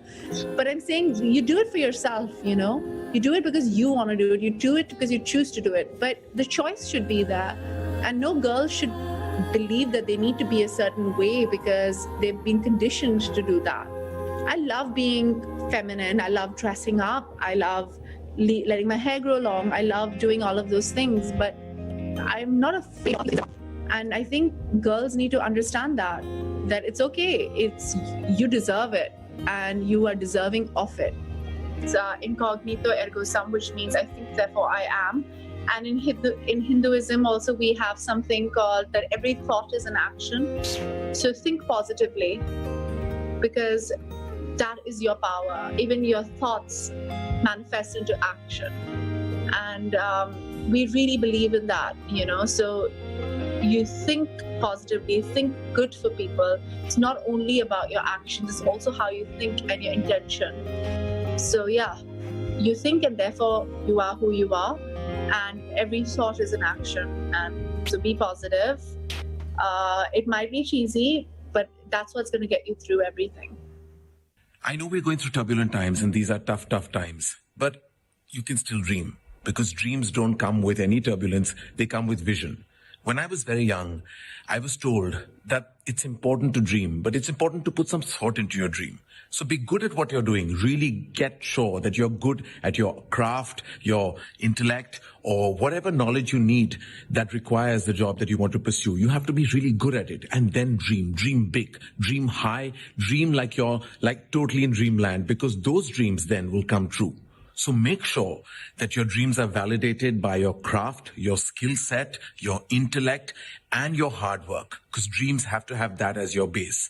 These are tough times, these will pass, but your dreams should not. So continue dreaming and make sure that you keep the positivity quotient really high, because I believe the post-COVID world will give us many, many, many situations and a new atmosphere that will also enhance possibilities for us.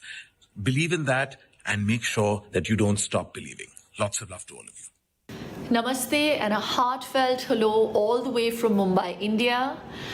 I know world over we are all feeling a dichotomy of emotions. Me too. I have immense gratitude for all this precious time with my family, but there is still this unsettling anxiety to see the end.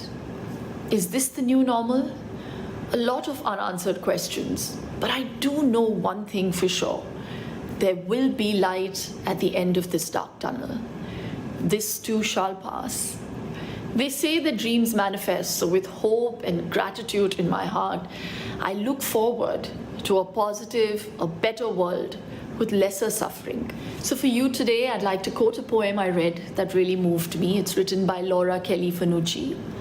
It goes, "When this is over, may we never again take for granted a handshake with a stranger, full shelves at a store, conversations with neighbors, a crowded theater, Friday night out, the taste of communion, a routine checkup, the school rush, each morning coffee with a friend, the stadium roaring, each deep breath, a boring Tuesday, just life itself. When this ends, may we find that we have become more like the people we wanted to be, we were called to be, we hoped to be, and may we stay that way, better, for each other, because of the worst that we have been through.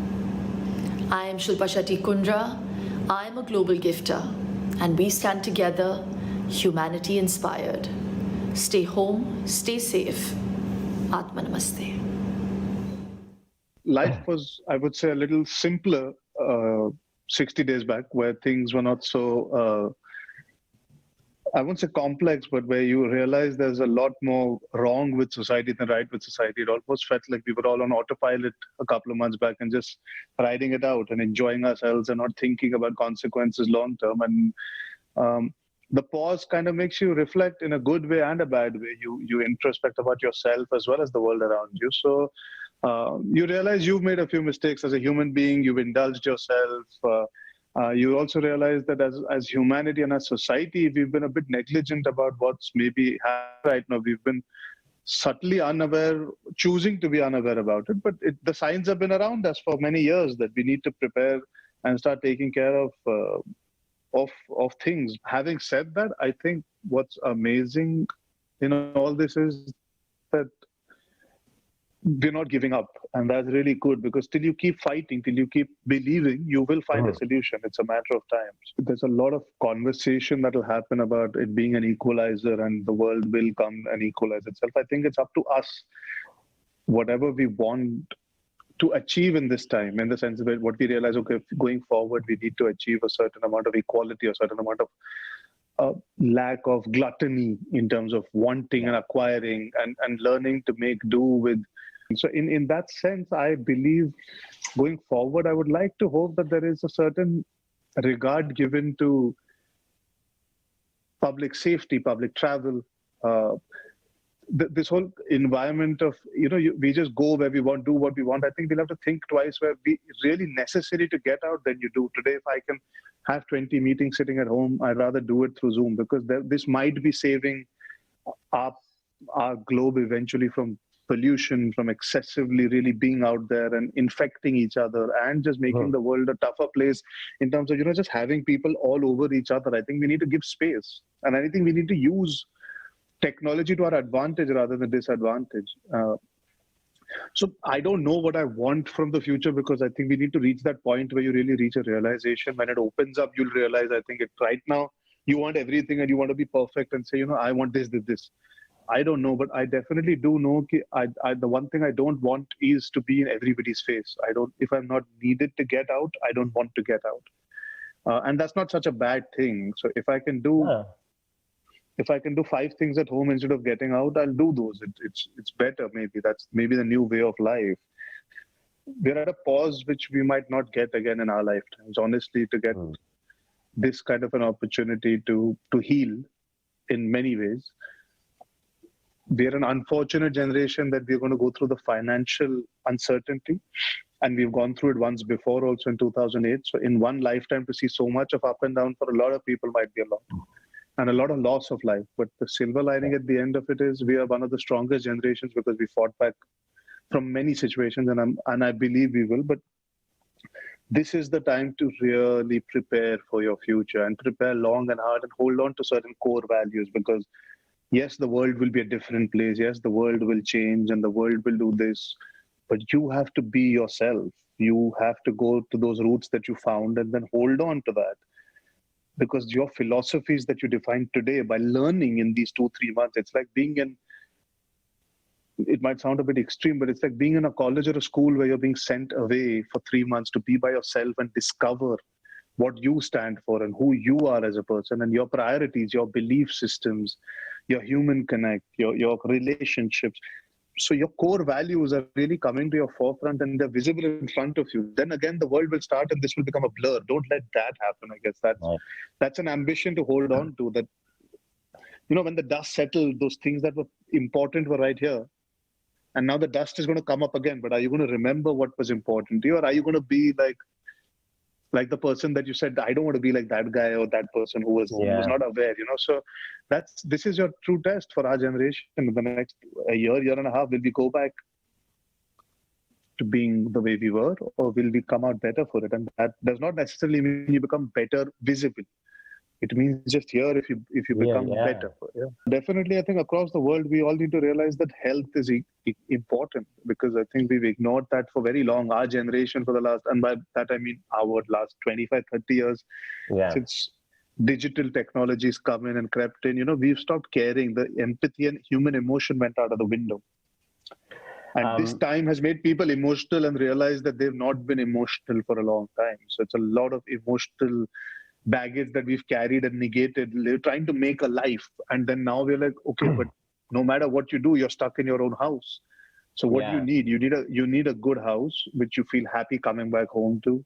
You need a family, because eventually they matter the most. You need a few friends, because in this time you don't want to speak to everybody, and your bank balance just needs to be enough for you to feel secure that you can sustain 3-6 months without getting out there on a job. That's actually the ambition that you minimum need. That's it. No, I love so that. So this desire of running can actually become like walking, and maybe that's what we need to do. We need to walk again before we can start sprinting. And we were really running like So that I hope that realization stays for a long time to come, where we fend for ourselves, just take care, and making money and doing well, all that is amazing, but I guess we need to find what really connects humans to humans. We had lost that, and I see that on social media also now. Now people are posting stuff that makes them realize that there's an emotion involved to being connected with the world. You can actually make a difference. Otherwise, there was a phase of just negativity if you see social media for a long time. So it's a bizarre time, interesting time, but bizarre time. What's up? عليكم حالكم طيبين عساكم بخير. حاولت اقول لا وهو يقول لي يبقى حاولت اكون الحالي وهو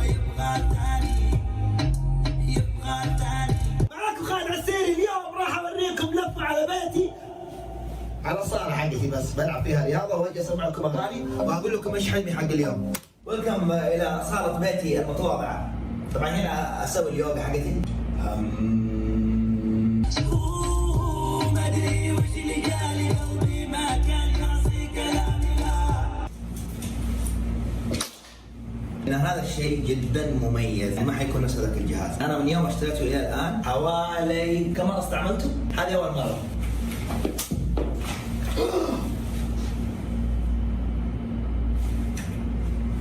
أحب أقول لكم أنا عندي حلم، أنا أجلس لكم أقول لكم قصة بسيطة. واحدة اسمها عندها مرض اسمه MS، والMS هو مرض الصلب اللوي، مرض مزمن. كلام الأطباء إنه غالبا ما يروح. ريم يا أخوان الحمد لله تحسن وتطورت حالتها النفسية إلى شكل أفضل وصارت تحاول تتعالج، فلقت صعوبات، لقت إنه صعوبة في العلاج لأن عندها علاج طبيعي صعب ماديا، يوغا صعب ماديا، علاج نفسي صعب ماديا. الناس تجهل عن هذا المرض وقاعد يكون كأنه نادر على عقول الناس، فيكون في صعب مع التعامل مع الناس يجهلون هذه الحالة ويتعاملون معاها كأنه شخص يتدلع، مو شخص من جد مريض ويتألم. أول ما عرفت ريم كنت ما أعرف إنها هي مصابة. إنك تشوف واحد يكتب بس يقول ما أقدر أكتب، تقول ليش ما تقدر تكتب؟ يدك ما فيها شيء، جسمك ما فيها شيء، وهذا نوع الإصابة حقت. فلقت مشاكل نفسية، لقت إنها حاسة إنها وحيدة. راحت عند دكتورتها النفسية، أول مرة تروح عند الدكتورة قاعد تعالجها لمدة شهرين ممكن مجانا بدون ما تاخذ منها أريا. بعدين سألتها قالت لها ليش كنت تعالجيني مجانا؟ كانت الدكتورة عندها هدف وحبيت آخذ الهدف هذا وأشاركه. قالت أنا عارفة إنه أنا حاولت أساعدك وبدأت تتعافي أكثر ما حتوقفين على هذا المكان وراح تساعد الناس كثير، خاصة أنك أنت مرات في فرحة زي هذه. بس أحس إنه غير الناس، أحس إنه يحبني، بس أحس إنه يحبني، بس أحس إنه عينه قالت لي عيني أدري إنك تحبني، أنا بس أحس إنه يحبني، بس أحس إنه. كلنا متعقدين من الأشياء اللي حاليا قاعد تنتشر بسرعة ونبغاها توقف من الانتشار، بس اللي صار مع ريم كان شيء أتمنى إنه ما يوقف انتشاره، وريم قاعد تنشره حاليا. بعض الأشياء انتشارها كل ما كان أسرع كل ما كان أفضل، زي اللي سوته لها الدكتورة. بعد ما تحسنت كل الأشياء اللي حست يوم تعالجت مع الدكتورة هذه نفسيا وصارت جاهزة إنها تعيش حياتها، قررت إنه كل المشاكل النفسية والمادية اللي واجهتها إنه غيرها ما يعيش التجربة السيئة اللي هي عاشتها، فحاولت بقدر ما تقدر إنها تساعد الناس زي ما كانت الدكتورة مؤمنة فيها. ايش سوت ريم؟ أسست شركة اسمها جدة MS، قاعدة الحين تقدم دورات مجانية بهذا الخصوص. حاولت قد ما تقدر إنها توفر لهم علاج طبيعي مجانا، علاج نفسي مجانا، يوغا مجانا، معلومات توعوية عن المرض مجانا. وسألتها ريم أضمن إني أساعد الناس عشان أضمن إنه هذول الناس أكيد حيساعدوا الناس، فما حد يعيش نفس الشعور السيء اللي أنا عشته.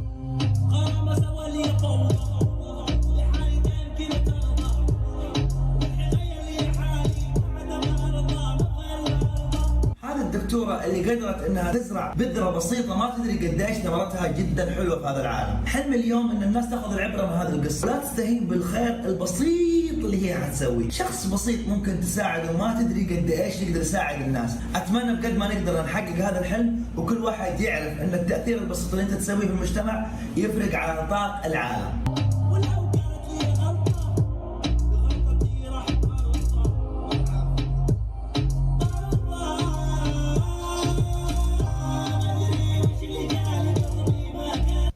Love you everybody. Love you. شكرا طحون. Peace.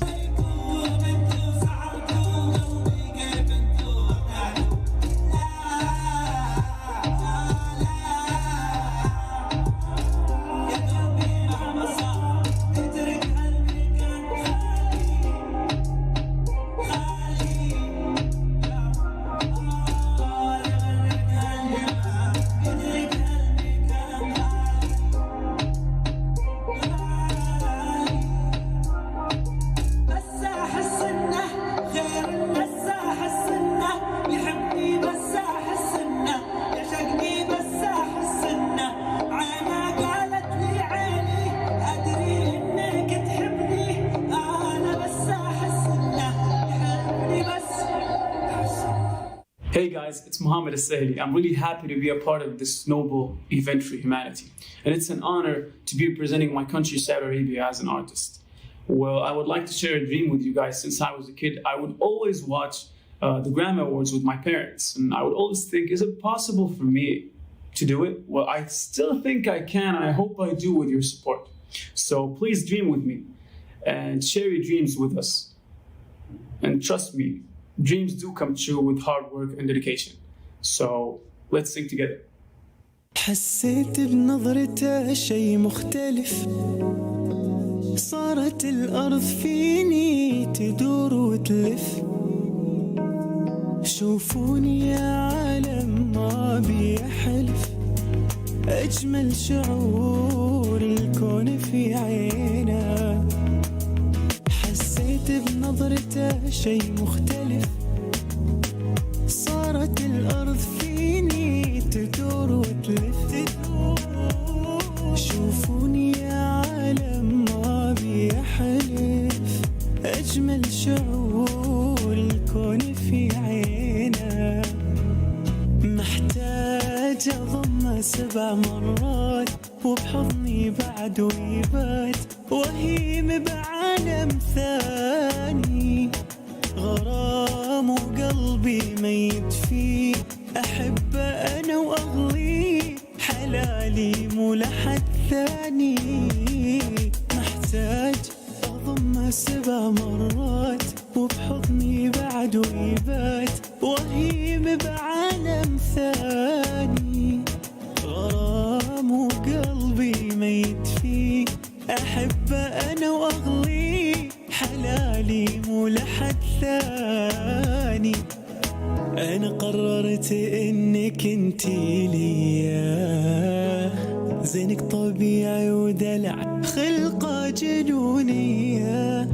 أموت بعينك من تمريني أمي، مختلف زولك ورسمك عجوبة كونية. انتي من الآخر تحفة فنية، حسنك طغى عالناس وزادهم شوية. بعترف لك أنا جيت لك أغني، انتي رسمة مو بشر والله خيالية.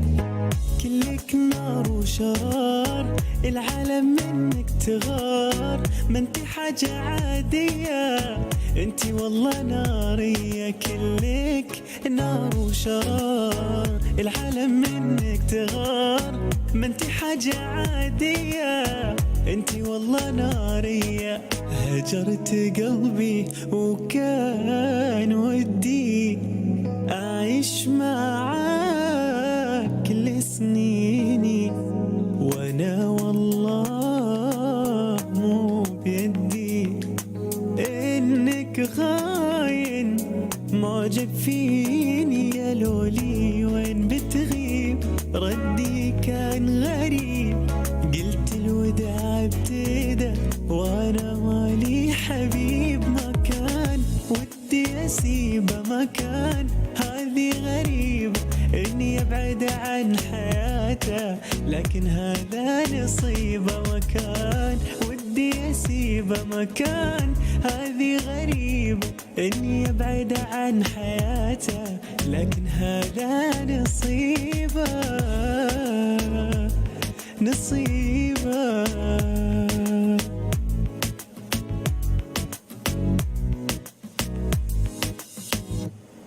وانا معاك بحس انك مكملني، ونفسي تبقى كده في حضني. صعبة الحياة لو مش وياك، وانا معاك بيفضل قلبي يناديلك، بيخرج مني ويجيلك، وعايز افضل انا جنبك. وانا معاك دايما كده وحشني، وببقى مش عايز انا امشي واسيبك، هو ده اسمه كلام. وانا معاك بحس الدنيا في ايديا، ما بقتش عايز انا حاجة تانية من الدنيا غيرك يا حبيبي. وانا معاك دايما كده وحشني، وببقى مش عايز انا امشي واسيبك، هو ده اسمه كلام. وانا معاك بحس الدنيا في ايديا، ما بقتش عايز أنا حاجة تانية من الدنيا غيرك يا حبيبي.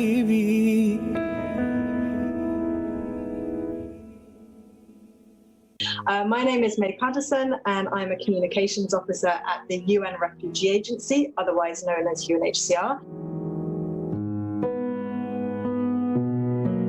So we work around the world to help refugees, so that's people who have been forced to flee their home because of war, conflict and persecution. And we work to help them, to protect them, to give them better lives. Essentially why I think I'm here today and why I'm really happy that you guys invited us is because we ran a really, well, what I think is a really cool initiative a couple of years ago called the Dream Diaries, where we at UNHCR partnered with some social media influencers, so some online creators called Humans of Amsterdam and Fetching Tigers. So hello to Deborah and to Anthene and Chris and Benny, who worked really closely with us on the project. Together we went around Europe. We went to 5 different countries in Europe where we met refugee and asylum seeking children. Right now today there are 70 million people who have been forced to flee their homes because of war, conflict and persecution.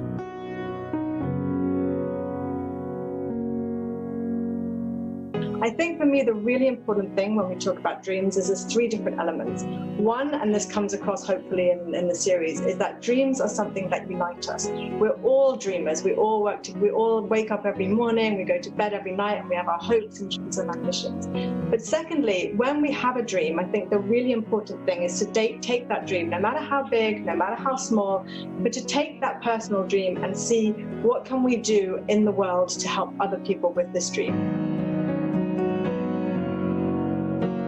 I mean, there are so many ways you can get involved. Just like dreams, you have big dreams, you have small dreams, and the same when it comes to helping people. We can help in so many different ways.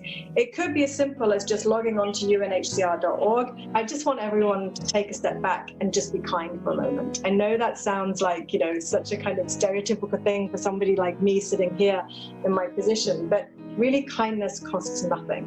And if I could say right now what would be my big dream going forward, Broadway aside, I've given up on that dream, it's if everyone just takes a little step back and thinks, what can I do this morning? You know, whether it's being kind to someone in the street, whether it's sending a nice email, whether it's logging on and posting something nice on refugees, on UNHCR's Facebook page, but to give a shout out to refugees and say, hey, we know that you guys are living through a really difficult moment during COVID times, but outside of COVID times. I mean, I think in every crisis, it's the old adage, isn't it, that every crisis has an opportunity. And here I think we really have an opportunity to see, really for the first time, touching our lives, the difficult circumstances that people, for us is a unique situation, but people live in difficult circumstances every day and get through it. But they get through it when people pull together and people support each other. Now it's over to you to start to share your dreams. Log on to Constellation and One Humanity Live and give a big shout out, and let's all come together and realize our dreams together.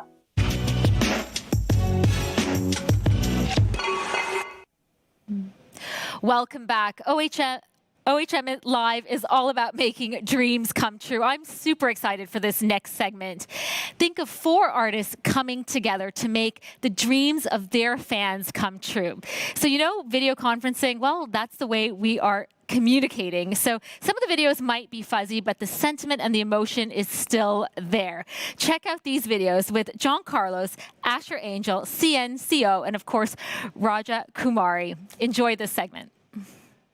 I want to announce these 5 winners. I'm going to start with a very special one. What's up, you? You're so sweet. That's so sweet.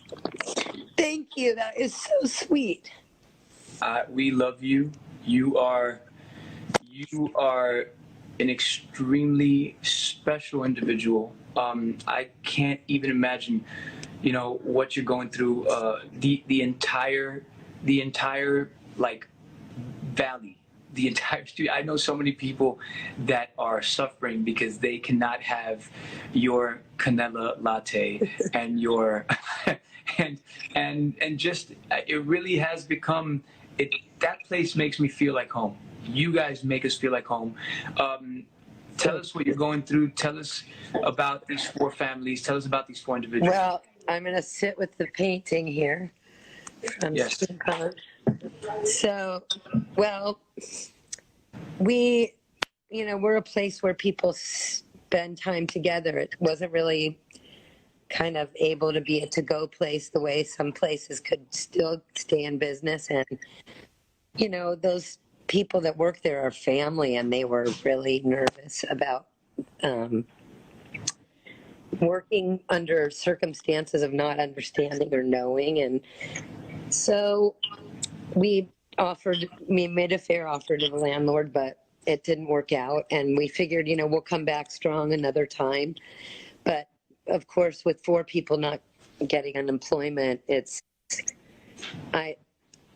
go to the market together, and I bring them to the market and stuff. But this will be a nice gift. Sorry. So sweet of you. I was, you know, I woke up last night and I said, I just grabbed my phone and saw your thing, and I said, this would be really sweet. I'm just going to tell him. And when I saw your message this morning, thank you. That's really kind. We appreciate you. I'm going to reach out to you as soon as this live is done, and you will receive that from us, and we will make sure that it gets to these 4 families. So we appreciate you. We're gonna choose 4 more dreams. We love you, and yes. You are the best. I can't wait to make you another Canela. I can't wait. And your brother. I can't wait. I love you guys. Thank you so much. I love you. Thank you. Okay. Thank you. Bye. Hola. ¿Cómo estás, mi vida? Bienvenida. ¿Todo bien? Sí, todo bien. Pues nada, o sea, estuvimos... ¿De dónde nos saludas, mi amor? Yo soy de Ecuador. ¿De Ecuador? Me encanta. Sí. Pues felicidades. Quería que nos explicaras un poco de tu situación para entenderlo un poco más a fondo y pues nada, adelante. Bueno, mira, lo que pasa es que yo uso lentes desde los 15 años, ahorita tengo 25. Y o sea, yo empecé con una medida muy alta, en realidad yo empecé con medida de 7. Pero el problema, aparte de que no podía cambiar los lentes, era de que yo al principio tenía mucha vergüenza de tenerlos, porque la medida es alta. Y el lente, no sé si se ve aquí, pero es que a mí me hace ver los ojos chiquitos. Y yo en parte, yo sí sentía vergüenza. Pero ya poco a poco entendí. Yo creo que te quedan hermosos. Personalmente, es mi opinión, pero adelante, perdóname la interrupción. Gracias. De verdad que tú lo digas es muy, muy, muy importante. Muchas gracias. Bueno, ya, poco a poco yo ya empecé yo sabía que necesitaba los lentes y yo dije, mis papás hacen un esfuerzo demasiado porque yo tenga los lentes, porque mis lentes cuestan en realidad más de $200, de $300 al año. Y ya yo usaba los lentes, en realidad yo los cambiaba si se me dañaban. Y el último par de lentes que yo usé, en realidad los cambié porque se me dañaron la pata. Vale. Y ya yo trataba como... Uno hace soluciones rápidas, ya tantas soluciones que yo había hecho, ya la pata ya no daba para más. Y mi mamá, en realidad, yo a ella le agradezco demasiado porque ella en realidad hace un esfuerzo sobrenatural, hizo un esfuerzo sobrenatural para yo tener estos lentes. No sé. Y en realidad, pues yo siempre he querido de la operación. Yo te voy a... Y la operación también es muy cara. La operación es costosa. Pues yo espero que esto te ponga en una posición donde puedas hacerte esta operación. ¿Me entiendes? Aunque los lentes te quedan bien porque los luces bien, yo entiendo la situación en la cual te puedes encontrar y cómo te puedas sentir al respecto. Y también debo decirte que una de las cosas más especiales de lo que estamos haciendo es que cuando le entregamos los $2,000 a cada sueño, esa persona tiene la oportunidad de usarlo si realmente lo necesitan, ¿me entiendes? Pero también compartirlo con otra persona, agarrar parte de, quedarte con 1,000 y darle 1,000 o 500, lo que tú consideres, a una persona que tú realmente pienses que lo necesite. Así que yo dejo eso a tu discreción. Si tienes una persona a quien se lo darías, nos puedes decir ahora. Si lo tienes que pensar, no hay ningún problema. El punto es que eres uno de los sueños que ganó y todo pasa por algo, mi vida, así que aprovéchalo y espero que esto logre un impacto positivo en tu vida y de la de alguien más, si tú lo consideras. ¿Okay? Muchas gracias, en realidad. Gracias, en serio, espero, yo sé que no voy a usar todo el dinero y espero también, así como tú me das esta felicidad, yo también se la quiero dar a alguien más. Yo siempre estoy consciente de eso y espero ya también yo pensarlo muy bien y darle la misma felicidad que tú me estás dando a mí a otra persona aquí de mi país que en realidad lo necesite. Me encanta eso, me encanta eso. Así que si alguien de Ecuador, si personas de Ecuador nos están viendo en este live o de donde sea, por favor escríbanle a la página de Gis Alexa, ya que acaba de decir que va a usar una parte de ese dinero para su operación, pero la otra parte se la va a otorgar a alguien que realmente lo necesite. Así que lo dejo en tus manos. Mira, te voy a mandar por mensaje directo para que me des tu información y nos encargamos de todo y nos vamos a mantener pendientes de ti, de tu historia y asegurarnos de que todo fluya. ¿Ok? Te mandamos un beso y gracias. Un beso, te amo en serio demasiado. Mi amiga también te ama, Yoli. Igual, a las dos, te mando un beso bien grande, gracias. Gracias a ti. Chao, mi vida. ¿Cómo estás, señorita? Hola. ¿Cómo estás, mi amor? ¿Todo bien? Sí. Qué gusto saludarte, qué gusto verte. Felicidades por ser el sueño, por ser uno de los sueños ganadores. Me encantó que hayas empezado con darle todo a tu mamita y me encantaría que nos contaras un poquitito de tu historia y cómo piensas utilizar estos $2,000 si los vas a usar para ti, si tienes pensado usar parte para ti y otra parte para ayudar a alguien que sabes que lo necesita, pero cuéntanos, por favor. Pues yo nací en México. Le dijeron a mi mamá, yo nací con una condición que se llama espina bífida, que es que no tengo movimiento de la cintura para abajo. Okay. A mi mamá le dijeron que... No pasa nada, no pasa nada, mi vida. Estamos aquí contigo y tienes que llorar, llora y...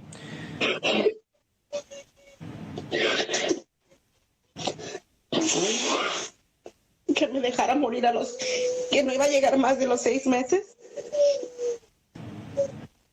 pero ella luchó y me trajo a Los Ángeles, donde fui atendida en Children's Hospital y ahorita pues tengo 31.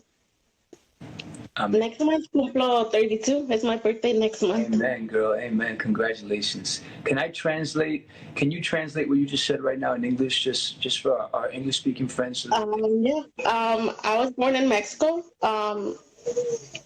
My mom had the opportunity, I guess, to just let me die. The doctors told her that they couldn't do anything for me, that I was gonna die at 6 months, and then the 6 months came and I was still alive.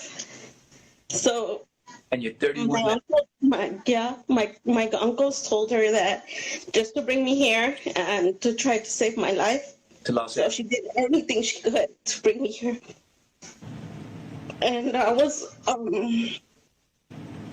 I got operated at Children's Hospital, and now I'm 31, about to be 32. And I owe everything to her. That's incredible. That's incredible. You know what? You owe everything to her, but let me tell you something. You also owe a lot to yourself. You know? le debes todo a tu mamá, pero también le debes mucho a ti, a Diosito. O sea, I really feel that, you know, we're so used to calling, you know, when we see someone in a wheelchair or when we see someone that is in a different situation than what we're used to seeing, we're used to labeling it as a disability. But you know what? I think it's a superpower. You know, I think it's a superpower because when a human being has to face those type of odds, it has to be with a purpose. We don't come to this world to suffer. We come with a purpose. You know, we've been given this mind and these organisms that work in such a beautiful way, and we really do have the power to perceive things in our favor if we choose to. You know, instead of comparing our reality to others, you know, you came with a special purpose to this life. O sea, estamos tan acostumbrados a etiquetar a las personas que lucen o que están en una situación distinta a la común como deshabilitados, pero para mí es un superpoder, porque cuando una persona tiene que enfrentarse a obstáculos de ese tamaño, tiene que ser con un propósito. Nosotros no venimos a este mundo a sufrir, vinimos con un propósito y against all odds, here you are, aquí estás. Después de tener que enfrentar todo eso, mi vida, tú tienes un propósito especial. Así que después de darle todo a tu mamá y agradecerle todo a Diosito, mírate en el espejo y siéntete orgullosa, porque tú eres una luchadora y también tu superpoder te ha llevado hasta aquí, against all odds. So, a mí me da tremendo orgullo otorgarte a ti estos $2,000. Espero que te sirva de algo. You said your wheelchair is in tough conditions and that it's hard for you to... Yeah, it has broken parts that I need to fix. And maybe get a cushion so that I don't get cold sores, pressure sores, as they call it. Amen. And those are extremely expensive. Well, listen, I hope that this helps. And again... no saben cuánto se los agradezco. No, mi vida, no tienes nada que agradecernos. Gracias a ti por existir. Vamos a estar, a partir de este momento, o sea, vamos a estar súper pendientes de tu proceso. Vamos a estar súper pendientes de todo lo que, o sea, desde que te entreguemos el dinero a todo lo que hagas con él después de, y pues nada, you're not alone. Considérate parte de esta familia de ahora en adelante, and we appreciate you. All right, honey? Tell your mom thank you, that we applaud her, that we celebrate her. We celebrate. Ahorita estoy trabajando, so I would have wished you would have been here. Ahorita está trabajando, pues nada, tú tranquila que, o sea, we're going to talk again, all right? So we'll have a chance to... Thank you to you and your brother so much. Thank you, all right? Ahora te mandamos un mensajito por directo. We're gonna try and get Caitlin on the live. Thank you, baby. Y felicidades, mi amor. Los quiero mucho. Thank you. Bueno, mi amor. Vale. Chao. What's up, man? My brother. How are you, bro? Great, man. I'm great. Quiero, you know, I'm telling you this from the bottom of my heart, bro. I'm so proud of you, bro. You know, and super grateful for you taking the initiative to involve me in this. Estoy muy agradecido contigo por involucrarme en algo tan especial. También, I want everyone to know, you know, tú has estado en este proceso, ¿cuánto tiempo ya? Tratando de a little bit over a month. Over a month? About over a month, yeah. But this is actually a journey that started 4 years ago. The creators of Constellation. Hace 4 años. Hace 4 años empezó, o sea, yeah, you know, thankfully I was able to come together with some unbelievable people. Jeffrey, if you're watching, Angelica, Chrissy, JC, Zaid, Global Gift Foundation. Everybody has really come together, ITP, and really just given so much to this project. And it's amazing because, o sea, durante estos tiempos, obviamente sé que hay muchas personas que la están pasando extremadamente difícil, pero yo he podido ver como toda esta gente, o sea, de diferentes partes del mundo, o sea, tenemos llamadas de Zoom donde hay 25 personas desde Europa, desde Dubái, acá en Los Ángeles, Miami, and it's just to see this group of people from all different places of the world come together and give their time, because, you know, that's really why we're doing this. We're so passionate about it.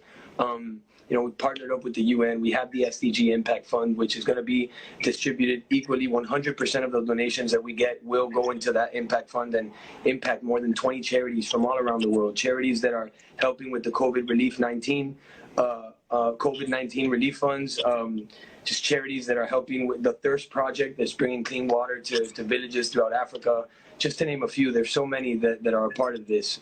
On behalf of South Dade Toyota, they want to thank you for your massive ripple effect. South Dade Toyota is going to be donating $5,000 in your name. So, my brother. I actually know exactly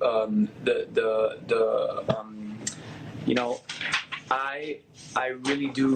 This is so special of you guys, to give us this opportunity as artists. I would love to give this donation, these $5,000 to UCP Wheels for Humanity. But what I love about this foundation is that it also creates other programs, aparte de ofrecer sillas de rueda para los que lo necesitan y viven en lugares donde no tienen los recursos suficientes para poder obtener una silla de rueda de calidad. They create empowerment programs that creates access to economic opportunities for people with these certain characteristics, and I think that is incredible, because I know that they face certain challenges when it comes to employment and when it comes to opportunities to make money for their family and for their lives. So el hecho de que personas con estas ciertas características no tengan quizás el mismo acceso a oportunidades económicas para poder poner comida sobre la mesa para su familia o ahorrar dinero para su futuro y sus estudios. Esta fundación también crea ese tipo de programas, creating job skills, business development, training, a bunch of incredible stuff. Advocacy initiatives that promote the integration of wheelchairs and other assistive devices into health and insurance systems, which I think is great. Also therapy-focused programs that they do, and training the people that are working hand in hand and side by side with the people with these certain characteristics. And here's a shocking fact. Estoy mencionando los programas que tiene esta fundación para ayudar a personas con estas características. 75 millones de personas worldwide están en necesidad de una silla de ruedas y menos de 5% tiene acceso a poder obtener una silla de ruedas que le sirva. That 75 million people around the world are in need of a wheelchair and less than 5% have access to being able to get it. To me, that was a shocking statistic, and I would love to give these $5,000 to UCP Wheels for Humanity, man. Yeah. That's beautiful, bro. That's beautiful, and like everything else you've always set out to do, I have no doubt that I will see you creating that movement. We will. Hey guys, it's Asher Angel. I'm super excited to be with OHM and Constellation. I'm doing this amazing thing where I'm going to be giving $10,000 away to my fans. So that's $2,000 to 5 people. And it's so incredible that I get to do this. I told you guys on my recent post to, share you guys' stories and, let's talk about it and all of this stuff. So, it's an incredible opportunity for me. I know it's a very difficult time for everyone right now, and people are struggling, and I just would love to give back, and it's making my heart smile talking about it. So we're gonna announce the winners right now, the 5 winners. I'm super pumped about it, and I can't wait to talk with them. So let's get into it. Hi, how are you guys? Oh my God, this is amazing. Thank you so much for being in the Zoom call. This is such an amazing opportunity. I'm giving away $2,000 to you guys, and would you guys want to share your dreams, or what's happening? Yeah, tell me your dream. To help family out. To help you out? Not to help family out. Help family out. Oh, you guys are the sweetest. Evelyn, I know there's a lot going on at home right now, and I know it's super hard, obviously, with everything that's happening, and it's a lot. So I hope this $2,000 really helps you guys. All right, I know it doesn't seem like that much, but hopefully it paves the way, to something bigger and better. All right. Yeah. All right, guys. I love you guys so much. You guys really mean the world to me, and thank you so much. All right, thank you so much. My heart's smiling because this literally means the world to me. So I love you guys. All right, so much. Okay, angels, I love you. Have a beautiful day. All right. Bye. There's Tenzing. Okay, it works now. Okay, yes. How are you? Oh my God, this is so amazing. I'm so glad. This is so weird. I never. What? This is all really weird. So I know. First time on Zoom, same. But no, this is incredible that I get to do this. I'm super excited to be giving you $2,000. I know, you know, there's obviously a lot going on, you know, in the world right now and at home, I'm sure. But I just want to let you know that this means the world to me. You mean the world to me. And I just want to give back. You know, that's all I want to do. It makes my heart smile, like I say, thinking about it. So, you know, would you want to open up and talk about, you know, your dreams and, you know, how all of this has affected you and, you know, what's going on? And Yeah, my dream is to get gifts for like my parents because like they do a lot for me. And personally, I don't have a job, you know, go to school, no job. So I feel like if I give them something special that comes from me, they're like really loving. They don't really know I'm doing this. So I really hope this helps, you know, your mom and you, and, you know, I hope this makes the family. I hope it, I just want it to be, you know, I hope it sheds like a little light right now on you and your family. And, you know, like thank you so much. Yeah. Well, I love you. You tell your mom I said hello. And also, I'm really excited for you to film Shazam because I live in Toronto and like maybe I can meet you. Yeah, we can chill together. Yeah. But hey, stay positive. All right, just, you know, stay positive. I know there's a lot, so I love you. I'm here for you always. All right, Tenzing. I love you. Yeah. You have a beautiful rest I love of your you day. too. I love you. Bye. Bye. Hey girl. Hey. What's going on? It's going great. I missed you. Long time no see, right? Right. Right. I told you I'm coming to Brazil ASAP. You know that, right? Yes. Yes. Well, I just let me reiterate it. I just want to say that I'm super excited to be doing this. Like I said, I know there's probably a lot going on in your world, and you know, I am blessed with this opportunity to give back, to give you $2,000, to give 10 of my fans, 5 of my fans $2,000. It's insane. Would you maybe want to open up about your dream and, you know, what's going on at home, and, you know, try to give you some advice? My dream, as I said, it's like to make people around me happy and this whole situation to end. Like, it's been hard for everyone in the whole world, and I don't know, and to meet you, right? So you should come to Brazil, and like the magazine thing, I got in to try to meet you and spend a day with you and stuff. So yeah, I think that's would probably be my dream. Well, I hope this money really helps you, and it helps you achieve whatever you want to achieve right now. And like I said, I just want to, you know, there's a lot going on, and I just want to just shed a little beam of light in your world and, you know, make you smile, make your family smile. And hopefully this really helps. Totally. I love you, Sarah. Thank you for all the support, and I will come to Brazil, and I will see you very soon. All right. Thank you for inspiring me. Love you most. All right. What up, brother? What's up, Jason? That's what you look like. I was trying to picture it. I was like, Jason be looking fly. Jason be killing it. Oh, brother. Dude, your Instagram blew up, man. I know, man. I couldn't even see the comments. I wasn't able to guess anyone. It was insane. Yeah. I was dying laughing because I was like, every time you told the people to do something, obviously you're talking to the 5 people, but there's no way that the 5,000 girls there were not gonna, you know, No. you say, you're like, sassy, put purple hearts. Every girl started putting purple hearts. doing purple hearts. I was like, bro, this is a show in and of itself. Yeah, this is great. Yeah, quality content, you know? For real. Brother, again, I just want to say thank you so much, man, for lending your platform to doing something like this in a time like this. You know, we've obviously all been affected by the current situation, by the pandemic.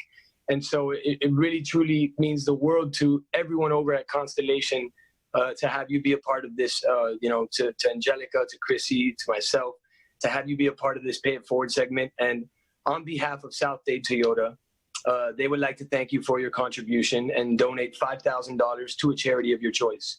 So that's insane. Yeah. So if there's a charity you want to shed a light on, that you want to talk about, this is the time to do it, my brother. And I would love to. Oh my God, this is insane. I would love to shed a light on the Ronan Foundation. I've been involved with the Ronan Foundation for a couple of years now, and I am actually co-ambassador with Taylor Swift on it. And you know, it's so nice being home because I get to go to the hospital and surprise all the kids with candy. You know, I was doing that every week before this pandemic, and, you know, I just want to give back. I want to make them smile. This foundation means the world to me, and to be a co-ambassador on it is, you know, it's just, I would never have, you know, dreamt of this in a million years. So, you know, I'm so thankful for everything. And yeah, Rona Foundation. That's amazing, brother. That's amazing.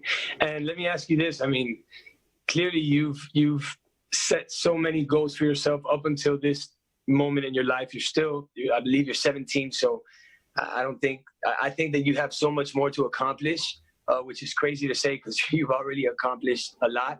But are there any dreams that you are currently on the journey of achieving, you know, that you're on the, like, you're setting yourself to go for?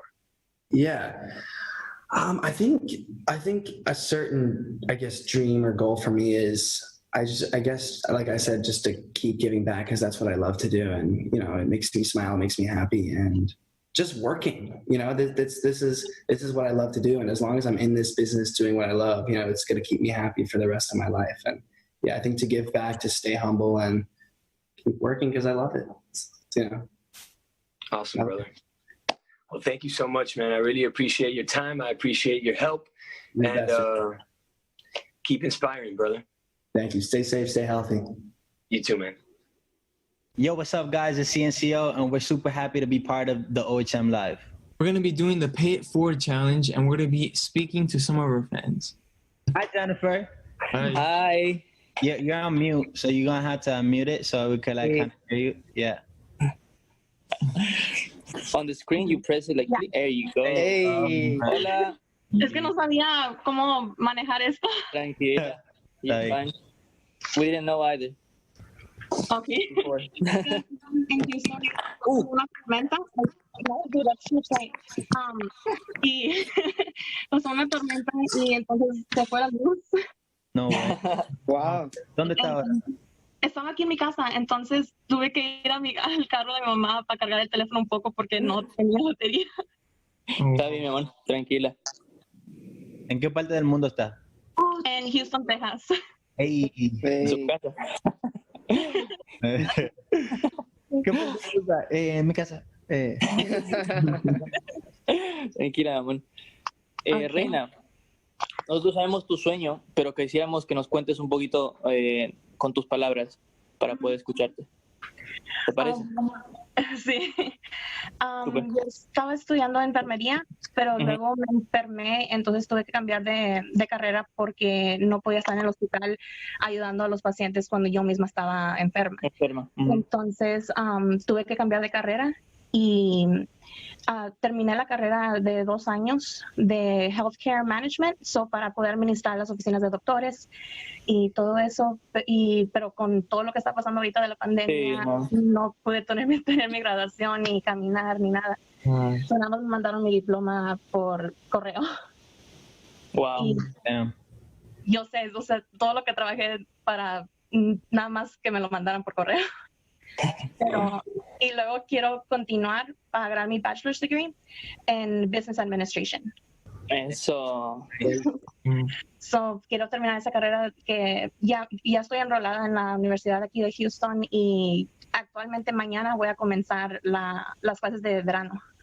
Hey, that's great. Y con todo eso, pues con lo que pasó con la pandemia, pues no dejé de trabajar también porque pues yo trabajaba en las escuelas.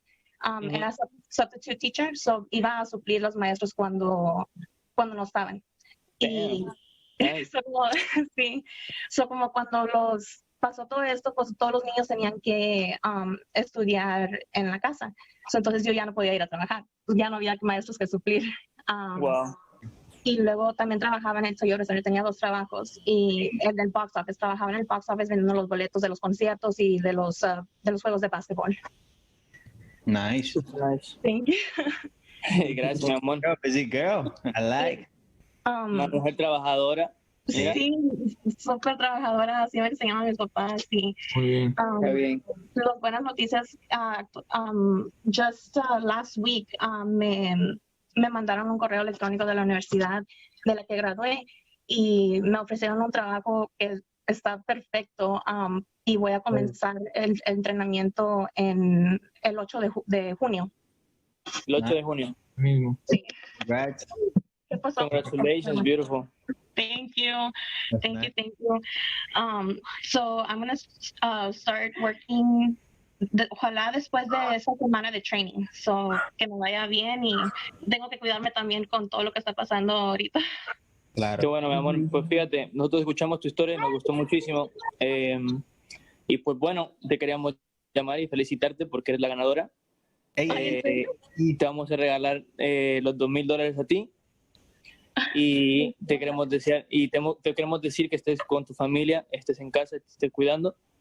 Y nada, que sigas tus sueños, sigue estudiando muchísimo, sigue trabajando, sigue sacando adelante tu familia.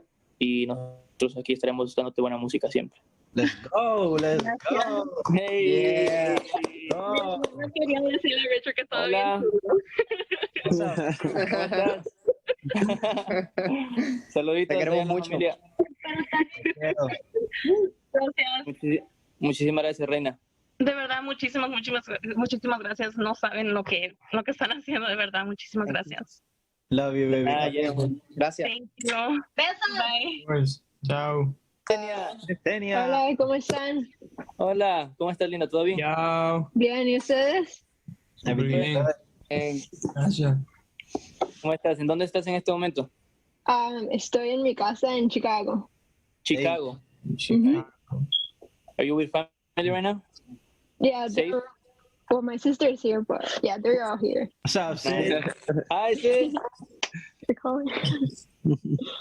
What's up? Hey. Hi.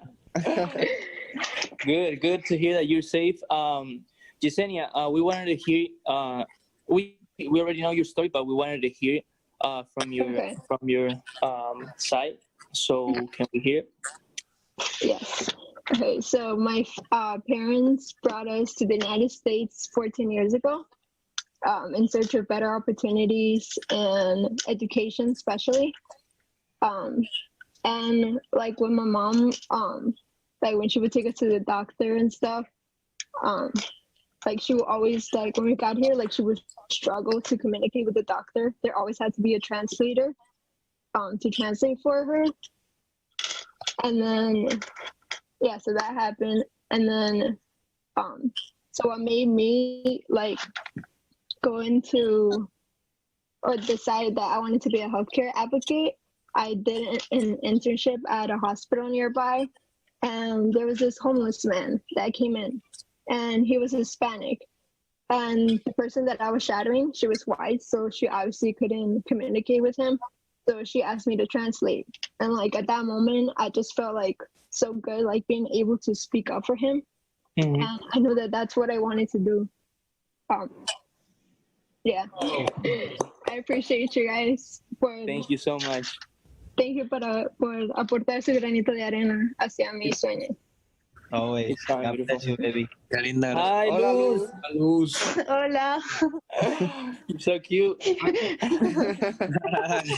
Where are you located right now? Where are you right now? Te agradecería que hablaras en español. No, mi amor, me hubieses dicho desde el principio. ¿De dónde te conectas ahora? ¿Dónde estás en este momento? Adivina.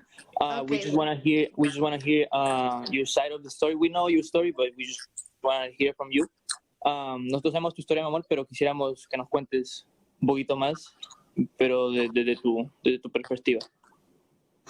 Pues, o sea, ¿desde lo que comenté o cómo? Tu historia, tu sueño, lo que deseas ser. Lo que deseas. Mira, pues literalmente yo pues, tampoco es que esté tan grande, tengo hasta ahora 18 años, voy a cumplir 19, pero, ¿sabes? Desde pequeña siempre he soñado con estudiar medicina, o sea, me encanta la medicina, o sea, saber que puedes ayudar a una persona, salvar a esa personita, o sea, tan solo en pensar que ella puede tener más momentos de vida junto a su familia, sería muy cool. Pero pues, ¿por qué? Por cuestiones de dinero, pues no se puede. No se puede. Exactamente. ¿No se puede estudiar?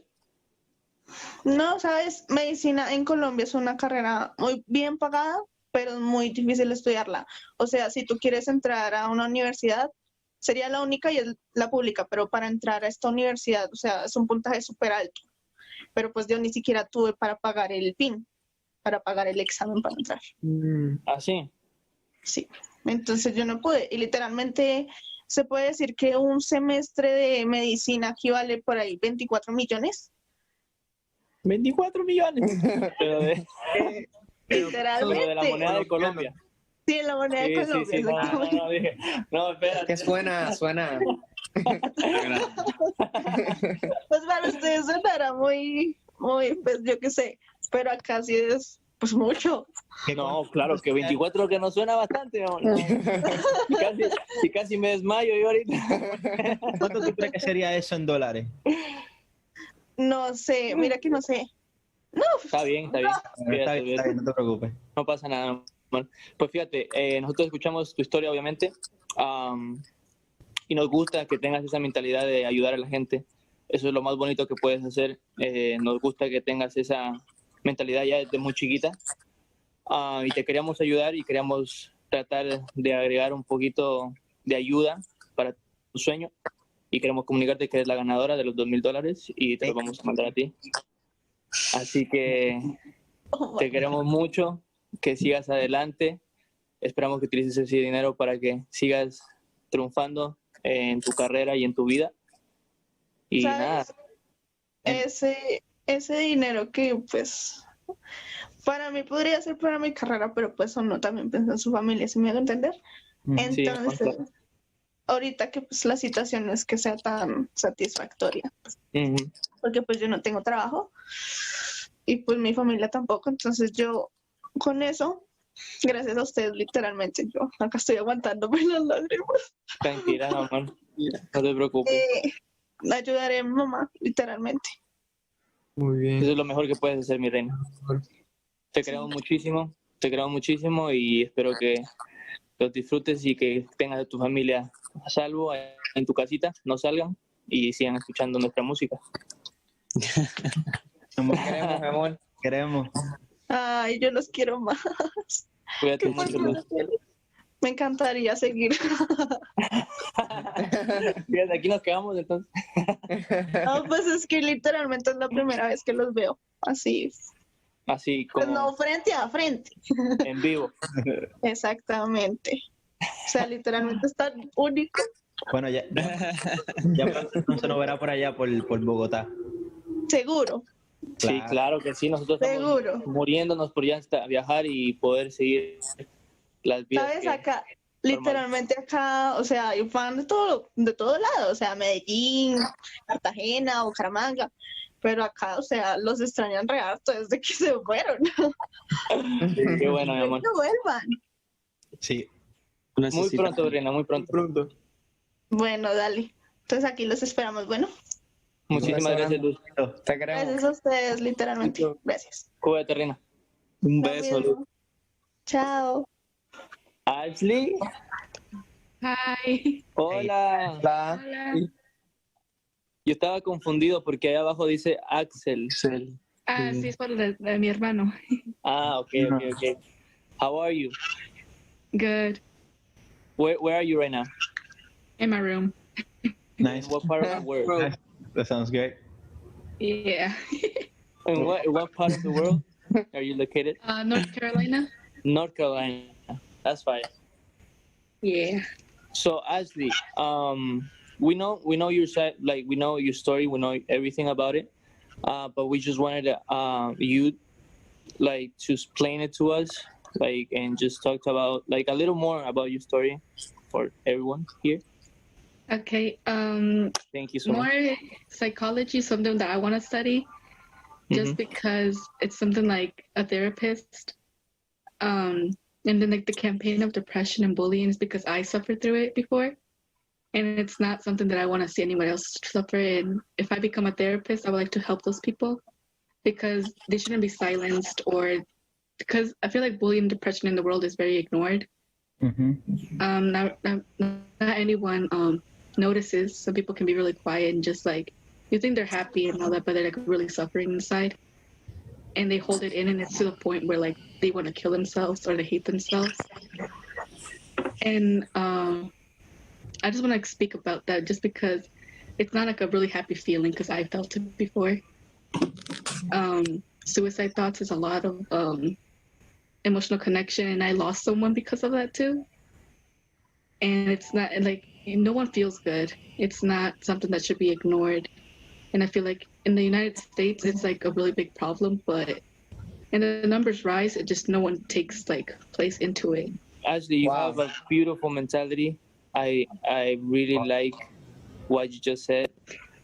We all against bullying, of course. We all against that that type of feeling. You never should feel like that ever. Nobody. And I mean, you have to always remember that you always have somebody. You're never alone. You always have somebody there, just to talk to, and you have to think about like that as that's somebody that can just rely on and just help. You're never alone. That was like what you just said. That was beautiful, and we just wanted to tell you that we knew your story before and we heard about it, and we just wanted to tell you that you're the winner. We're gonna give you the 2K just for you to keep growing that mentality that you have. Just keep studying whatever you want to study, and that mentality of helping that people that suffer the same thing as you is beautiful. And if you also in your community have someone that's also in this kind of need, in this kind of just looking forward to move forward with their life and economically and kind of pay it forward, you're more than welcome as well with the money that we will give you, and help out other communities as well. So you're more than free to do as you please. Thank you. Ashley, we love you so much. Thank you for sharing your story. That was beautiful. And just keep moving forward. Just think about that I told you. You're never alone. Never feel like that. Never feel like that again. And we're here for you. Thank you. Love you. We love you too. Bye, Ashley. Thank you so much. Thank Bye. you. Better. Hey, there you go. What's good? What's up, man? How you doing? How you guys doing? Everything good? Good. Bien. Oh, wow. Qué bueno, qué bueno. Home, safe for now. That's good. What about you? Where you at? I'm at home too. Yeah. Just in what part of the world? California. California. Yeah. California love. Yeah. Super nice, Christian. Do you with your family right now? Yeah, my family's actually in the living room, just like chilling and stuff. That's nice. That's nice. Yeah. So Christian, we know your story, but we just wanted you to tell you. So sorry. We just wanted to hear from you. Okay. Well, I mean, from the get-go, soy chicano. Mis papás cruzaron de México y pues nací aquí en California y pues vivo aquí igual. Pero I would say like growing up, things have kind of always been like somewhat of a struggle with like either medical expenses or even just like life hitting us. I think it would start mainly from when I was like 14, the beginning of like high school. Like my mom got sick and like we had to use a lot of our finances like towards that, and to really just make sure that she's okay while still trying to maintain like our like financial security like in the home and stuff. And she's better now. She's all like cured, and thank God everything's like working out for her. But yeah, so starting there, and like even on like starting school, having to kind of like minimize just to like afford school while still like maintaining her like medications and stuff. So it has been difficult, but it's still something that I continue doing. Like I picked up a job to like help my parents out, even though they still want to help out, and they still lend out to like give so that I can like have that opportunity. And like that means like so much, because they initially came here so that we could have a better opportunity, the same opportunity as everyone else. And so I'm just like grateful for them, and I really want to make them proud in like graduating and stuff, and to show them that I did this for them, that what they did for me, the sacrifices they made, and you know, despite the things that have happened in our life as a family, like I still did it, you know. And I kind of have you guys to thank for that, because like you guys have been such an inspiration. You guys have showed us what us Latinos are capable of, and what like passion we have, and whatever it is that we want, we chase after it, you know, despite whatever comes our way. And I just can't thank you guys enough for just even that alone, for giving that inspiration to us as well. That's really cool that we can help you again as inspiration. Thank you for having us like that. And we just wanted to tell you, Ro, that we like heard your story and we really like it. We really want to help you. We want to help you, help your family, and help whoever is around you, whoever you love. And you're the winner, bro. We're gonna send you 2K for you. And we wanna just support you, man. Just keep going. Thank you for having us in that position. And we just wanted to keep doing well and keep doing good music for you, man. Thank you. Yeah, thank you guys. I really do appreciate it. You know, por todo lo que hacen, really, I do appreciate everything. Nice. Gracias. Gracias, hermano. Cristian, muchísimas gracias por unirte. Sí, man. Te queremos mucho. Te queremos, bro. Saludos a tu familia. Gracias. Y gracias. quédate en casa, papá. Okay. Bye. Cuídate, man. Bye. Bye. Take care. So what's up, guys? You know, we just want to say thank you so much for your contribution, for giving us your time, for using this platform for such an unbelievable initiative like the Pay It Forward Challenge.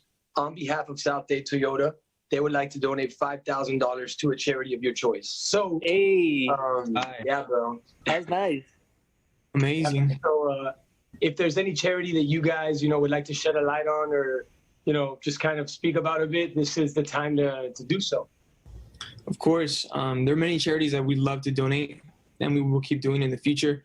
But we feel like in this moment, we found one that's called Duerme Tranquilo, that's based in Mexico, to help all the frontline workers in the medical field.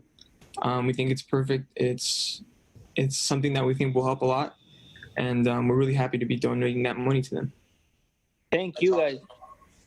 That's awesome, man. Thank you guys. Thank you guys for real. You know, we really we appreciate it a lot. And you know, considering that this whole thing has been about, you know, helping people realize their dreams, obviously, you know, we all know that y'all have dreamt for what you guys are living in the sense of being able to travel the world and perform on stage and do it at the level that you guys do it. But at this moment right now in your guys' lives, do you feel like there are any dreams that you're aiming for, that you feel like you're on the journey you're pursuing?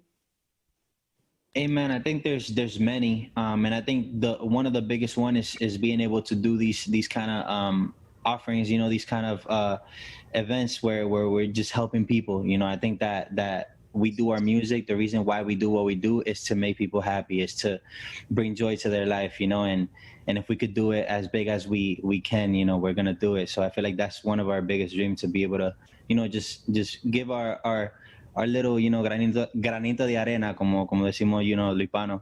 So yeah, I think that's kind of like our biggest dream, man, to be able to incorporate our music into their soul and whatever we can. Awesome, brother. Awesome, man. Well, guys, really, we can't thank you enough. Everyone over at Constellation, Angelica, Chrissy, myself, we really appreciate y'all using this platform to do this. We know how valuable your time is. Y nada, se lo agradecemos de todo corazón. Appreciate it. Thank you, Jason. Gracias. Thank you. Thank you so much, guys. Hello, fans and friends. I'm very excited. If you have commented on my last post with #DreamWithUs, we have reviewed everything and we have chosen some winners, and I'd love to invite them in. So if I have messaged you and you are my winner, please request right here. Right when you join, you have to hit request, and then I'm gonna let you in here and let's tell people about your story. All right, let's do this. Hello. Hey Raja, how are Hi, you? what's your name? My name is Thomas. Thomas, nice to meet you. I read your comment on the page, and you were talking, initiative is to get funds arranged for your mom's hospital bills and provide for your family of 6. I would love to hear more about your story. I want to congratulate you for winning, because I know that a lot of people have put their thing in there, and for me today, I just really am thankful to be the bridge to be able to make this happen. So can you please tell us a little bit more about yourself? Sure. Actually, we just found out today that my mom has pancreatitis. She was diagnosed with pancreatitis today, and she's going to need a lot of care and support. So unfortunately, this pandemic has caused me to lose my job, and I've been jobless for the past 6 months. And I'm from the travel. What do you do? So I'm a tour manager. I have the perks of traveling the world. So Yeah, who did I you tour take people manage with? around. Who are you tour managing? So I was working for a travel company known as Akbar Travels of India, and then ITL World. It's a Dubai-based entity, and I used to do that. But unfortunately, no travelers, no tour manager. It's as simple as that. So I'm waiting for the borders to open up. I just can't believe that I'm talking to you. Well, I'm so happy that you're here. And I know we started this day thinking about how we could, be blessing in people's lives. And when we read your message today, I wanted to let you know that you've been chosen to receive $2,000 US. We wanted to split it amongst a few people because it seemed like a lot of people had incredible stories. And Thomas, I just wanted to let you know that we'll be sending you $2,000 to help with your mother's bills and whatever else you need, and to give you encouragement during this time, because even though, it looks very hard out there. Even for us, for musicians, we're not going to have concerts. There's a lot of things. Everyone's adjusting, but we are one family. And I just want you to know that you're not alone. I'm going to cry. And that your mom is not alone. And, just whatever we can do. And I just want to thank you for, for supporting me and for being here and being part of this and putting your comment on the page. I'm so happy that you shared your story with us. And please keep me posted. Please send me some pictures of your mom and your family. I'm going to send you. She was excited. She's like, whoever this one is helping, tell her thank you and all my blessings. I said, I hope that I get through. I did not know I was going to get through to you. You won. You got through, and I'm so thankful that you're paying it forward. And my management, I know, has been in contact with you. So please keep us, updated on everything. And thank you so much for participating. Congratulations. Thank you so much. Hey. Oh my God, I can't believe it. I'm talking to you. Hi, Shweta and Shweta. Oh, I'm gonna cry. It's okay. It's okay. Me too. Me too. How are you doing? I'm good. I'm very good. And right now I'm top of the world. Oh my God. Well, we read your comment, and you said that you wanted to help women in rural areas who don't have access to basic hygiene. You want to educate them so they can become independent and train themselves for self-defense so they can put an end to domestic violence. And you know what? I resonated so much with that. And I wanted to bring you on and talk to you a little bit about your dream and who you are. And I want to know if you could tell everybody a little bit about yourself. So I myself, born and brought up in rural area. So I have seen girls, going through the problem. I have been so blessed that my family was supporting me. Now I'm married and I'm, based in Delhi. So it started when I was 10 years old. And my mother usually, because obviously there are few people, they are not as fortunate as us. So she used to give cotton and cotton cloth. And because I was 10 years old, it was like, it was a mystery for me, what exactly it is. But obviously when gradually you understand that, women go through this problem. So still I see, and my mother still doing that. It's been almost 25 years she is doing that. Somebody stopping me because I said you said Bajpur and I said Bhojpuri. Sorry, Vanika. I'm sorry. Go ahead. Continue. Yeah, it is Bajpur. It is a very small town, not a town. It is a village near Nainital. It's in Uttarakhand. I've seen people because they are daily wagers and stuff, and now because of this problem, they are not even earning. So we try our best because we are kind of a blessed family in that surrounding. So my father is a person from whom I have learned all this. So you look like you're going to pay this money forward, aren't you? Yes, absolutely. This is not mine.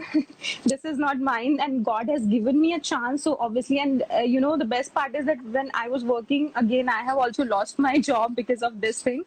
I'm not working from last 2 months. But when I was working, I used to make sure that a small portion, whatever I can, I used to give it to my mother to help those girls. Well, I'm so happy that you're here, Shweta, and that you're sharing your story with us. And I just want to let you know that we loved what you said, and OHM and I are going to give you $2,000 to put towards your mother's fund and towards all the work that you're doing in your area.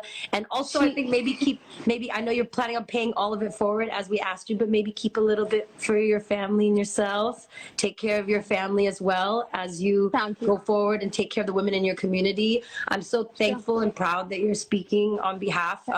As a woman in a very male-dominated society, I find very true. It's important that we speak about things and that we support each other.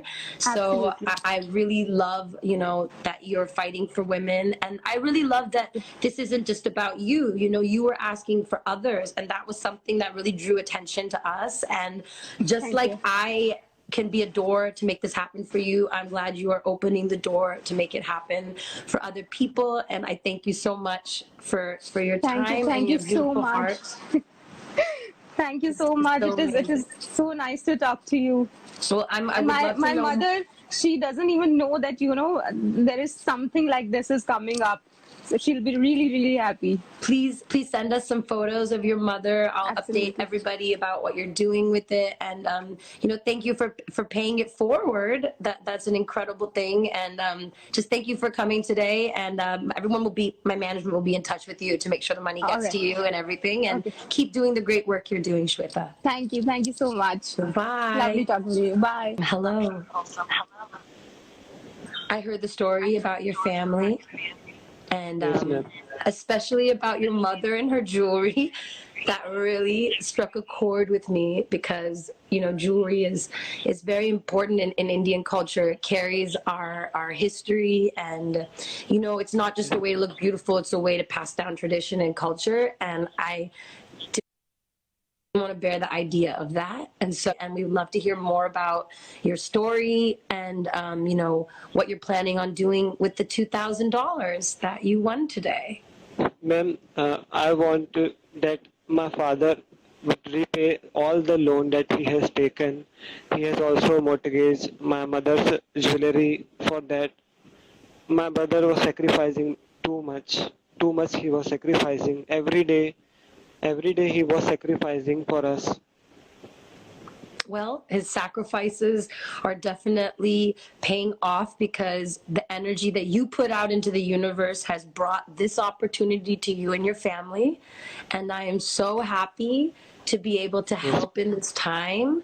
And I just want to let you know that OHM and myself will be sending you $2,000 to help with whatever you need help with. And I hope that that's enough to start and to honor your family and to, give your brother a break and for you to understand that, even though things are difficult, that we are all one family and God is listening and beautiful, wonderful things can happen in this world. Now you can see me. I think it's coming. Hold on. I'm really excited. Some issue is there, man. It's okay. Let's just do audio. So tell us a little bit about yourself. Yeah, I'm from Mangalore. You're from Mangalore? Yeah. And I'm pursuing right now in cloud technology and information security at Srinivas University. Okay, smart. The Indians be coming. Amazing. Yeah. So do you have any brothers and sisters, or how's in your Yeah, two brothers. They're younger or older? Younger. So you have to take care of the family. So definitely education is key in that. So your parents are proud of you and what you've been doing? Yes. Well, I took loan for this. Well, for education. I hope that this grant of $2,000 is helpful with paying that back and can help you get a laptop. Yeah. Yes. Is there any part of this money that you want to pay forward to somebody else? My friends, 3 friends are there. Okay. They also like me, like middle class family. Okay, well, great. Don't have money. Yeah. Well, I'm so happy you're going to be paying forward some of this money to your friends. I think the more we help each other, the more we grow the community, the stronger we're going to be. Yes, ma'am. Well, I really wish I could see you right now, but what I would love for you to do is send me a picture when you get your new laptop, and please send it to me so I can see.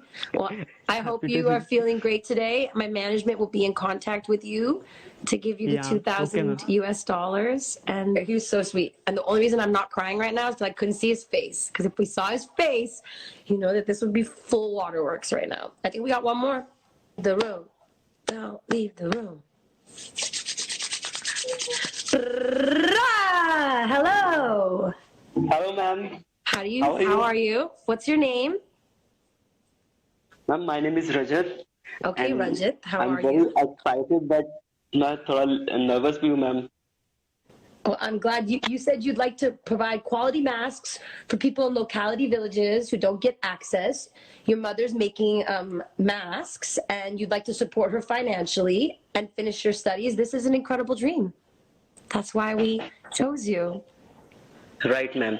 Actually, ma'am, my father is a pension distributor and उनके पास कभी-कभी time spend किया है, जाता रहता हूँ उनके पास, तो I saw कि वहाँ पे old age के ही ज़्यादा आते हैं members. तो I asked one auntie, ताई जी को, तो I asked कि ताई आपका mask कहाँ है, means आपका मतलब auntie आपका mask कहाँ है? Where is your mask? Yes, ma'am. Then their reply was कि मानने कौन सा मास्क की जरूरत है, मीन्स हमें कौन सा मास्क की जरूरत है, हम तो गांव में हैं, मीन्स ये रिप्लाई था मैम उनका.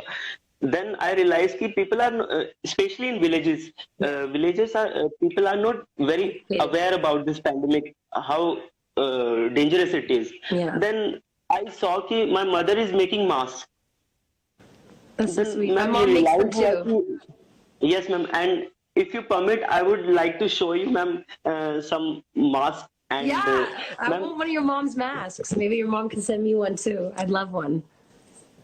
Ma'am, as you can see, work in progress. Them. Amazing. That's amazing. And those are reusable. She's very talented. Well, this is amazing.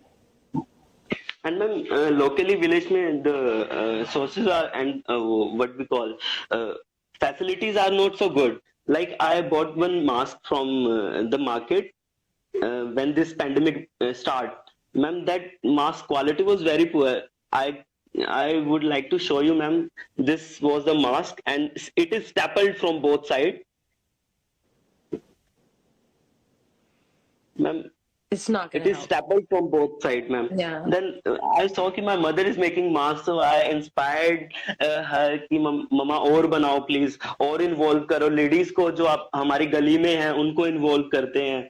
So it will be very helpful. This is a wonderful thing to be doing.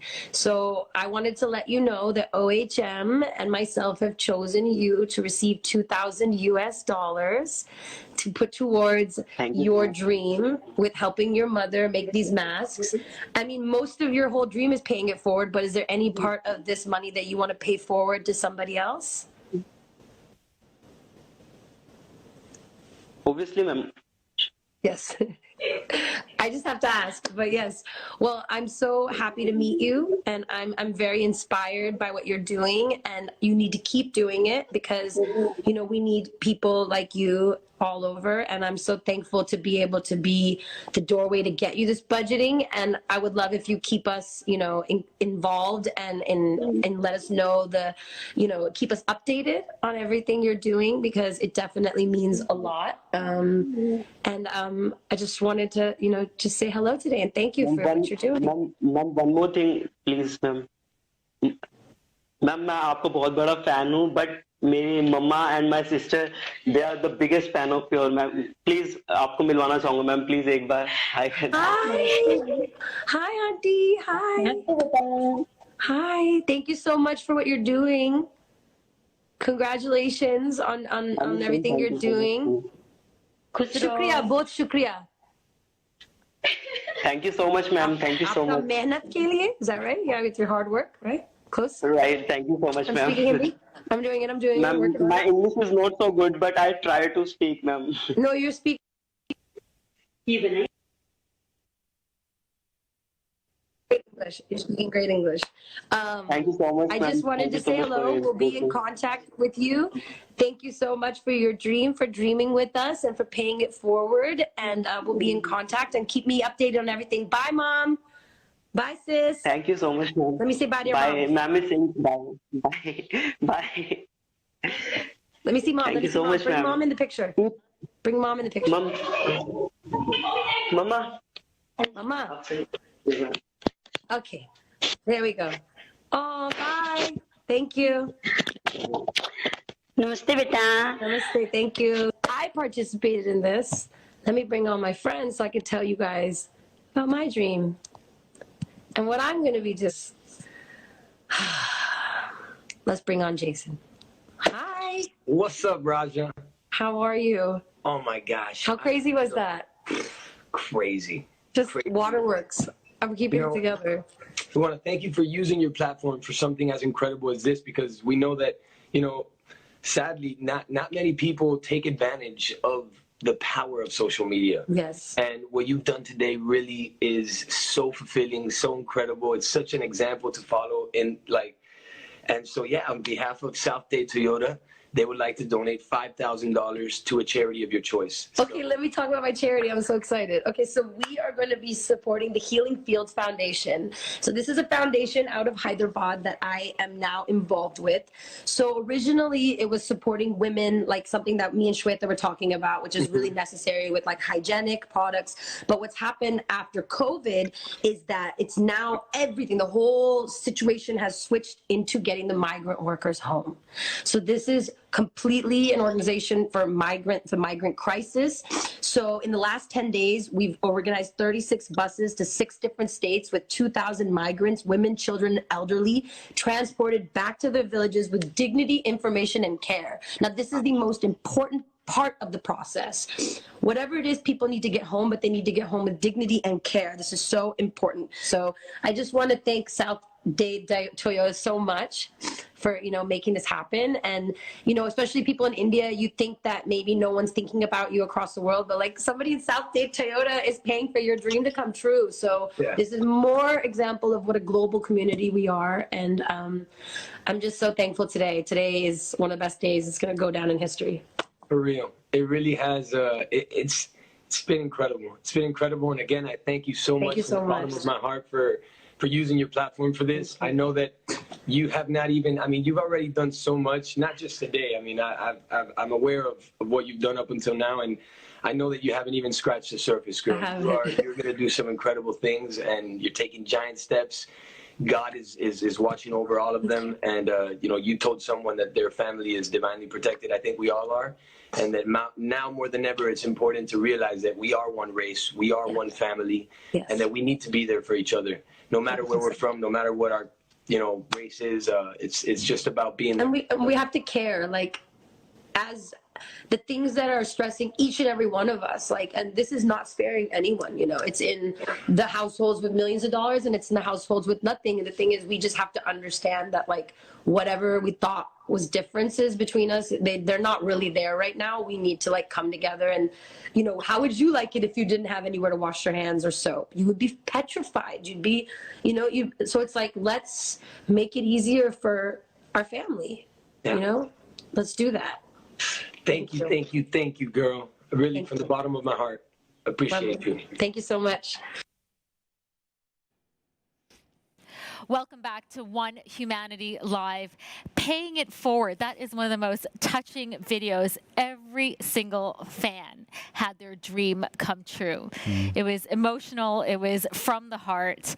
And it's actually one of my favorite videos when you see these fans truly surprised. And it was a really fitting piece to have on as we crossed the mark that we'd set ourselves at the beginning, because we have, for all those keen mathematicians out there, past the 24-hour mark now. We are over that. In fact, you're getting a bit extra for your money as well. Well, we just made history, so thank you for being a part of us, with us. It has been an incredible time. 24 hours live stream charity event, and it went global. So thank you to everyone, all the dreams that were coming in, and of course the donations as well. And that's one of the reasons why we've gone over the 24 hours. Couldn't fit it all in to one whole day, so that's why you're going to get a little bit more extra. In fact, we've got more artists and influencers coming your way, and that's really down to your generosity with your time and your thoughts. You know, all the dreams have been coming through. We've got a few printed out here. They've all been up on the wall behind us. If you want to check out some of them, you can get yourself onto the website at any time, because website will remain live. This is just the start of something big. This is the start of the legacy building that's going to continue for many, many weeks to come, just because we're going off air a bit later into our second day of broadcast now. Doesn't mean that you don't have to stop dreaming. In fact, please keep dreaming, and please keep donating as well to the COVID-19 relief funds. It's been an extraordinary experience. It has been, honestly, I feel like I have traveled the world. Talking of traveling the world, we've got some more international talent coming your way now. We're going to bring it right back here to Dubai, from whence we started this proceedings. The ITP Live Influencers Dream Rapid Fire segment is coming your way in a few moments' time. And then we go truly international with some big names. We've got Alexandra Burke, we've got Sean Hendricks. And then something that is very close to your heart, I'm sure, a very special episode of the Message channel. Superstar influencers Omar Bakan and Leila Akil both coming together for what promises to be a sort of fitting end to proceedings. I'm really looking forward to that. Yeah, it's going to be a big one, so do stay tuned for that one. We've got lots for you to look forward to, but as always, Rosmin and I, we're going to go and get another cup of tea. You're getting more after your 24 hours, so do stick with us here on OHM Live. We are still live, we are still breaking records, and I've just got the thumbs up so we can carry on as we go over to the ITP Live Influencers Dream Rapid Fire segment.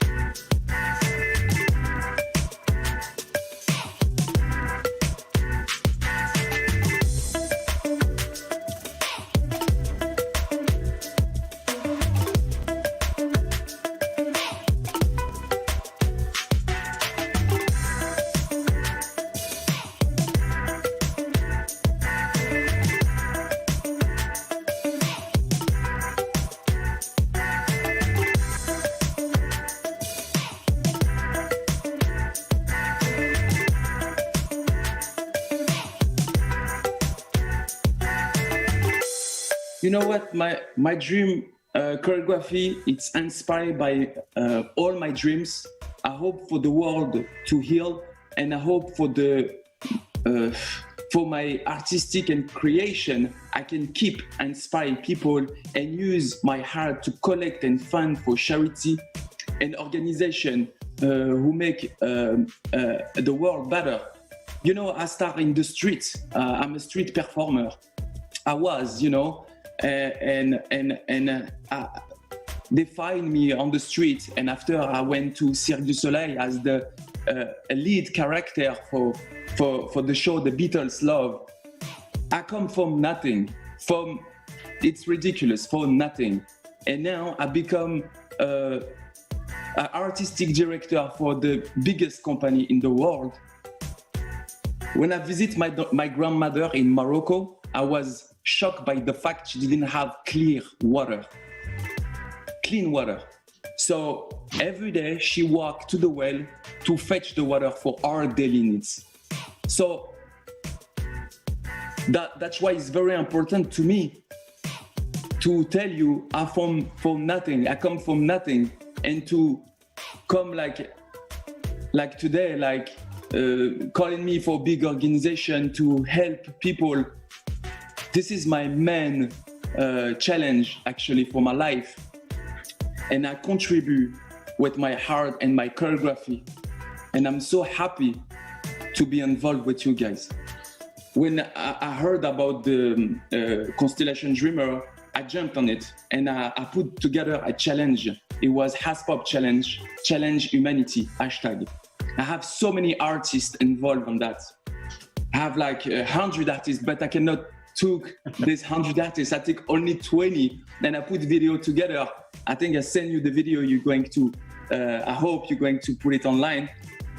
And I choose 2 of my favorites. They give the time, they give their dream through their art.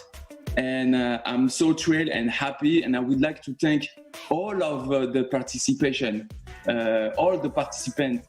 They participate on this challenge, #HasPop Challenge. I cannot thank enough everybody actually. The first one is Natsumi. She's a unicycle. Yeah. She put the costume on. She put a choreography and very touching. And for me, she nailed it actually. And the second one is Vanessa. She is doing hang hair, so she's hanging by her hair. So it's very intense, and I think people is going to love this performance. And through the creation and through their dream, I'm happy to contribute and to showcase them. The big dream for me is I wish to end this virus. I wish to stop the racism. I wish for no more violence. I pray for love. I wish for equality. I wish for freedom for all and respect the Mother Nature. I wish peace and love.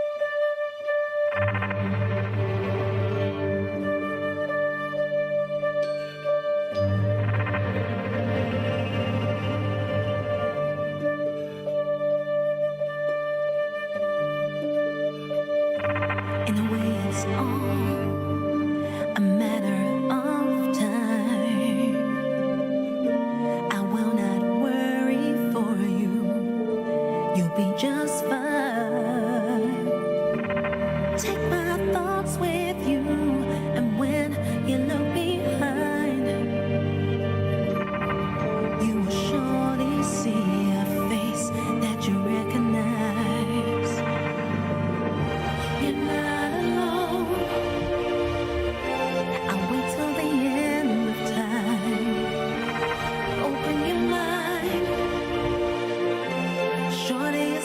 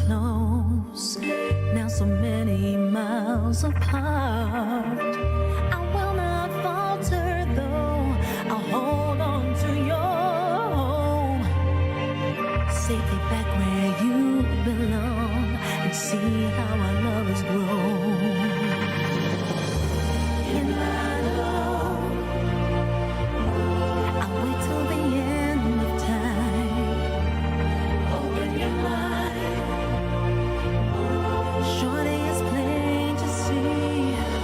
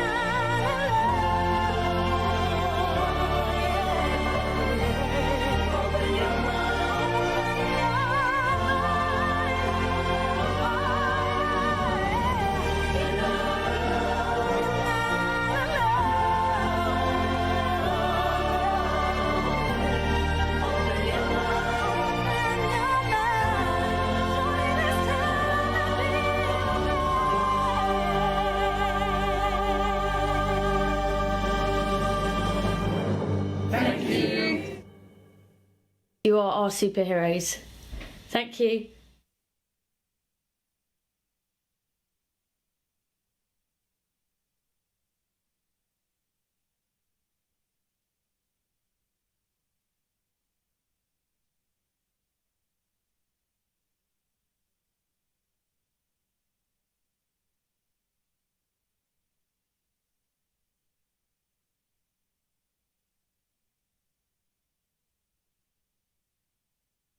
My name is Sean Heinrichs.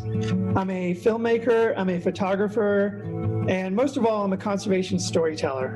And my work is to take the species and the animals around the planet that have no voice, and a lot of the issues that are affecting our lives and their lives every day, and shine a brilliant spotlight on them, and bring their stories to the global scene, connect people to the issues, and inspire people to act in defense of nature, but also to protect the very livelihoods of our species.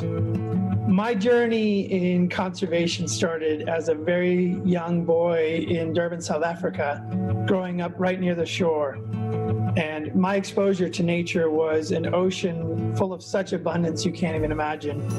And it was later in life where I took up scuba diving right around university and went back in the oceans. And suddenly the oceans that I experienced, the reefs were empty, the reefs were dead.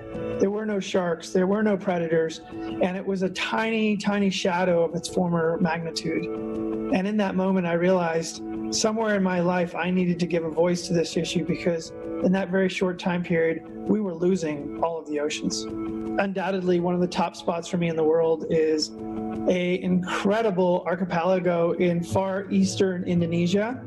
It's called West Papua, and it's a territory that is under Indonesian rule. And for many decades, it was largely untouched and a very small local population with very traditional ways of managing it. And it was only in recent years that exploitation really began to threaten it. And along with a team of like-minded individuals and conservation organizations, and working closely with local communities and governments, we secured some of the most groundbreaking protections for this region and safeguarded all kinds of significant species, from tiny little dottybacks that are hiding in the reefs to whale sharks and mantas and turtles and all kinds of other charismatic species.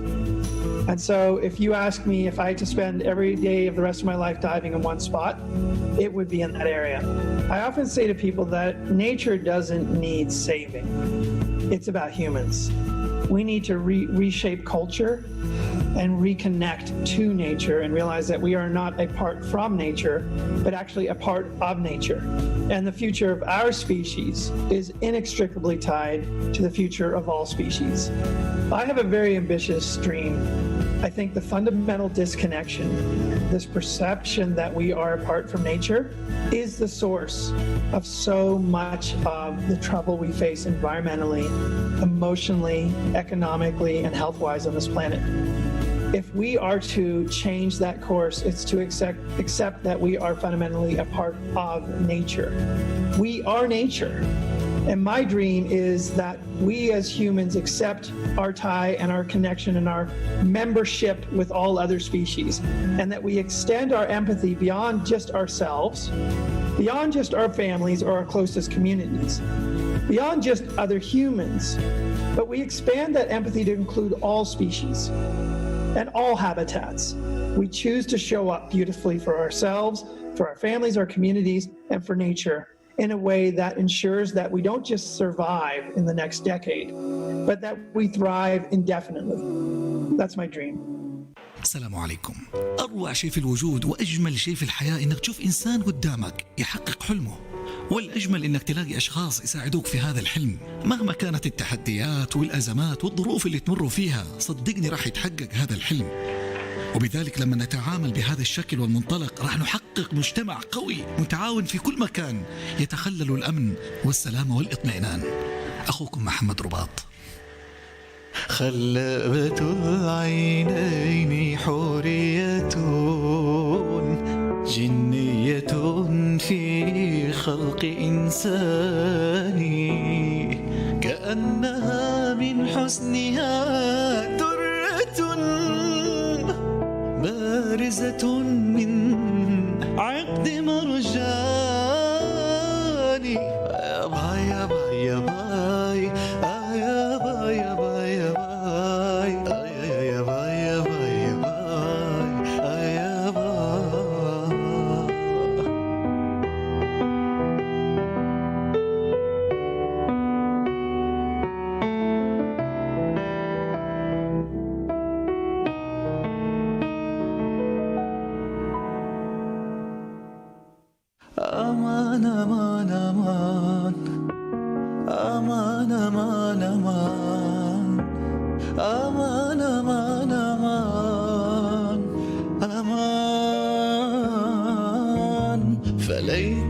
تحلو والحياة مريرة وليتك ترضى والأنام غضاب أمان أمان أمان أمان أمان أمان أمان أمان أمان فليت الذي بيني وبينك عامرون عامرون وبيني وبين العالمين خراب.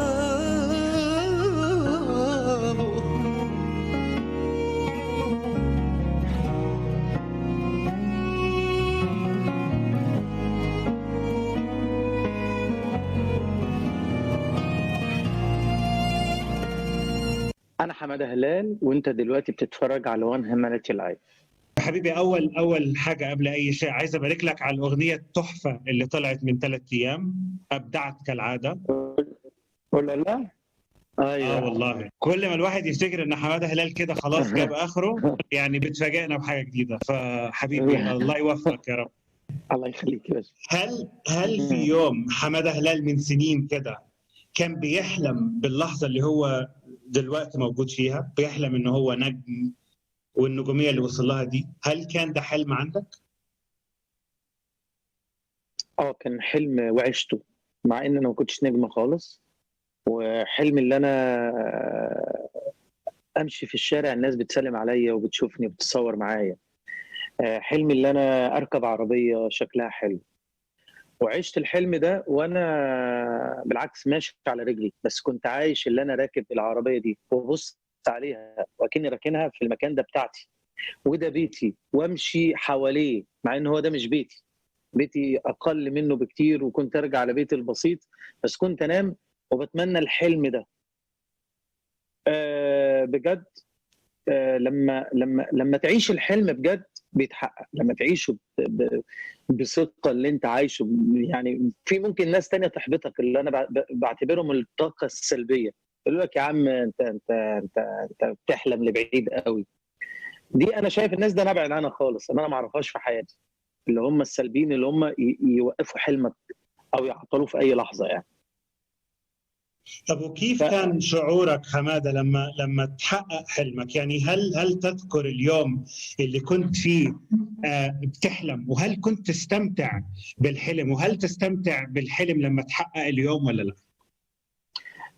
والله لما بقعد مع نفسي كده ساعات الواحد بينسى ان كان بيحلم في اللحظه دي. انت كنت بتحلم، كانت المساله سهله، ما كانش عندك اي ضغوط، انت ضغوطك اللي انت عايز توصل لحلمك ومبسوط بيه.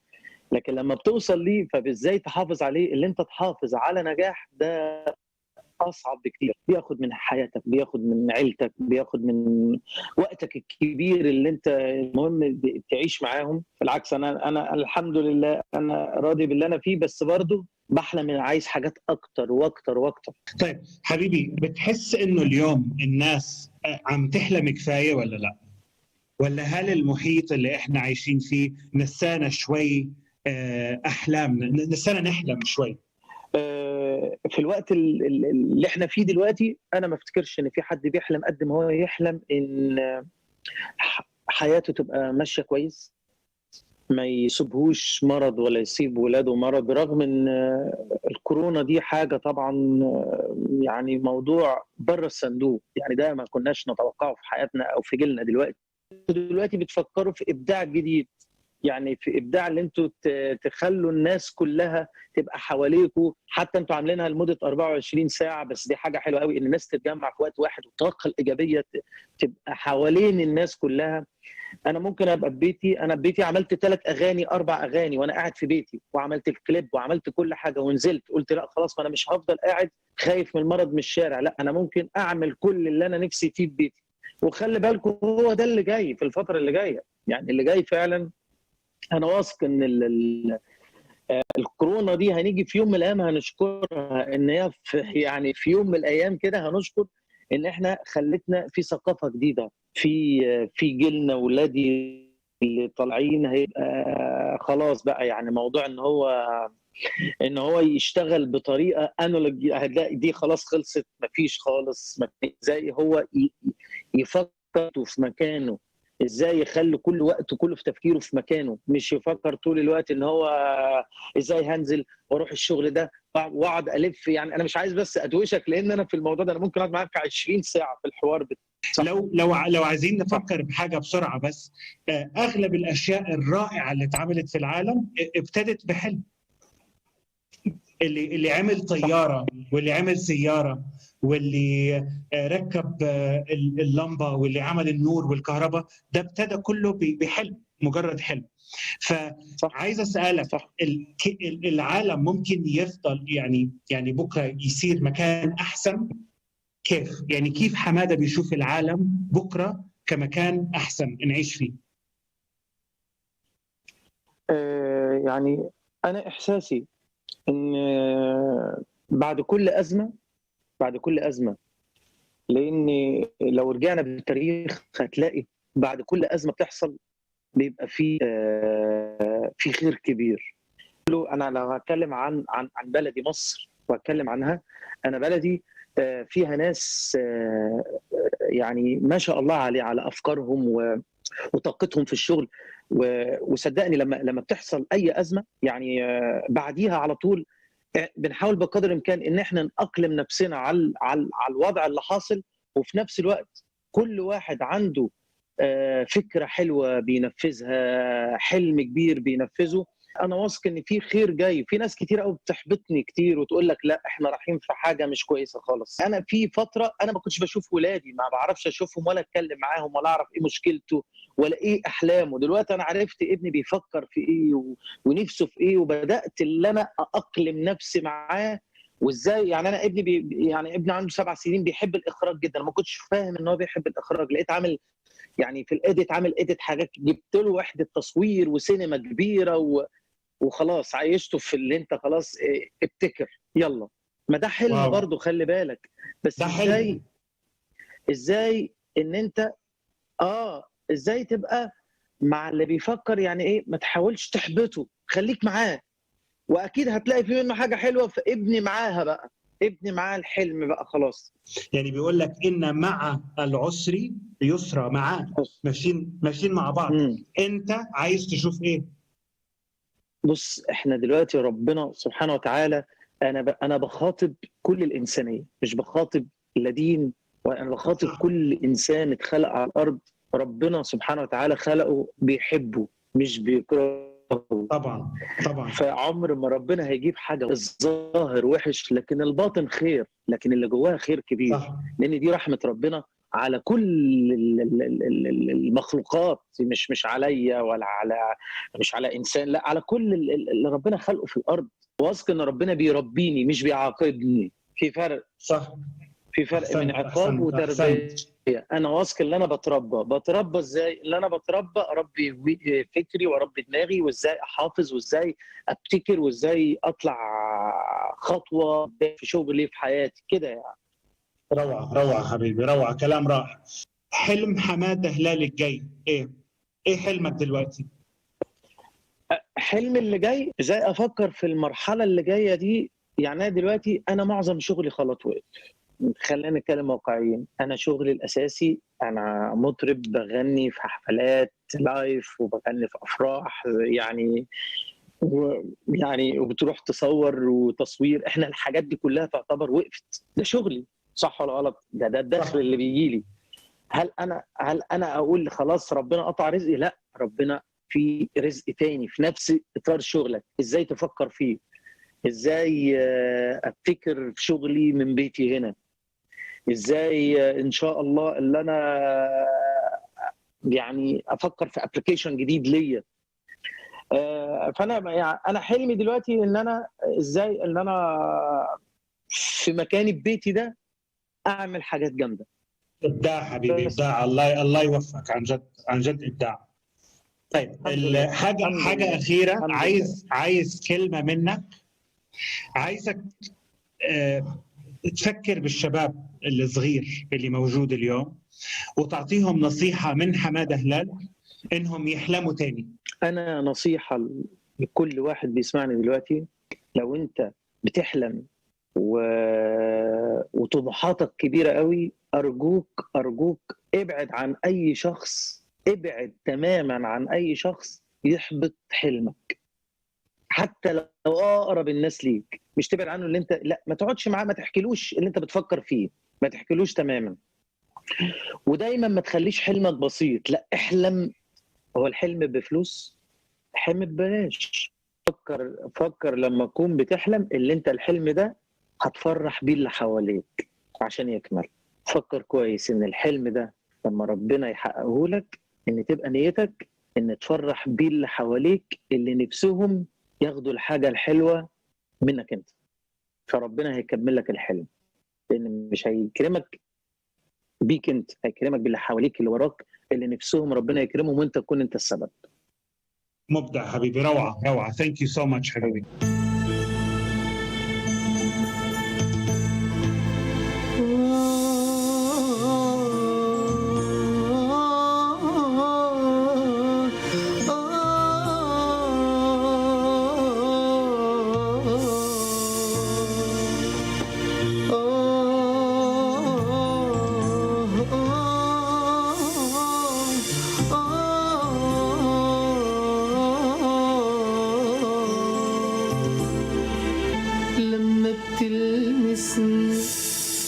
بتحسسني إن أنا في إيديا العالم، كل اللي ناقصني. ولما بتتكلم أنا بتعلم أحب الناس وأطمن طول ما أنت حاسسني، وبحس معاك إن أنا في السماء مش في الدنيا، وإن أنت ملاك ومعاك السنة بتفوت ثانية. عيشني في هواك، لازم أعيش معاك. أنا عايزك تقرب ليا وبص في عينيا، نسيتني اللي فات، شفت معاك حاجات ما شفتهاش غير وانت واقف بين ايديا، وبحس معاك إن أنا في السماء مش في الدنيا، وإن أنت ملاك ومعاك السنة بتفوت ثانية.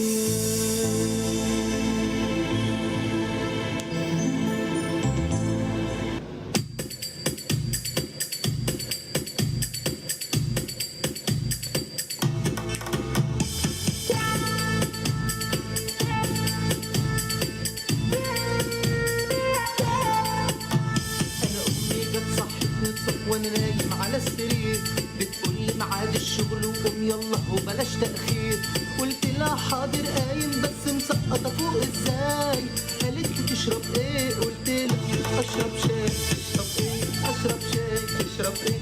اشرب شاي. تشرب ايه؟ اشرب شاي. تشرب ايه؟ اشرب شاي. ونزلت سرع من البيت على الشغل عشان الحق اتوبيس، وطلعت ركبته في عز الحر دماغي طلبت تهييس، دمي اتعكر من كتر الزحمه الشمس جت دماغي، قمت طالع على المكتب وبسرعه ندهت الساعي. تشرب ايه؟ اشرب شاي. تشرب ايه؟ اشرب شاي. اشرب شاي.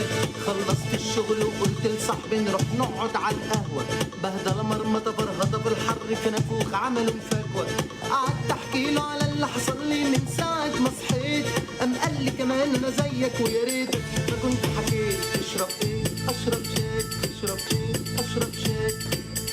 اشرب شاي. تشرب ايه؟ تشرب ايه؟ وطلعت عند خطيبتي اللي انا معاها طفحتين، بس خلاص هانت قربت اتجوز فاضل 6 سنين، وعم الحاج ابو واجي وقال لي طريقك ازاي، قلت له قبل ما اتكلم انا عايز اشرب. اشرب ايه؟ اشرب شاي. اشرب ايه؟ اشرب شاي. اشرب شاي. اشرب شاي.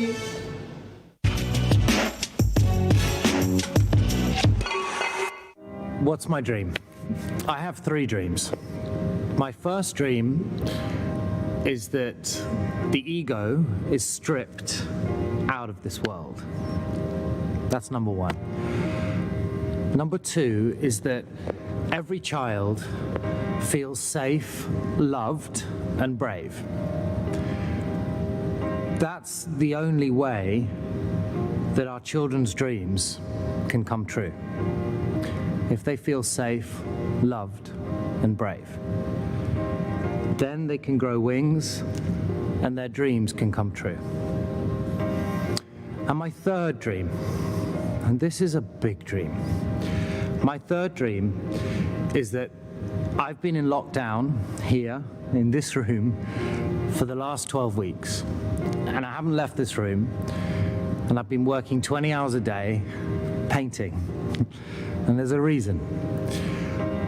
My dream is that this painting, which I'm creating now, which will become the largest ever painting ever created on canvas in the history of the world by a single artist. It's bigger than 2 football pitches. It's twice the size of this room, so this is half the canvas. And my dream is that this painting, the largest painting ever created on canvas, will do 3 things.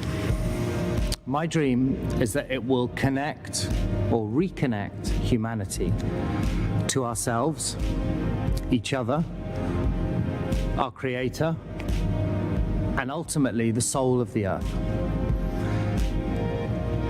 The second thing I want it to do is I want it to do that through the hearts, the minds, and the souls of children. Children are our greatest gift, the greatest gift our Creator gives us, and sadly the first thing that we're taught or encouraged to forget. I want to keep the child alive within us all, forever. And with that, I want to reconnect humanity and find something beautiful again that has integrity, pure intentions, and love. The third part of this project, when we auction this huge painting in 8 weeks' time, it'll be split into 30 panels. And my dream is that that auction will raise $25 million from the sale of the 30 panels, and that His Highness, if we make our target of $25 million, will double this for us. And with that $50 million, my dream is that with the help of UNICEF, Dubai Cares, and the Global Gift Foundation, we will build 5,000 institutions around the world, schools and clinics, within countries that need it most right now.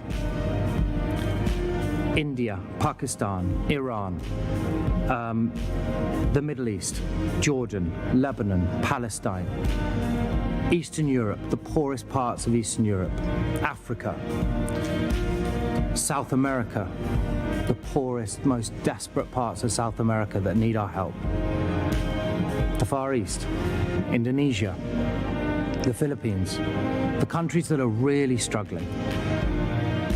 And with those 5,000 schools, stroke clinics, we will help the continual, uninterrupted education for children. We will help them with sanitation, with water, with medication, with the inoculations they need. And we will save 100 million child lives. These children will otherwise be dead in 6 months to a year. And with this project, my dream is that we save these 100 million child lives. That's my dream. الاسم ديالي جميلة البدوي، فنانة، عندي أغاني كتيرة الحمد لله اللي قدرت توصل لقلوب الناس واللي كتفرحني أنا لأنه شفت فيها نجاحات كثيرة وشفت فيها ثمرة الاجتهاد ديالي. حاليا مع شركة إنتاج، وإن شاء الله غادي يجيو أغاني إن شاء الله ناجحة آخرين، لأننا خدامين على ألبومات جديدة وغادي تشوفوهم في القريب العاجل بإذن الله. وكنتمنى أنا دائما نكون في المستوى المطلوب عند جمهوري الحبيب. طبعا من وأنا صغيرة كنت كنحلم أنني نكون فنانة، من تقريبا عمر 5 سنوات وأنا أعشق شي حاجة سميتها الفن، وكان حلمي أنني نكون فنانة، واجتهدت على هذا الموضوع وخدمت عليه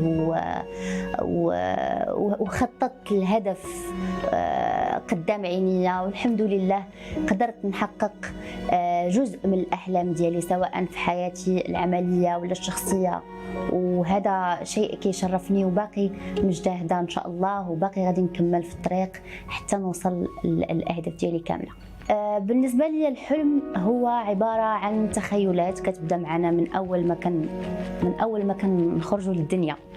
هذه التحولات كتحول إلى مخططات، والمخططات كتحول إلى أهداف، والأهداف باش الواحد يخدم عليها لازم يكون مجتهد ويثابر ويرسم واحد الهدف قدامه باش يوصل ليه. فأكيد كاع الناس اللي كتحلم بأي حاجة عندهم،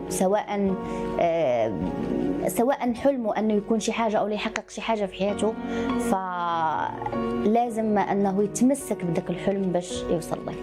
الحالة اللي كنعيشوها حاليا أكيد كنعيشوا واحد الأزمة يعني في العالم كامل، بس كنظن أنه بالنسبة لي أنا كتفكير شخصي كنشوف أنها أزمة وغادي تعدي إن شاء الله، والواحد ما خصوش يتدمر منها، بالعكس خصو يزيد يقوي راسه ويزيد، لأنه جاء الوقت اللي نكونوا متحدين فيه كعالم. العالم كله خاصو يكون متحد باش ان شاء الله نقضيو على هذا الوباء. فهذا حاجه بالنسبه لي ازمه وغادي تعدي، والواحد ضروري ما خاصو يتمسك بالاحلام ديالو كيف ما كانت الظروف وكيف ما كان الزمن. يعني كيف يمكن العالم يكون مكان احسن؟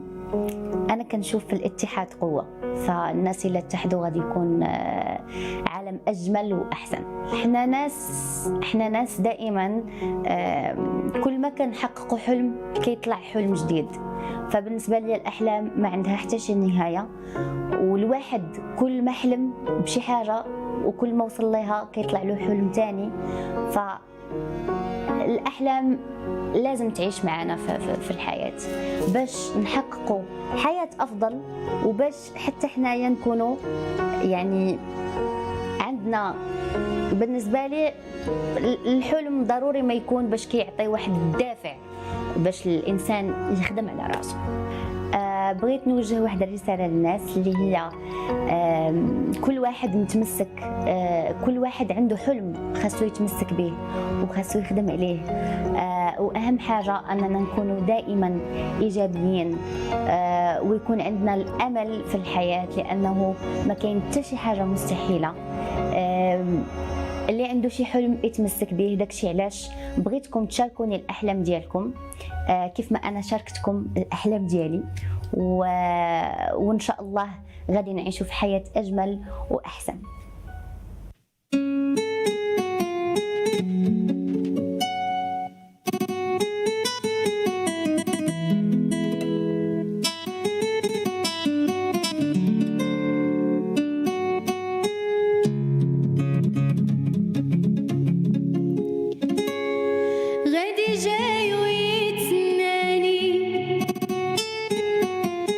عقله رايح للجنون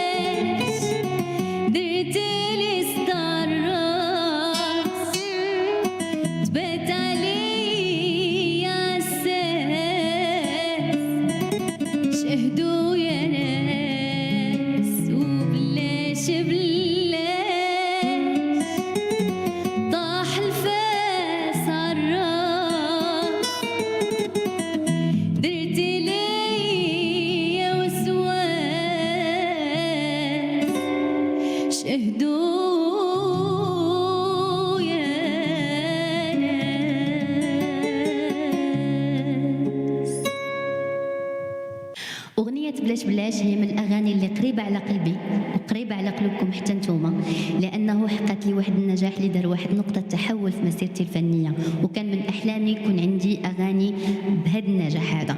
فحتى نتوما شاركونا الأحلام ديالكم عبر الانضمام لنا عبر الانترنت على ohm.constellation.art.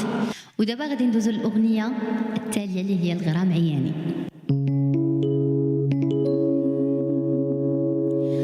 شوفي حالي يا ليام حبيبي مشاليا وبقيت غرقة في محالي لسما حلو يا ليام حب عمانية خطاني من بالو محاني ما عقلش عليا ونساني في تانية المحبة اللي بيناتنا صدقت غير في عيني ما بقات نية مقوانية ناري ما عقلش عليا المحبة اللي بيناتنا صدقت غير في عيني. أحياني يا بابا الغرام عياني أحياني يا بابا واللي نبغيه نساني أحياني يا بابا الغرام عياني أحياني يا بابا واش اللي بيه نساني تاتارارارارا تيرارارارا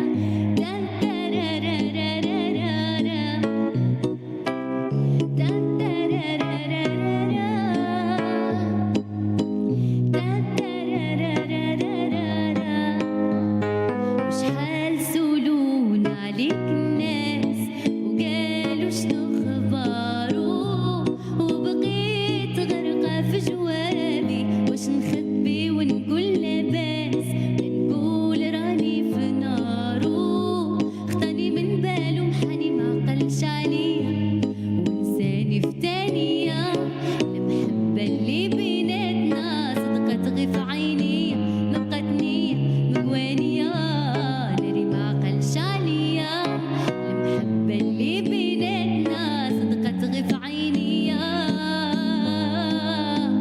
أحياني يا بابا الغرام عياني أحياني يا بابا واش اللي بيه بلاني أحياني يا بابا الغرام عياني أحياني يا بابا واش اللي بيه بلاني.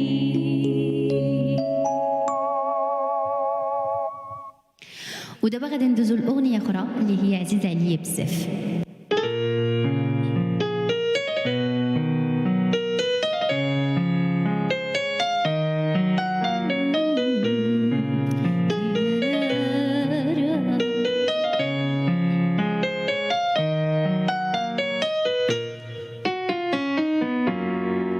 أنا كل ما نويت أنسى لك الذكرى ترجعني ترى للحين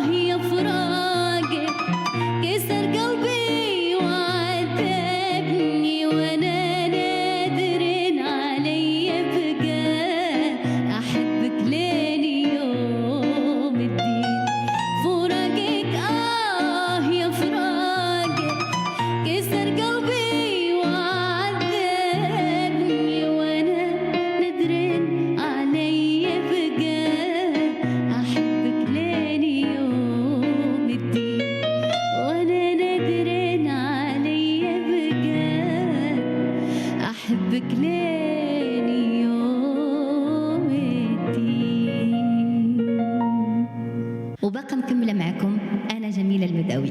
حاجة وحدة اللي كنطلب منكم كاملين اللي هي أي واحد بإمكانه يوفر مساعدة لعشرات آلاف ديال الأبطال اللي كاينين حول العالم في مواجهة تأثير كوفيد-19. والآن بإمكانكم تبرعوا على ohm.constellation.art. Hello everyone, this is Zainab Al-Arqabi. I am Iraqi, living in the United Arab Emirates. I'm a content creator and a motivational speaker. I would like to share with you a bit in regards to my journey. I lost my leg when I was almost 7 years old due to a bomb that was left over from one of the wars that my home country had to go through, followed by a medical mistake. And I wasn't alone in this journey. My father and my youngest sister were with me. It wasn't easy. We had to overcome and face so many challenges: social, mental, physical, and emotional challenges. Luckily and thankfully, we made it through. We survived. And speaking for myself, this accident had taught me a lot. My journey had taught me a lot. It taught me that if you felt, you're only going to stand stronger. And if you cried, these tears are going to empower you. And if you felt lost, it's okay. Eventually, you will find the right pathway and you will make it through. And this accident made me realize who I am and what my message is, and made me stand for myself and speak for others who can't speak for themselves. And thanks to my journey, I chose to spread awareness and motivation to the broken souls who can't speak for themselves, or to the ones who are facing challenges and are unable to overcome it, whether it's physical, emotional, mental, or social challenges. My dream is to live in a world that knows nothing about wars, conflicts, to live in peace, to live in a world that is filled with love, compassion, justice, and support. A world where people are empowered, where they have access to their full rights of education, health, equality, and everything that provides a human being with a decent, peaceful, happy life. Never stop dreaming.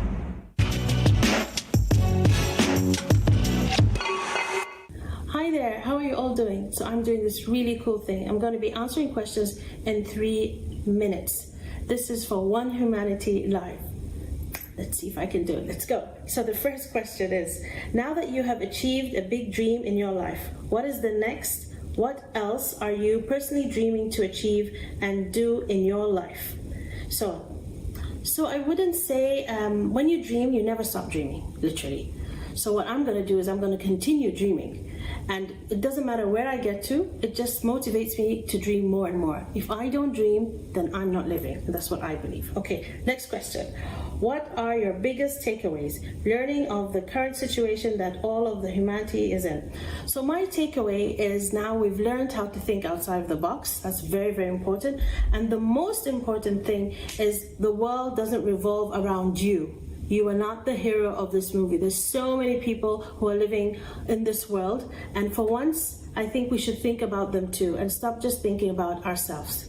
Okay, what obstacles have you faced in your life, career, and how have you overcome that? The obstacle that I faced is me. When people ask me, what's your obstacle, what's your challenge?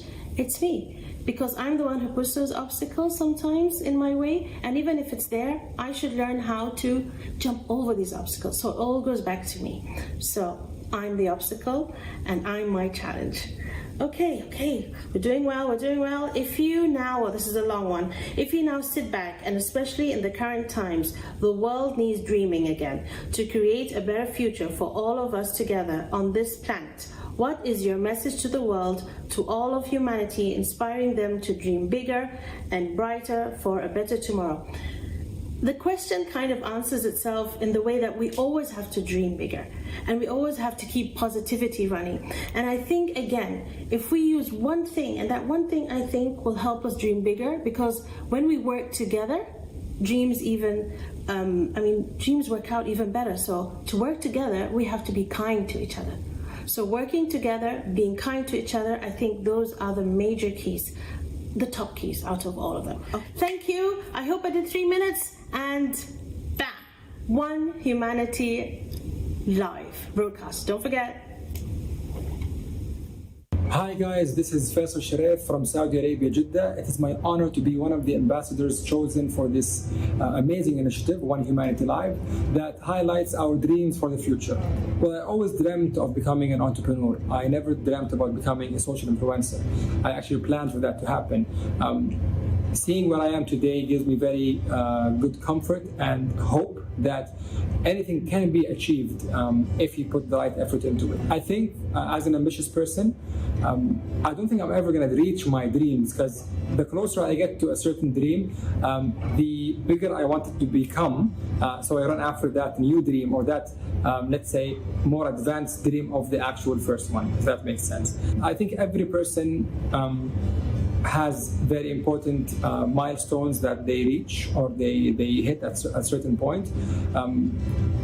Bringing new people into your life, losing people from your life, getting a good job, getting fired, quitting your job, starting a business, failing or succeeding. All these moments are very important for you to reevaluate yourself whenever something like this happens, and make sure you're still on the right path and you're doing a good job.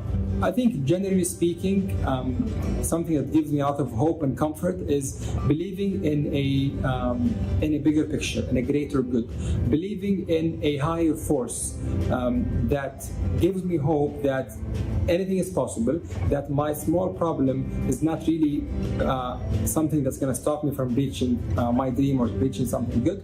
I think as humans, we have the ability to adapt, and that's amazing, especially in these very weird times where you see the whole world acting like one community. And this is why One Humanity Live is an amazing initiative, where it reminded us that we can stand together and we will be stronger. Hi everyone, my name is Nina Ali, and I am so happy to be a part of this beautiful event, and I'm so glad to see all of you guys joining us as we unite for such a beautiful cause. I definitely think this has been a great awakening for so many people out there. It's a time for us to pause and reflect on how we've been living our life, and just try to take all the negative and turn them into a positive somehow. I know it's really, really difficult, but instead of thinking, oh, we're stuck at home, we're trapped at home, tell yourself, actually, I'm safe at home. And I just think it's very, very humbling, and definitely a time for us to reflect on how we can change. I would say my biggest takeaway in all this is how humanity has united for the first time ever, because we are all in this together and we've all suffered together. And it's so nice to see how compassionate, sensitive, and understanding people have become towards each other. Because I'm a mother of 3, everything that I inspire for in the future and everything that I dream about always relates back to my kids, because they are the next generation, and that is the generation that I want to raise. There are many ways that I like to relax, and that could be meditation, some reading, but I have to say I always turn to music. Music stimulates me mentally and emotionally. Thank you so much for joining me during my Q&A, and I have a special message to all my followers out there. I want to say thank you so much, because you actually inspire me in more ways than you know. So thank you for joining me on my journey. Hello, my name is Hatem Al-Aqil. I'm excited to be part of this fantastic initiative, a One Humanity Live broadcast, a time to dream, a time for humanity. Dreaming is everything. Without dreaming, there's no passion. Without passion, there's no dream. And without dreaming or passion, there's no execution of your dreams. So we need to be aware of the fact that how important they are. They are everything, really. Our dreams are the indicators of what we want, indicators of what we aspire to. So we must all listen to our dreams. For me, initially, it was all about my design, my communicating through my design. As designers, we're all given a platform where we can convey all the messages that we want. It's definitely a luxury, but we must use it wisely. My message has always been about embracing cultures, celebrating cultures, very proud to be Saudi Arabian, and I thought that it would be important also to point out that my exposure to Western culture has also been is part of my movement, part of my celebration. I try to merge cultures. Bridging cultures has always been part of my design ethos, and I hope that people can look at tradition as something also that's forward-thinking. We have a stronger sense of identity when we think of our heritage and we think of our culture. I think that not understanding and not representing your culture is lacking in identity, and we can actually move forward by thinking of our tradition. So this is a very important subject. Pivotal moments in my life, I feel, are being able to change perception through my design, being able to let people look at tradition in a different perspective, a more polished, more international, more relevant perspective. I think is something that I'm proud of. As mentioned, we all need to realize that we are moving forward with tradition. It doesn't have to be a primitive thing, and I think that this is also part of what I sought out to achieve. Having someone like Snoop Dogg wear my design, a tobe in an international global stage, I think is also something that I'm very proud of, because it's just cemented and reiterated the fact that tradition can be international, and tradition can also be relevant and street style as well. Well, my dreams and have always been about empowerment, whether it's culture empowerment, whether it's traditional empowerment, whether it's humanity empowerment. In my writing or in my design, I always wanted to showcase the strength and beauty of our culture, and I hope I can continue doing that through my design, through my writing, and I hope I can also be more in touch with humanity. I feel like every designer's it's a duty to also express their human side.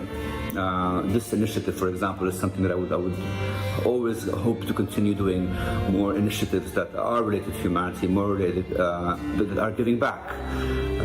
It's definitely something that in those hard times we realize the importance of it. Nothing matters anymore. Status, wealth, what you're wearing, what you're not wearing. I mean, although I'm working in fashion, those elements of vanity are no longer as important as they used to be. Vanity, there's a shift from vanity to humanity. And I feel like it's all our obligation to realize the importance of that, the importance of humanity, and family, friends, and loved ones. And this is all that matters now, really. I hope you enjoyed my questions. Thank you. One Humanity Live, thanks for having me here. My name is Ahmed Nasheed, aka Devil's Game, and here today we're gonna dream together, we're gonna answer questions together, and hopefully by the end of the day we are all become closer to each other, and we all achieve our own dreams and our own goals, and we dream more and more and more and more. So let me start by answering a few questions. I will answer a few of the questions together. It's like, what is your dream, what inspires you, and who supported you? For me, since I was 5 years old, I knew that I wanted to do something with gaming, something related to entertainment, and my family supported me heavily since I was a kid. They gave me the consoles, the video games, the movies, all of that, and that pushed me to do what I wanted to do with my own life. And that dream that I have, it took me years to achieve, but with their support, with their words, with their encouragement, I became who I am today, and they pushed me to do that. And I became the first Arab gaming content creator in the region, and I won a lot of awards in my time. I've been doing this for 11 years now, and I would never been able to do this or achieve this without the support of my family, my friends, my colleagues. I achieved a lot of goals, and one of the dreams that I had, that's the other question, is that what was the biggest dream that you had, is to do voiceover and become a voice actor.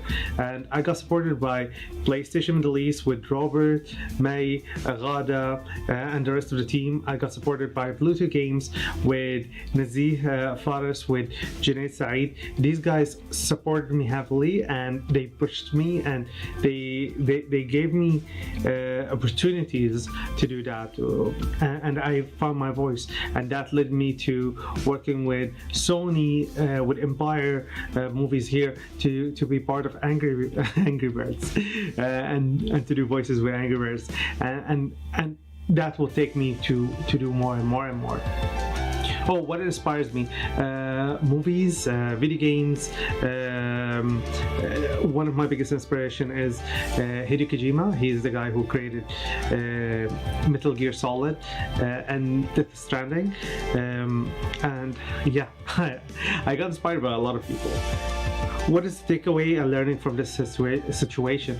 What is the takeaway and learning that you took from this current situation? I'll say that me believing that we're not alone in this, we are all together in this, and we can achieve whatever we want to achieve by us sticking together and trying to listen and love each other and pushing each other to do more and more and more.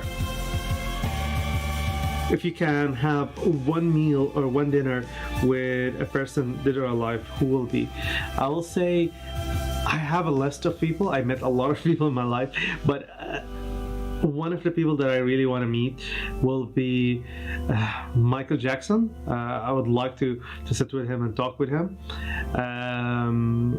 Nelson Mandela will be one of the people that I want to. Kobe Bryant, Michael Jordan. I love Tupac Shakur, Eminem. The list keeps on going and going and going. If you can direct your own movie, who would you cast to play you? I'll say Tom Hanks, because I love Tom Hanks. He doesn't look like me, but he's one of the most talented actors I've ever seen in my life, and I would love to direct him. Now that you have achieved your big dream in your life, what's next? I started a new show called Filter. It's all about movies, entertainment, all of this, and the first episode will come live by the end of this month. So I'm excited about it. I have a new show on TV that I filmed, and I don't know when it's gonna come out. A new movie. so there's a lot of things. And I'm doing a couple of songs. Yeah, I'm doing music in the future. Talking about the fans, I would never achieve this without the support of my family and the fans. As I said, the fans pushed me. I've been doing this for over 11 years. I met a lot of them, and I heard a lot of stories. Their words, their comments, their likes, their opinions, them taking their time to take a photo with me when I meet them, to do videos together, to listen to them. I have a lot of the fans that I met, or some of the fans that I let's say talked with ended up becoming successful and big in this industry. I like to inspire people because I get inspired by other people, and I feel like it's a chain. You get inspired to inspire, and they get inspired to inspire more, and by you creating content, they're creating also content. They're consuming and creating, and I believe that that's why we are here, to create, to do more, to dream, to inspire. And my message to my fans to keep on creating things, keep consuming and trying to learn and take and create at the same time. Let's see, the last question. What is your favorite comfort food? Mac and cheese. I love mac and cheese, and tiramisu. So it will be mac and cheese, and after that tiramisu. Thank you for having me here. Hopefully I answered some of the questions. I did this video before, so I don't lie. I don't want to lie, guys. I did this video before and I recorded 40 minutes. I answered all the questions and I took my time, and they told me to make it shorter, so I'm trying to make it shorter now. See you guys, and hopefully you get inspired and you inspire more people and you dream, and we're gonna overcome this and we're gonna become stronger and stronger and stronger by the end of this. This was Ahmed Nasheed, aka Devil's Game. Follow me on all my social media channels, and see you guys.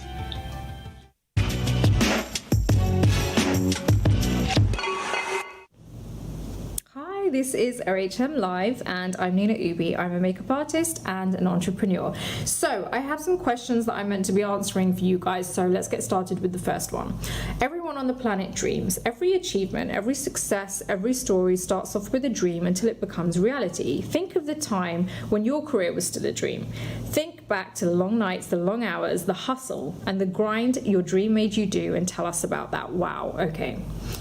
Yeah, there were many sleepless nights, and the hustling is still ongoing, trust me. So it's been a journey, and I remember like days where my husband and I, like, we're business partners. That in itself makes it hard, but it is all worth it. And I remember days where we would just, I would have off days, and I would have days where I'm like, is this the right thing? Like, I've always wanted my own cosmetics line, and I wanted to see it in retailers.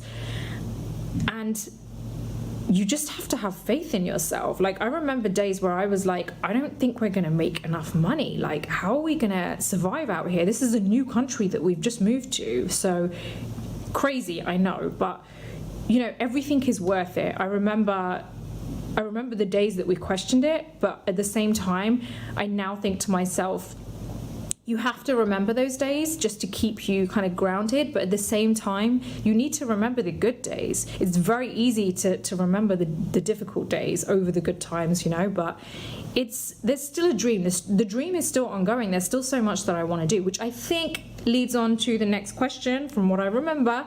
So the next question is, now that you've achieved a big dream in your life, what is next? What else are you personally dreaming to achieve and do in your life? Oh my gosh, this dream is still ongoing. Like I said, I want this to grow. We're in some of the most leading retailers in the UAE now. We've grown so much, but there's still so much. Like, the dream is always there, but the goal changes each time. So once I've kind of ticked off that first goal within this dream that I have, there's another one, you know? So there's always something that I want to be doing, and all I can say is stay tuned. Like, I want to go global. I want to take this as far as I can, and I truly believe that I can do it. So next question. Now we take it outside of your own personal life. Think of your fans, your followers, people that admire you and adore you and look up to you as a role model. What message would you give to them to inspire them to follow their dreams and never give up? I honestly feel like I could do a conference on this, because I love telling people to really, like, go for their dreams and their goals. Like, I honestly feel like everyone is capable of making their dreams come true. If you are passionate about what you do, if you love what you do, and if you truly believe in yourself, I feel like you can do it. You just have to remember that everyone that you see on Instagram, everyone who you see on Facebook, Twitter, wherever, who you see as inspiring, who is always achieving their dreams and their goals and always seems to be, like, thriving, you have to remember those people have bad days too. You have to remember that it wasn't easy to get where they are. I always remember that when I look at people who inspire me. Different people inspire me for different reasons, but I have to be realistic and know that there are going to be difficult times, but you just have to be strong enough and have faith in yourself to know that you can overcome those difficulties and you can make it happen. So just always remember that everyone out there who has made a success of themselves has probably had to go through some hard times, but if you can get through that, you can do anything. So I hope that has inspired you in some way, and I hope to see you guys soon. Thanks so much for watching. Hi, I am Naomi De Souza, and today I am going to answer some questions. So the first one. Every life and achievement, every career has a story. Share your story of how you became who you are today. And then the other question is, and what milestones you have gone through. So my dream has always been to eat as much as I can and get free food. Like, who does not want that? And at the same time, I wanted to change the world. Like, that is what I wanted to do. Little did I know that I could kind of achieve both eventually years down the lane. So how I started off was I used to post dessert pictures on my social media platforms in a similar fashion how you guys would probably share your vacation pictures online. My friends started tagging their friends started tagging their friends. And just like that, it picked up. And by word of mouth, people came to know that there's this dessert lady in town who would just keep eating desserts. So eventually I started getting invited to events and restaurants to taste your food, and that's how I unknowingly became a blogger. Because as I was eating and I became a blogger, I had my professional side as well. So I am a mechanical engineer by degree, and now I work in tech. So I kind of balanced my passion and hobbies at the same time. Sorry, my passion, hobbies, and my blog at the same time. And it was pretty crazy. It got really, really crazy. So eventually, like, hotels started inviting me to try their F&B, so I would stay at those hotels, and at the same time I would try the F&Bs. That's how I became a lifestyle blogger, because I would kind of rate the hotels as well, their amenities and things like that. So eventually I started getting invited to everything, like little by little, and yeah, after that I became a lifestyle blogger. I would review things, openings, everything in like around town and all over the world, because then I went to Maldives, went to Milan, everywhere. So it's been really cool. My milestones are the ones that I'm really proud of. So I got 1 million views on my blog. So naomidesouza.com at the top is the top 30 websites, like most accessed websites in UAE, which is really cool. And then I got invited and spoke on 3 TEDx platforms. So I was really proud of that. I was recognized as one of the hot 100 most influential influencers and Asians in UAE, amongst like so many names that I mean, I really look up to those people. Then, oh yeah, like I came in the headlines of IBM. Sorry. And yeah, I came in the headlines of IBM, so I was really happy about that. And I think last but not least, I got verified on Instagram and Facebook. I was really happy that day, and I did not see that coming. So yeah, those are some of the achievements I am really, really, really proud of. I'm Abdullah Jiman, a travel writer from Saudi Arabia. When it comes to today's crisis and lockdown and pandemic, it seems everybody's talking about the difficulties that the world are going through, socially, economically, financially, which is fair enough. However, I like to look at the brighter side of things. It's never been recorded in human history that all human beings get together to work to solve a single problem, to fight a single enemy. This fact itself could serve as a basis to a better future where human beings can believe that they could get together to solve world problem. I mean, if my writings and my books and my social media presence taught me something, that every single human being has a story that's worth telling. And each one of us now has more than ever the tools and platforms that they could be out there, speak their word and share their talents to make a better future, to make a better world that they believe in. Every human being has a role to make, and I think if we just listen and make people speak their word and share what they have, the world would be a much better place. Honestly speaking, I feel this lockdown is a gift from the sky. Like, I've been for years trying to lock myself in a cottage in the forest, to isolate myself on an island. But now suddenly I have this tremendous amount of time that need to be utilized and need to be used. I'm working in new books and I'm encouraging people to work on their projects that have been postponing and putting off for years. It's the time, it's the moment. At least let's make something out of it.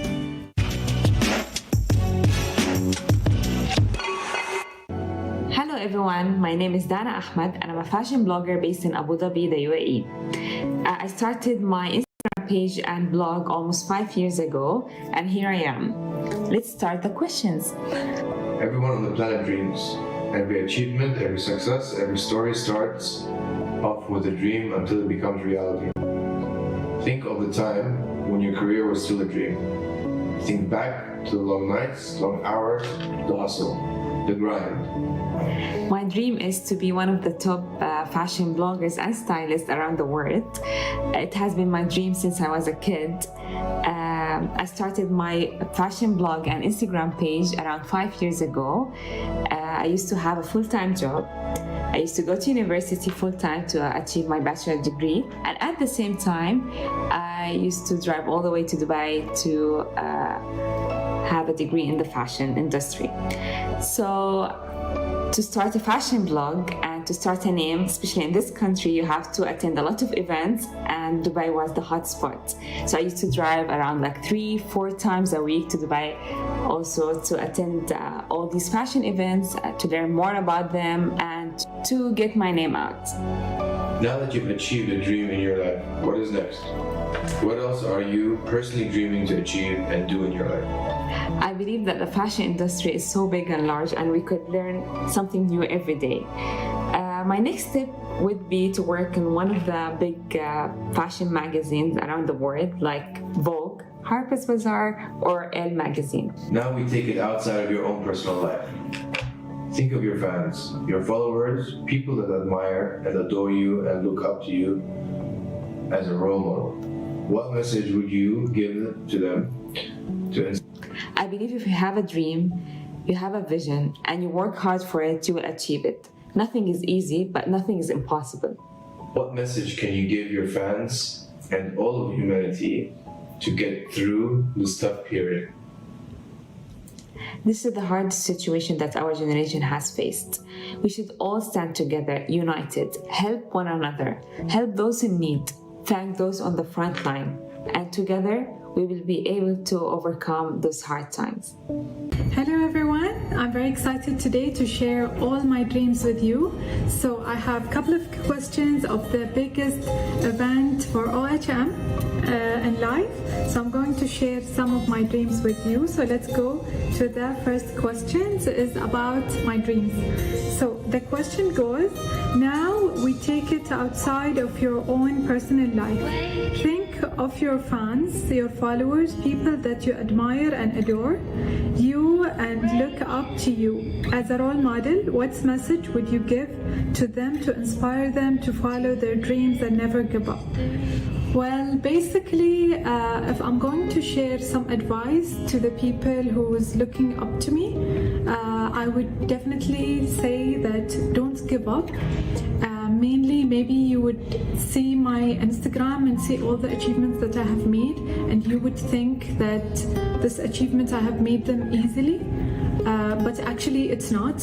There's a lot of tears, a lot of fears behind the scene that maybe we're not sharing it with you guys because we try to be positive and tell everyone like we can do it, and so could you.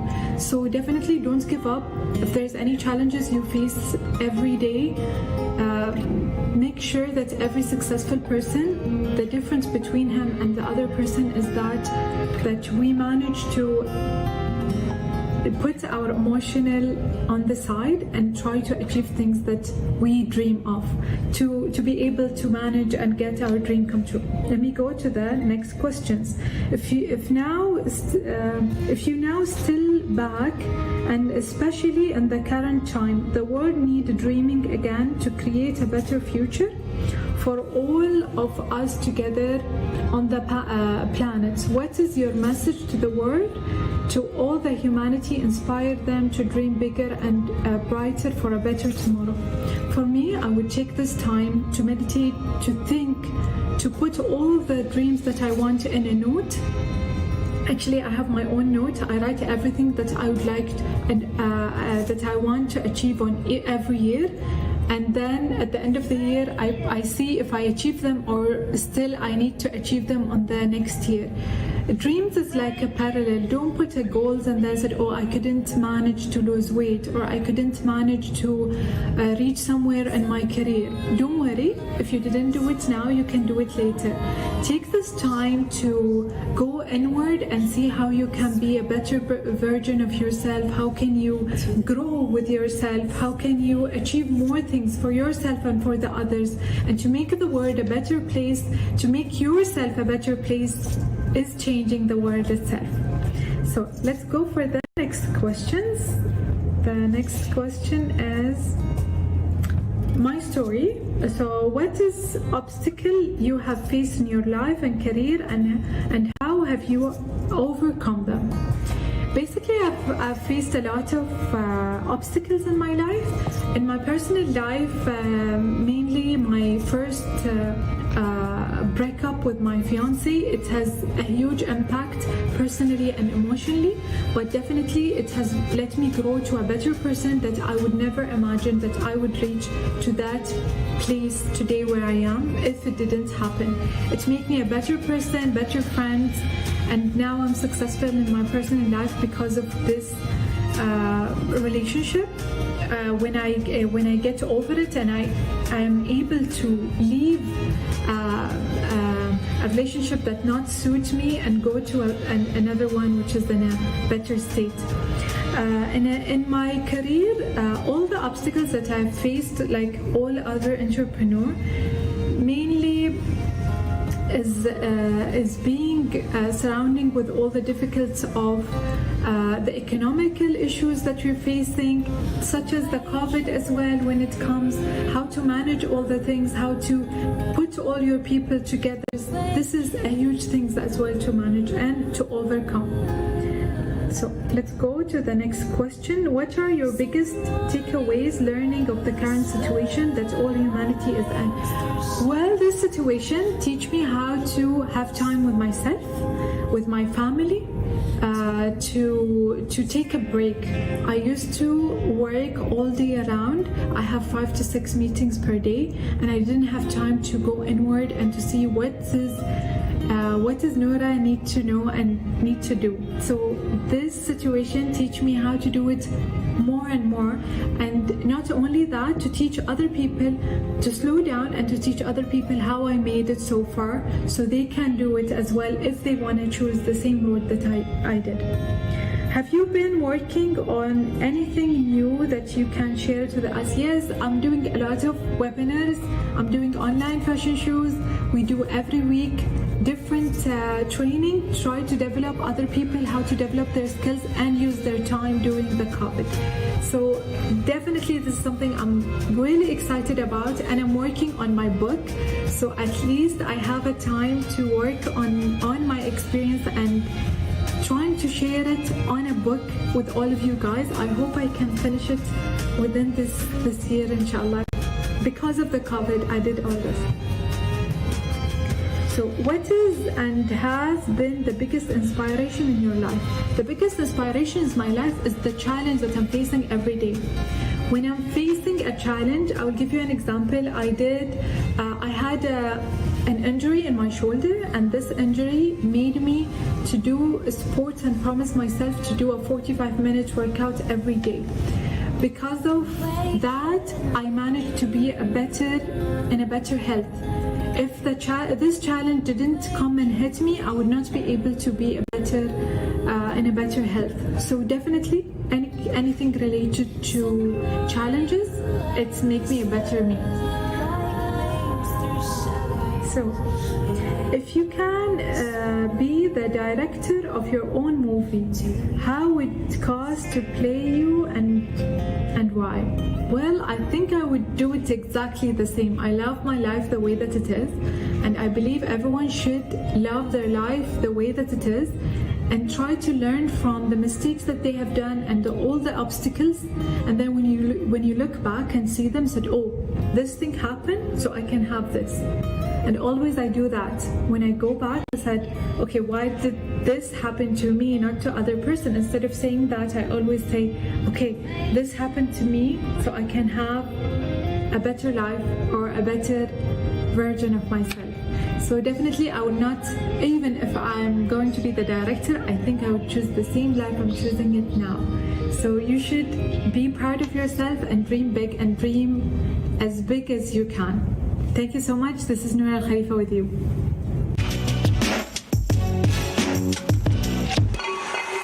My name is Maha Gorton and I would like to share my dream. My dream is for equality for women, economically and socially, in the workplace and in society. The gender pay gap is narrowing, but women in full-time employment still receive less than men. Around the world, more women are pursuing higher education than men. But this is a privilege some girls still aren't able to enjoy.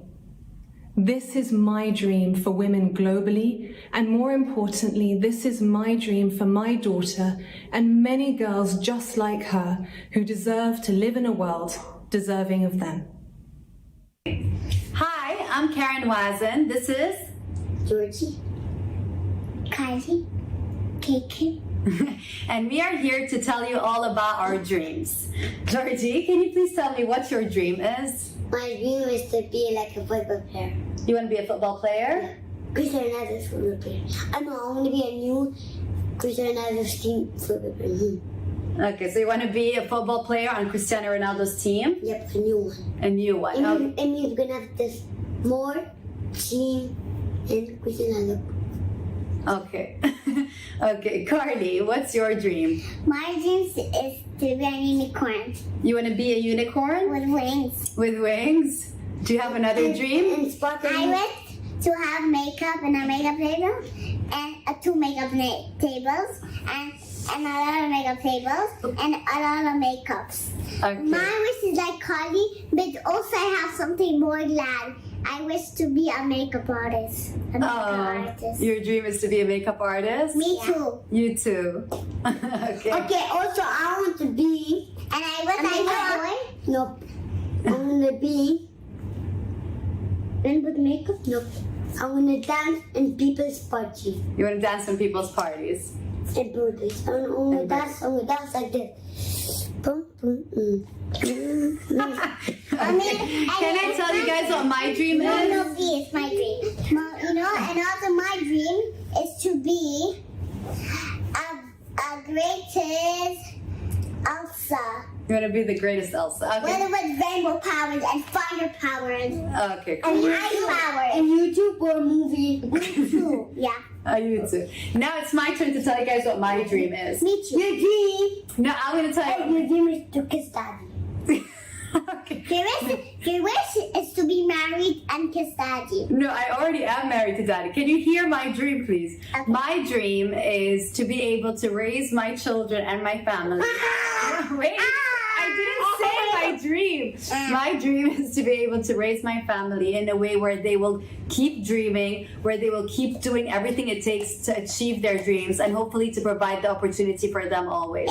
But always to keep kindness and compassion in their hearts in everything they do. Thank you for listening to our dreams.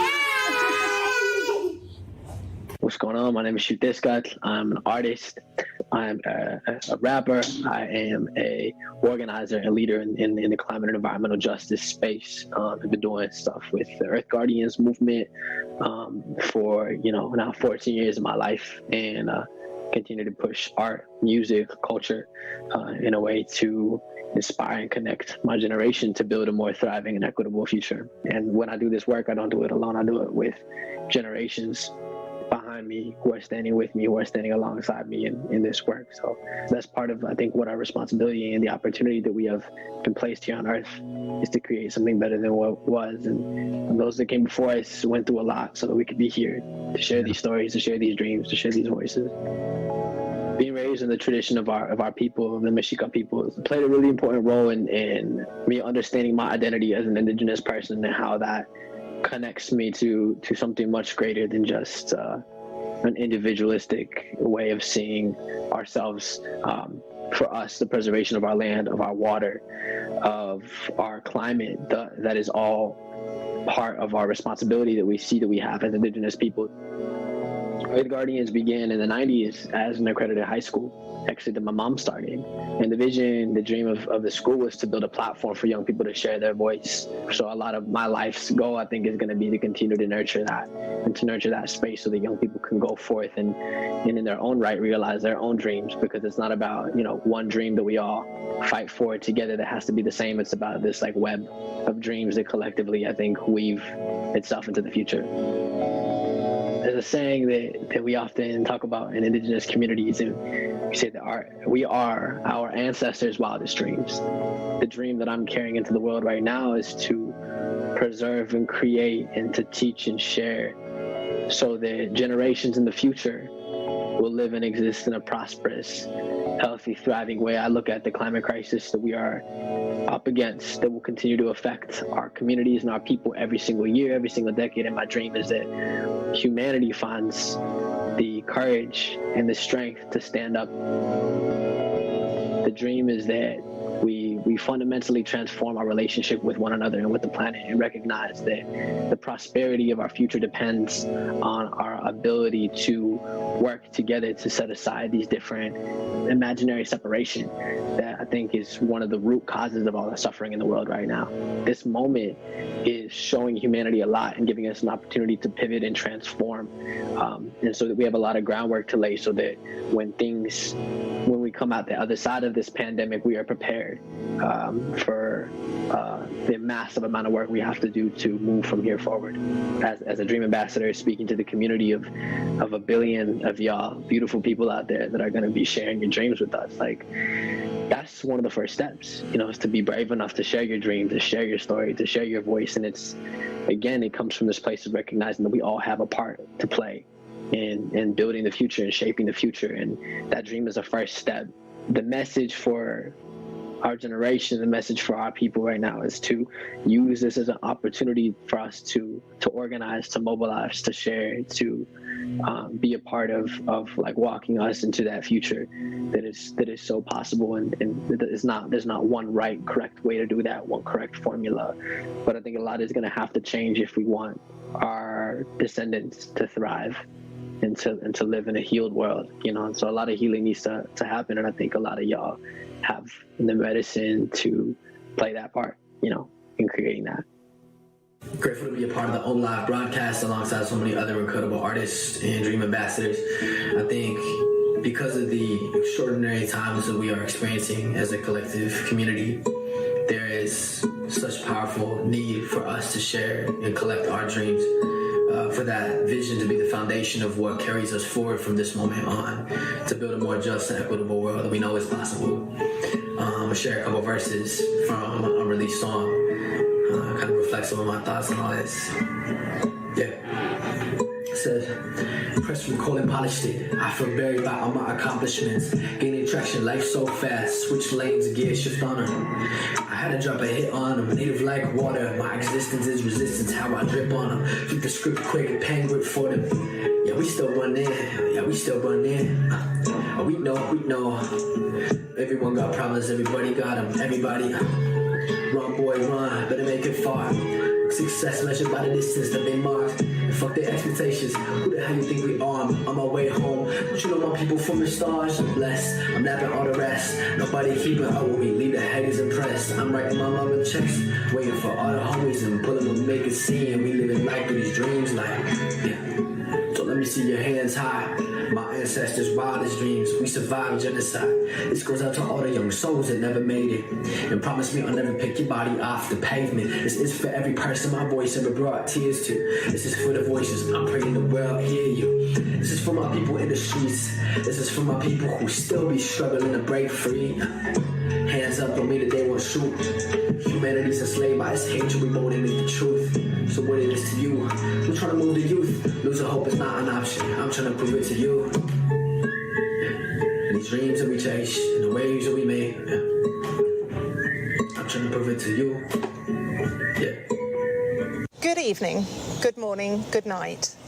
Whatever time zone you're in, however long you've been watching, I would like to take this opportunity to say a huge thank you to you all for taking part in One Humanity Live. The last 23 hours or so have been an incredible experience. I should like to say congratulations too, because everyone who made a donation, shared a dream, submitted a story, or even just logged on to spend a few hours with us, have helped to make the first OHM Live a groundbreaking success. As Managing Director of ITP Media Group, we are the co-producers and co-presenters of this event, alongside the amazing people of Constellation. I am therefore so proud and extremely humbled by what has happened and taken place tonight.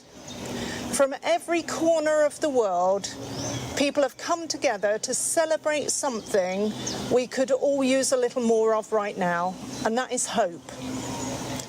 There's a hope that we will soon emerge from this pandemic and return to something like our normal lives. There's also the hope that we will perhaps now communicate and collaborate with one another in the same spirit of positivity and shared humanity as we have tonight. Of course, a huge thank you also goes to the fantastic lineup of performers, artists, actors, activists, athletes who have all lent their voices to help raise funds. Tonight, we were hoping to collect 1 billion dreams from people from around the world. Dreams are, after all, how most endeavours start out. Whether it's a company, a charity, a personal challenge, a creative project, it will have all started with a seed of an idea in someone's head. So it's fair to say that dreams are the source of some of the most worthwhile human activity. So what was my dream? My dream is to make sure that in our lifetimes we never ever forget this time, and that we realise how powerful we are as human beings when we come together as a collective, not just as individuals. So again, from ITP, from Constellation, I would like to say thank you from the bottom of my heart, and please keep dreaming. How has it been during quarantine? Any inspiration? Yes, there's been so many people have inspired me. Actually, my immediate people around me, like my family, my little brother and sister, and also people you see on the internet, doing wonderful things for each other and pulling together in this time rather than pushing apart. Those kind of people have inspired me a lot. How am I personally coping with the situation of quarantine and lockdown? Well, listen, I feel very strongly that I have so much to be grateful for, and I have nothing to complain about at all. Obviously, it's different. It began as a major disruption to my life. I wasn't able to do the work that I normally do, and I had concerns about how to sustain myself. I'm not able to see certain people that mean a lot to me, so that's quite difficult. But at the same time, I don't think it would be appropriate to complain in this situation, because I'm safe and healthy and well, and I think that's all we can ask for. Everyone on the planet dreams. Every story starts off with a dream until it becomes a reality. Think of a time when your career was still a dream. Think back to those long nights, long hours, the hustle, the grind, the dream that made you do, and tell us about that. Share your story of how you became who you are today and what milestones you've gone through, what obstacles you've faced in your life career. That is a strange question, I feel, for me, because 3 weeks ago there is no chance whatsoever I would be involved in such a wonderful thing as this. I would be a viewer, not a participant. I sat down and recorded a poem in my little brother and sister's room that sparked the imaginations of many, and so I get to be involved in very esteemed company, like those who are performing on this lineup as well, and that's really incredible. I can't say that my career in poetry has been long. I've been writing poetry for about 8 years, but always as a hobby, and only in the last month have things really changed, but I'm very grateful for that. Now that I've achieved my biggest dream in life, what's next? So many things. I'm 26 years old, so I like to hope that I haven't achieved everything I want to achieve at this young age. I think I've still got a lot of growing up to do, and I think I can be much wiser as time goes on. In terms of what I'd like to achieve next, many things. Often things that I write about in my poems are goals of mine, not just for me, but hopefully for all of us. So we'll see. I'm remaining hopeful. What message would I give to my fans? I'm very grateful to you for your kind words and attention. I wish that we didn't have to turn to a poet in his bedroom to find messages of hope. I wish they were more readily available and abundant everywhere, and I think that you can be part of that. You can spread messages of hope, and then I'll be your fan. If that makes sense. What role does dreaming play for you, and can you share what setting and sharing? I think sharing dreams is incredibly important, and I think that through having collective dreams or goals or aspirations or whatever you want to call them, and striving towards them together, I think that's how we can do some really cool things. So fingers crossed. At the moment I am trying to interact with my, if you would call them, fans as best I can by reading as many messages as are sent to me by the people who are looking at my social media for me, and trying to think about the things that have been said to me and trying to respond to them in a way that I would have liked to be responded to just over a month ago. What pivotal moments in my life have impacted my career? Well, I would say a month ago, posting the Great Realization on Facebook was pretty pivotal, as it's the reason that I'm talking to you now. So yeah, I'd say that was the most pivotal moment in my career. My message to anyone listening for how to get through this time would be to stay hopeful as much as you are able. Stay optimistic as much as you are able, and to try and encourage both yourself and those around you to make as many steps towards improving things, even if that's a small way or if that's a ginormous way, as much as you are able. To relax and unwind, probably exactly the same as you or as anyone else. I like speaking to my family, I like speaking to my friends. When we're not in lockdown, I like going out to watch films and listen to live music, play sports in parks, that kind of thing. If there was one thing on the planet to make the world a better place, what would it be? Probably people, any people with a desire to make it so. So that is what we need more than ever, as much of as possible. People with a desire to do what is in their power to make things better. My message for anyone who is hesitant to share their dreams right now would be, I understand it's quite nerve-wracking, and it makes you feel quite vulnerable. I feel that way completely when I post a new poem online or do things like this. But what the last few weeks has shown me is that things that can make you feel like you're putting yourself out there can be incredibly useful to other people. and that's a thought that is quite reassuring. So maybe that will encourage you to share your dreams.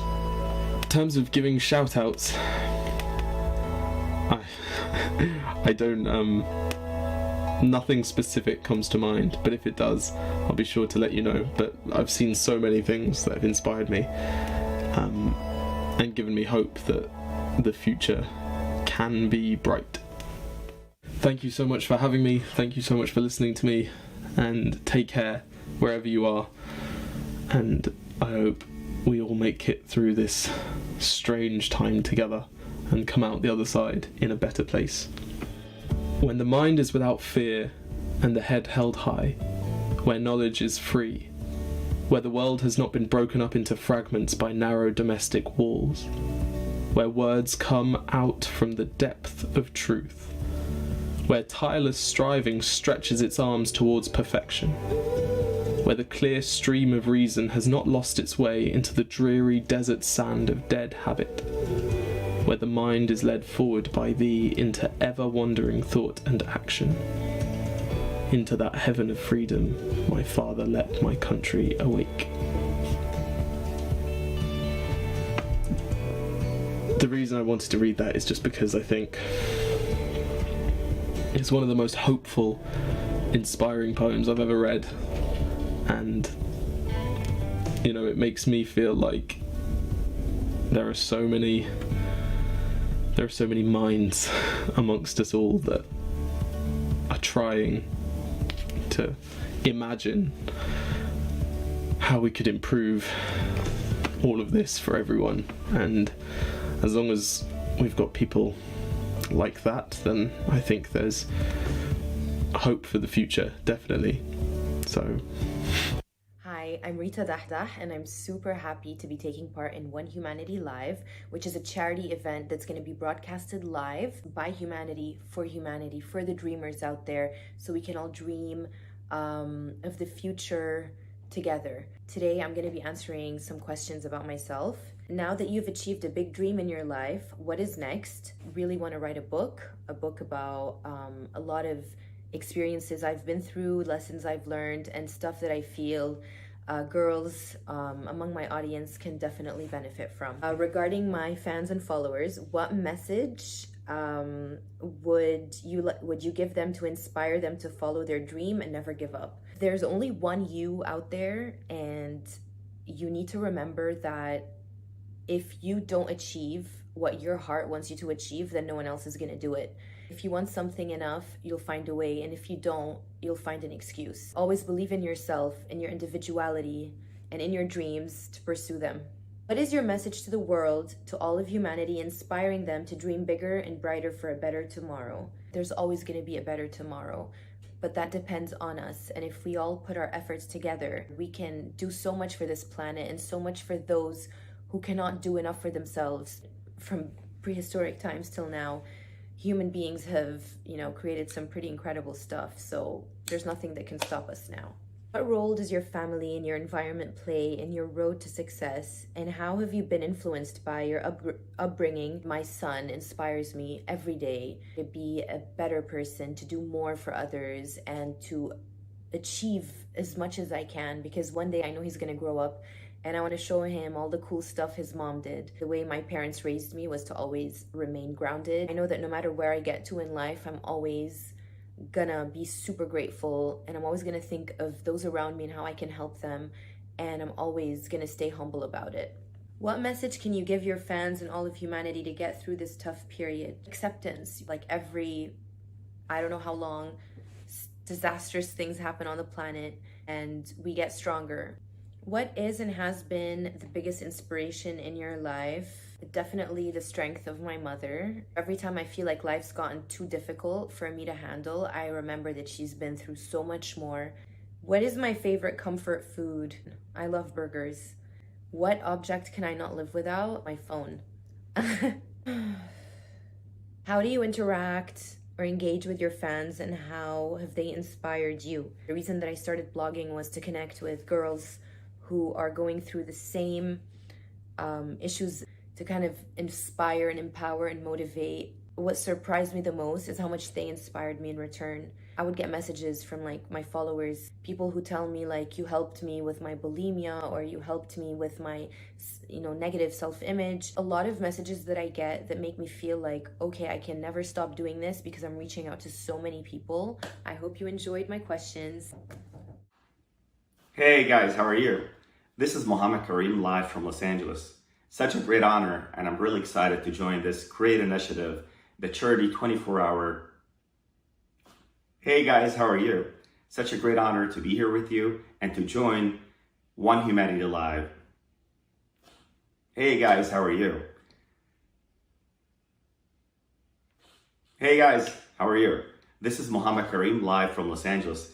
Such a great honor, and I'm pretty excited to join One Humanity Live.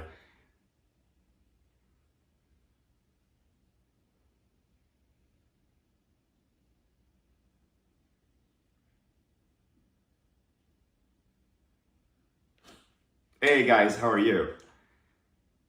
Hey guys, how are you? This is Mohammed Kareem, live from Los Angeles. I'm pretty excited and so happy to join One Humanity Live, such a great initiative, supporting our heroes fighting in the front line, Hey guys, how are you? This is Mohammed Kareem, live from Los Angeles. Such a great honor. I'm pretty excited to join One Humanity Live, charity event fundraising. Hey guys, how are you? This is Mohammed Kareem, live from Los Angeles. I'm pretty excited and it's such an honor to join One Humanity Live and be one of the Dream Ambassadors to support our heroes fighting COVID-19. And it's such a great initiative for humanity to join our dreams and to share it with you guys. Such a pleasure to share my dream with you. And actually I wanted to say, for every success, for any achievement, for any thought, everything starts with a dream. A dream that later on can turn into reality. And my dream started when I was a little kid, where I was born and raised in Cairo, Egypt. I was from medical background. My parents are doctors, so I wish I had another choice, but that's the way it is. So I knew from day one that I have to be a doctor. So this is how it started. But deep inside, I had my dream, which is to be an actor. It was pretty tough. But, going through my high school, the last 2-3 years of my high school, I transferred to Los Angeles for my high school, and all the story starts from there. It was really cool, was kind of different for me, and kind of changed my life. And after graduating from high school, I was really excited. I thought I'm gonna go to film school here in LA, and all of a sudden I got accepted to medical school in Egypt. So I had to go back. Still, I had my dream to be an actor, but at the same time, I loved being a doctor as well. So I had no other choice but doing both at the same time. Medical school student, pursuing an acting career and starting actually an acting career from scratch. So that was my struggle. That was my hard work that I had to, hustle around over there in the Middle East, especially in Egypt, to find my way into the industry. And I was really lucky in a really short time to start doing really great roles over there in films, in TV. And, but there was something that I felt like I have to do, which is Hollywood, that was the first thing that happened to me when I was in high school here. And I felt like I'm connected to it.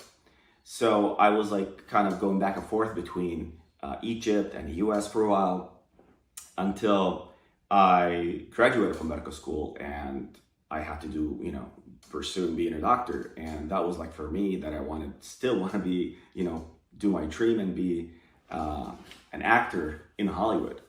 So what I did was, I wanted to play it smart. So I was coming here, taking all the acting classes, introducing myself, trying to hustle until I had a really good resume back in Egypt with a lot of films, a lot of TV.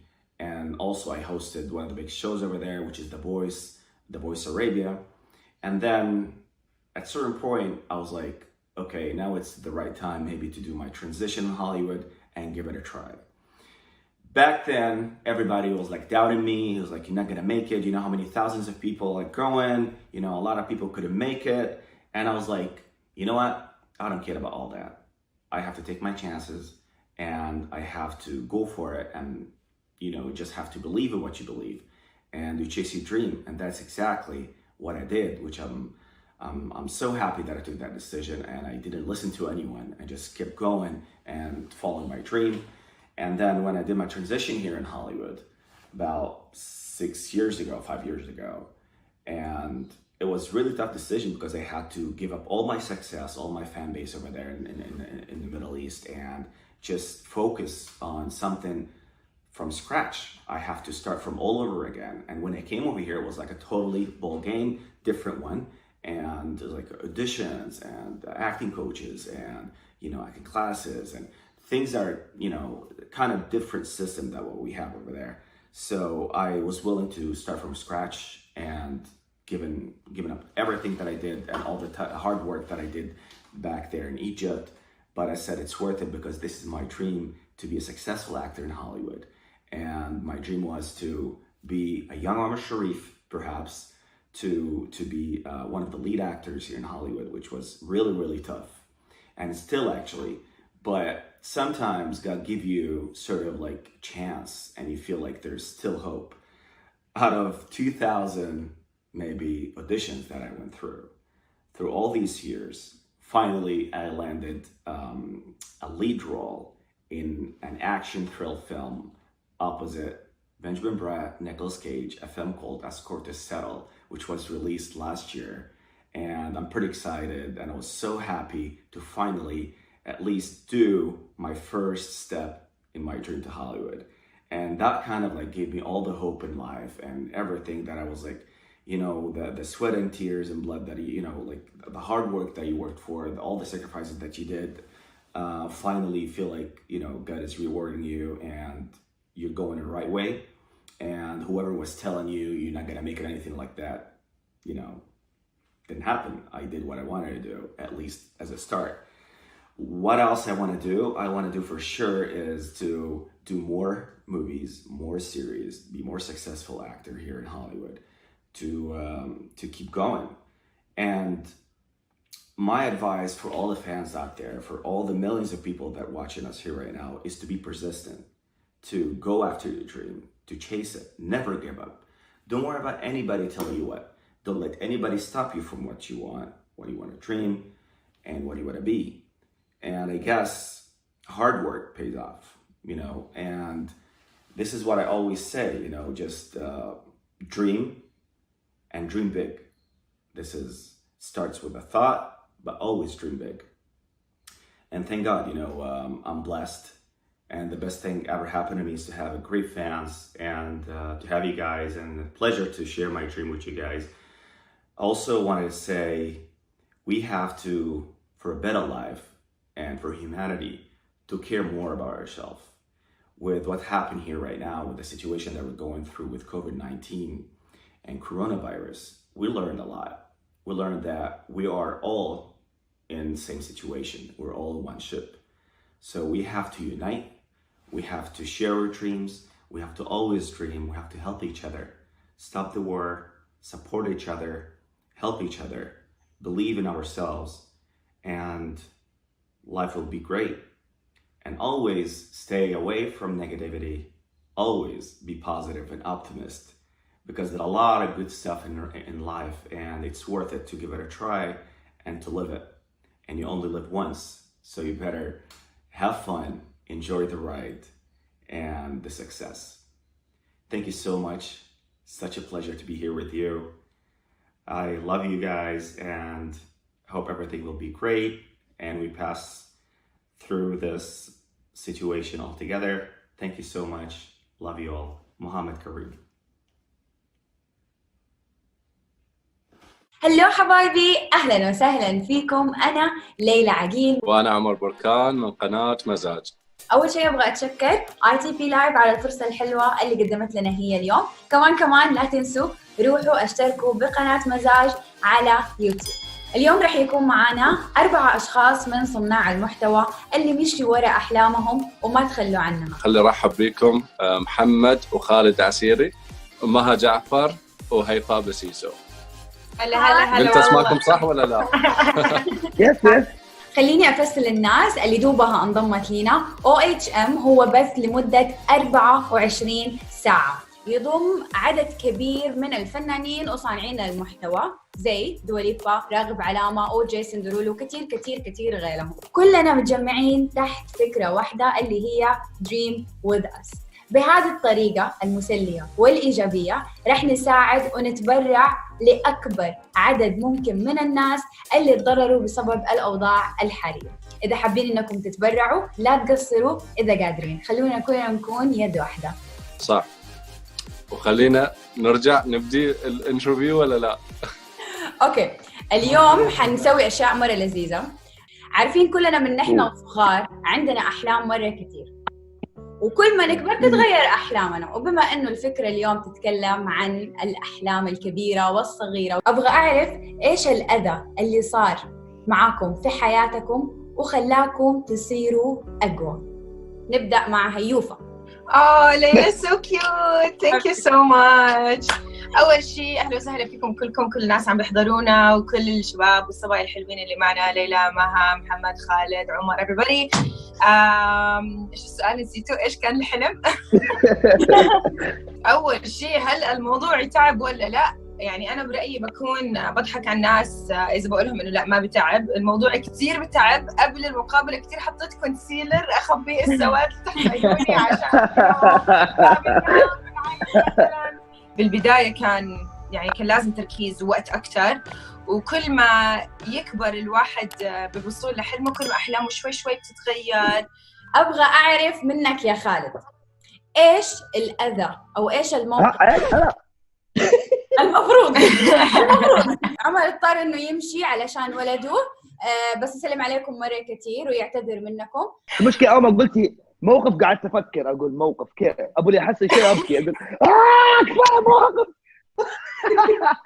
شوفي المواقف اللي بتصير كثيرة، اللي أنا دائما أي موقف إذا كان يعني مرة سيء أسوي له بلوك، يعني آخذ الفائدة منه أرجع أقوى بعدين بلوك.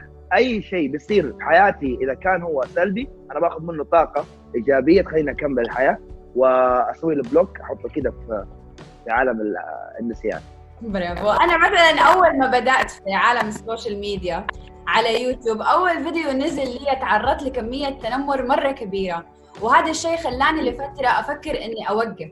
بس من بعدها لما جلست مع نفسي وفكرت لقيت في كمية ناس كبيرة لا حابة الشيء اللي أنا بقدمه. فصراحة استمديت القوة من التنمر اللي تعرضت له، استمديت القوة من كل الناس اللي جربت إنها تحاربني. أوكي، دحين حغير السؤال. إيش الشيء اللي ما تحبوه بنفسكم وتستحوا تتكلموا عنه وبنفس الوقت كان إلهام لأشخاص تانيين؟ هذا لغز. سؤال قوي. ليلى البطة. يعني أنا شخصيا بالنسبة لي يعني أنا أشوف إنه أنا ما فهمت السؤال. يعني أنا أحس إنه هو مو كويس والناس تشوفه كويس. أيوة. هذا ممكن لما أفتح موضوع جدي أو سناب شات، يعني الناس مو متعودة علي إني أسولف بأسلوب جدي وأنا ما أحب أعطيهم هذا البارت مني أساس، فأنا أحتفظ به بنفسي. يصير يخوف مرة ما يتكلم جدي محمد. لما أتكلم جدي كلمني بجدية. مثلا إحنا خلينا نتكلم في هذا النطاق. إحنا الآن قاعدين نتكلم ونتحدث في موضوع معين ألا وهو الساعات اللي طلعنا فيها في السوشيال ميديا.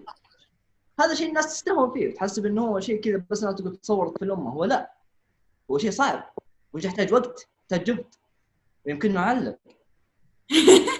انت يمكن انا ضيعت دخلت معك في الجو يا محمد. لا يا محمد شغال تمام يا محمد شغال تمام. انت شغال تمام. انا مت صح؟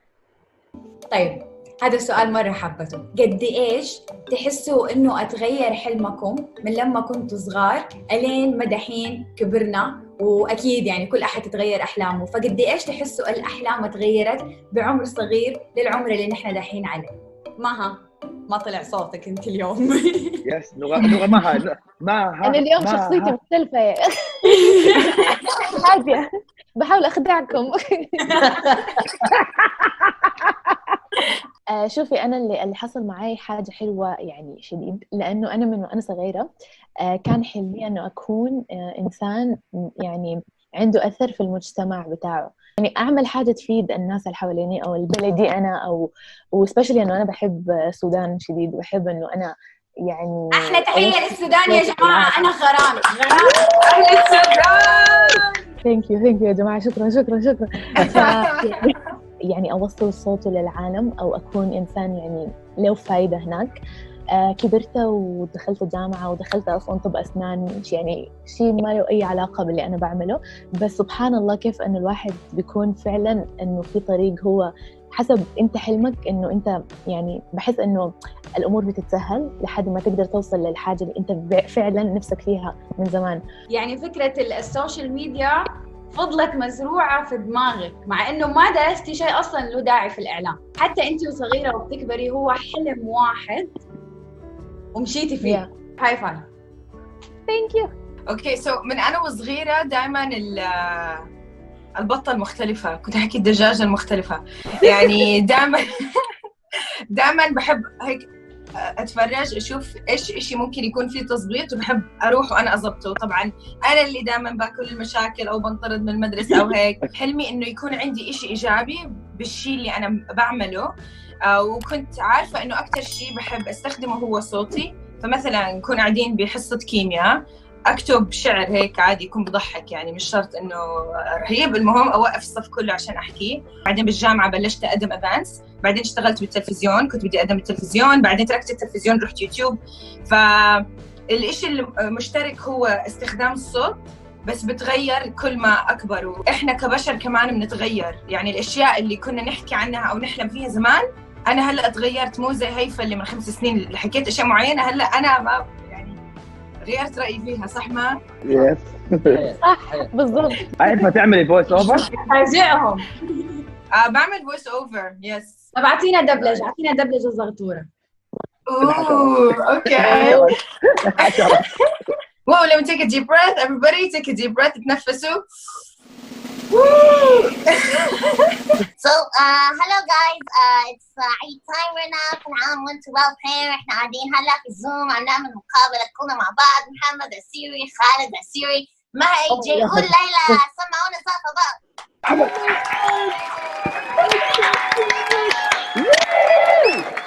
نايس. كويس اللي سألتك. ايوه فرجيهم بالمناكير دراعي. سمايلي فيسز يا جماعه عشان الكورنتين. مرة حلو، انبسط شوي. عندي سؤال حلو. كل أحد فيكم حيختار أغنية تختصر أو تعبر عن أحلامه في الحياة. لازم يغني. أنا أول واحد. تفضل معك. تفضل خالد. سيا I'm alive. غنيها. Gonna see from it in the from it in the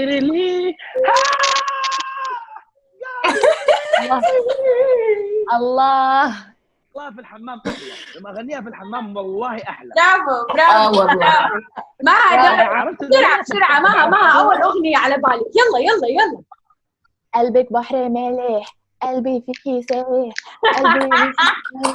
قلبي مات امبارح، شغلك ايه مش شغلاني، ببعدك مش بعاني، اخترت الحب التاني، الناس يلا باز. محمد دورك، بسرعة. سكر محلي محطوط على كعبة محل والعود على الإيمان والديني يلا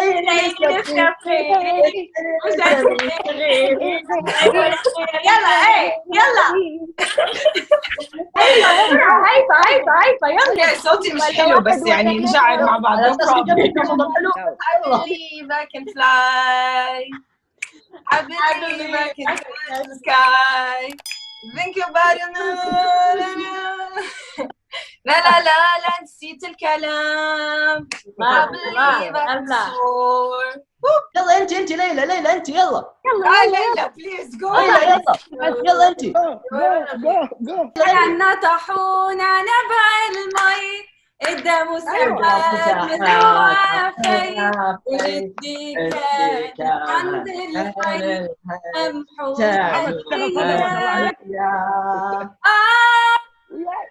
يا سهر الليالي يا حلو على غني غني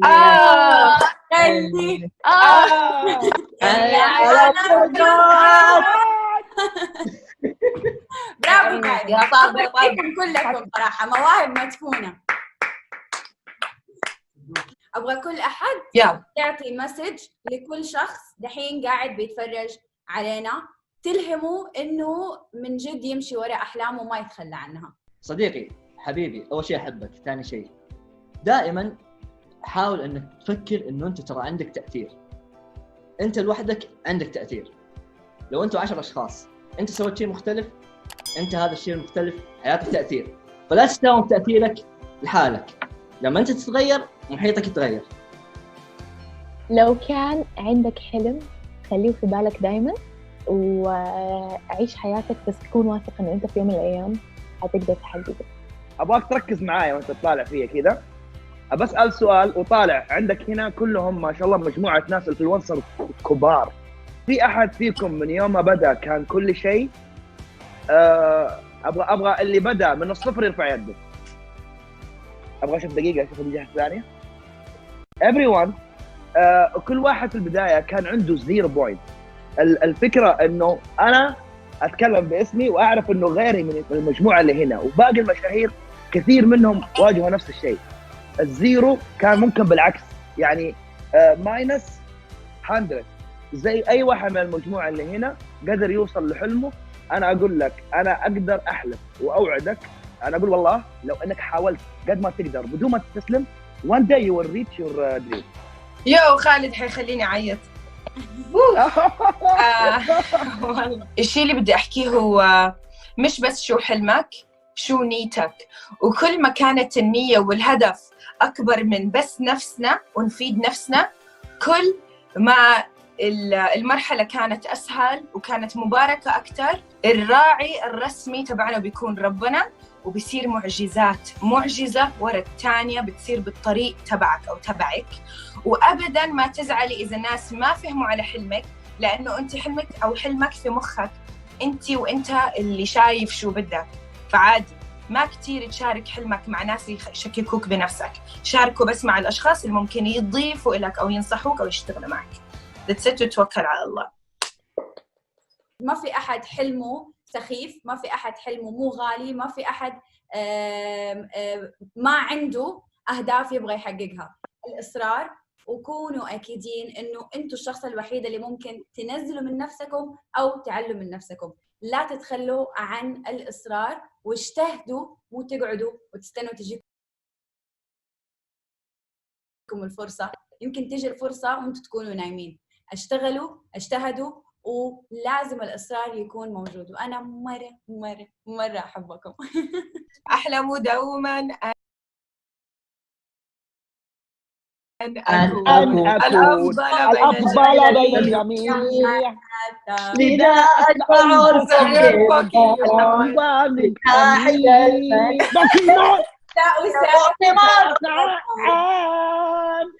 لنصرة الحي. للأسف وصلنا لآخر الفيديو. أبغى أقول إني مرة انبسطت معاكم، ومن جد يعني شرف كبير لي. أنا أبسط والله، وإحنا أكثر والله زيكم والله العظيم. ومرة أحبكم، وإن شاء الله يا رب المتابعين يستفيدوا بكل كلمة نحن قلناها اليوم، إن شاء الله نكون سليناكم شوية.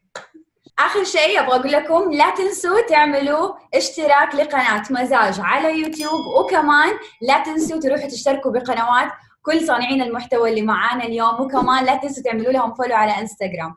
وأنا مرة أحبكم، إن شاء الله تنبسطوا اليوم. باي باي ليلى، باي everyone، مع السلامة. مع السلامة. Goodbye.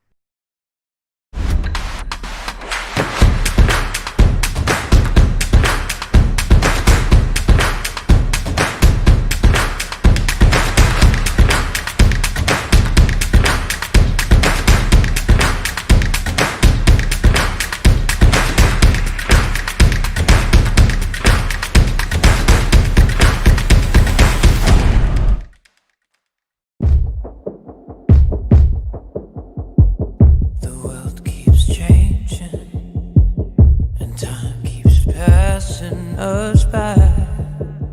I've always wondered why we don't ever change with it. We hold on to what we know, afraid of the unknown. If we could see beyond the stars and reimagine space, believed in life on Mars and thought like one race. If I had one wish for a billion dreams, to see the light of day instead of slipping away. If I had one wish, it'd be for a billion dreams, to see the light of day instead of slipping away. If we could wake up together, make our dreams together, sing a song together, that'll bring us all together, bring us all together. Wake up together, make our dreams together, sing a song together, bring us all together. Instead of trying to change the world to fit the way we see it, why don't we put our faith in one word that we all believe in? Say love is the answer to everything. It doesn't really matter how different we are. If I had one wish for a billion dreams, to see the light of day instead of slipping away. If I had one wish, it'd be for a billion dreams, to see the light of day instead of slipping away. If we could wake up together, make our dreams together, sing a song together, that'll bring us all together, bring us all together. Wake up together, our dreams together, sing a song together, that'll bring us all together.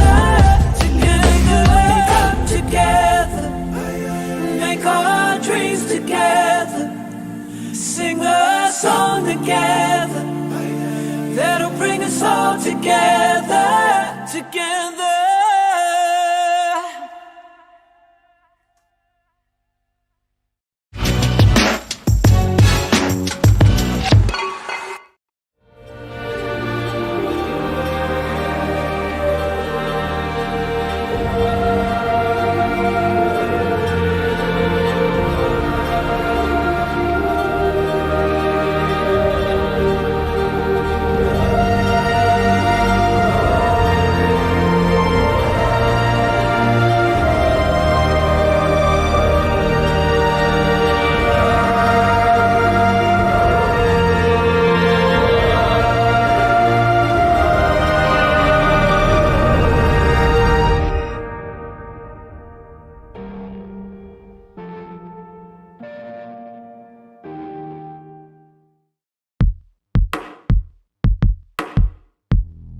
She's her own, she's a goddess, and the whole world watches.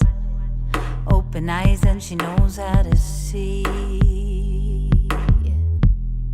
Takes her time and she's on it. You don't have her but you want her.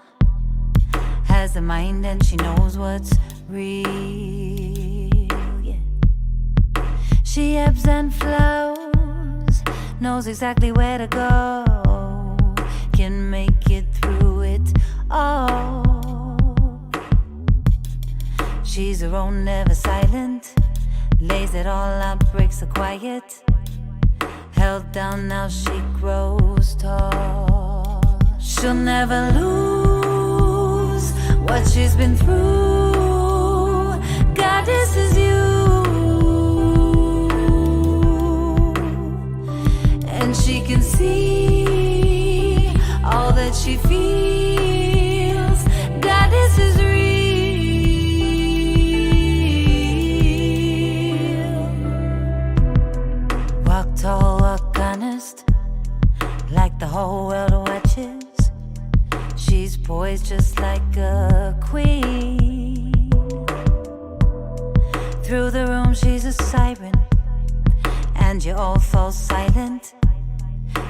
knows just how to be. She'll never lose what she's been through.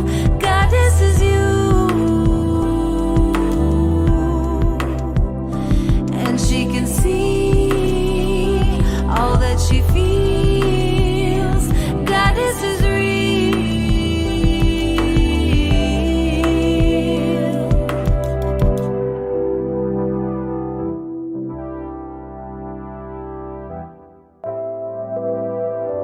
Goddess is real.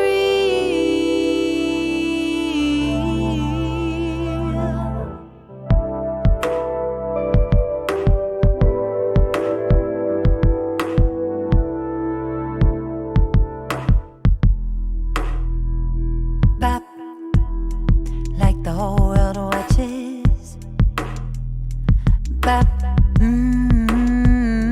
she'll never lose what she's been through. Goddess is you, and she can see all that she feels. Goddess is real.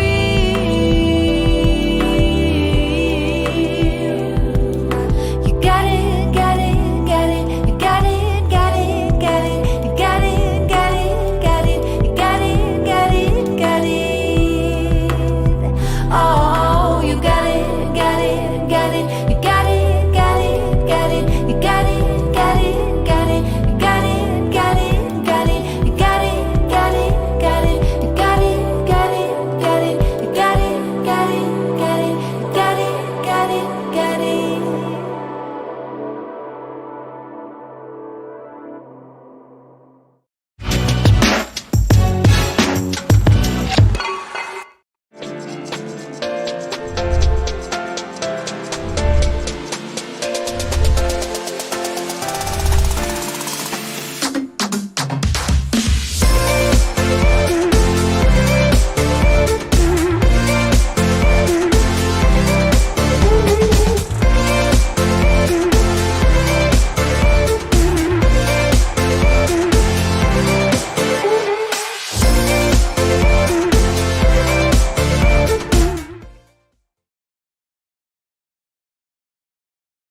OHM Live, the official launch of Constellation on its journey to 1 billion dreams. I just want to take a moment to thank all of the teams that for the past 6 weeks have been putting this event together, from the Global Foundations, Global Gifts and Dubai Cares, to our partners ITP Live, to all of the crew that's been up for the past 40 hours delivering this event. As I look forward to our impact and how we're getting involved around COVID-19, I just want to say thank you for your dream and thank you for your donation. They both matter, as we don't want to just be a statistic, but we really want to change the way the world thinks. Today is just the start. Till we come back, keep on dreaming, and thank you for your dream. Dreams are the sequel of our past, the guide of our present, and the building blocks of our future. Dreams are the essence of our being, so we challenge you to share your dreams with the world. Share your dream and location in a short video clip on your social media channel and tag Constellation_Dreamers and use the hashtag Dreams Can't Be Quarantined to inspire humanity and get featured on our 24-hour live stream, OHM Live, on May 29th.